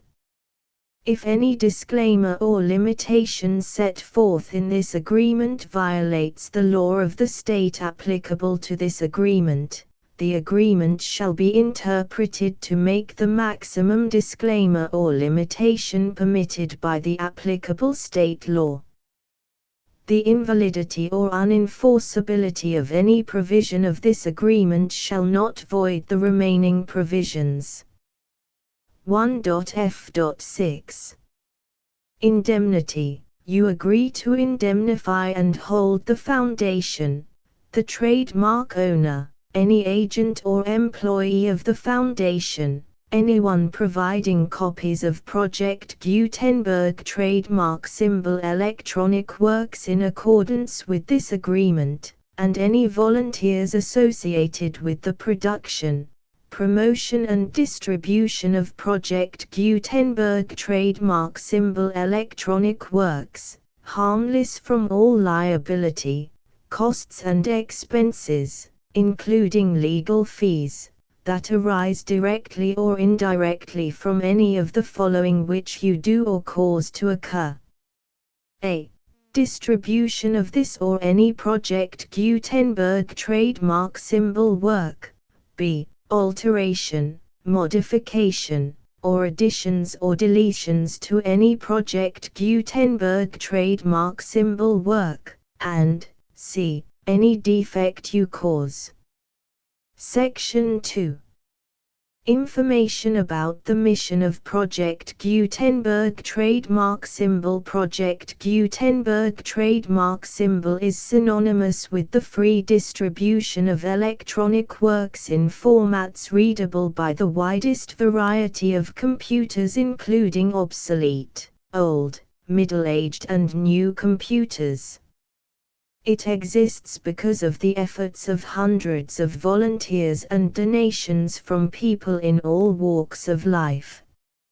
Volunteers and financial support to provide volunteers with the assistance they need are critical to reaching Project Gutenberg trademark symbol's goals and ensuring that the Project Gutenberg trademark symbol collection will remain freely available for generations to come. In 2001, the Project Gutenberg Literary Archive Foundation was created to provide a secure and permanent future for Project Gutenberg trademark symbol and future generations. To learn more about the Project Gutenberg Literary Archive Foundation and how your efforts and donations can help, see sections 3 and 4 and the Foundation information page at www.gutenberg.org. Section 3. Information about the Project Gutenberg Literary Archive Foundation. The Project Gutenberg Literary Archive Foundation is a non-profit 501(c)(3) educational corporation organized under the laws of the state of Mississippi and granted tax-exempt status by the Internal Revenue Service. The Foundation's IN or Federal Tax Identification Number is 64-6221541. Contributions to the Project Gutenberg Literary Archive Foundation are tax-deductible to the full extent permitted by U.S. federal laws and your state's laws. The Foundation's business office is located at 809 North 1500 West, Salt Lake City, UT 84116. 801-596-1887. Email contact links and up-to-date contact information can be found at the Foundation's website and official page at www.gutenberg.org/contact section 4. Information about donations to the Project Gutenberg Literary Archive Foundation. Project Gutenberg trademark symbol depends upon and cannot survive without widespread public support and donations to carry out its mission of increasing the number of public domain and licensed works that can be freely distributed in machine-readable form accessible by the widest array of equipment including outdated equipment. Many small donations, $1 to $5,000, are particularly important to maintaining tax-exempt status with the IRS. The Foundation is committed to complying with the laws regulating charities and charitable donations in all 50 states of the United States. Compliance requirements are not uniform and it takes a considerable effort, much paperwork and many fees to meet and keep up with these requirements. We do not solicit donations in locations where we have not received written confirmation of compliance. To send donations or determine the status of compliance for any particular state, visit www.gutenberg.org/donate. While we cannot and do not solicit contributions from states where we have not met the solicitation requirements, we know of no prohibition against accepting unsolicited donations from donors in such states who approach us with offers to donate. International donations are gratefully accepted, but we cannot make any statements concerning tax treatment of donations received from outside the United States. U.S. laws alone swamp our small staff. Please check the Project Gutenberg web pages for current donation methods and addresses. Donations are accepted in a number of other ways including checks, online payments and credit card donations. To donate, please visit www.gutenberg.org/donate. Section 5. General information about Project Gutenberg trademark symbol electronic works. Professor Michael S. Hart was the originator of the Project Gutenberg trademark symbol concept of a library of electronic works that could be freely shared with anyone. For 40 years, he produced and distributed Project Gutenberg trademark symbol ebooks with only a loose network of volunteer support. Project Gutenberg trademark symbol ebooks are often created from several printed editions, all of which are confirmed as not protected by copyright in the U.S. unless a copyright notice is included. Thus, we do not necessarily keep ebooks in compliance with any particular paper edition. Most people start at our website, which has the main PG search facility, www.gutenberg.org. This website includes information about Project Gutenberg trademark symbol, including how to make donations to the Project Gutenberg Literary Archive Foundation, how to help produce our new ebooks, and how to subscribe to our email newsletter to hear about new ebooks.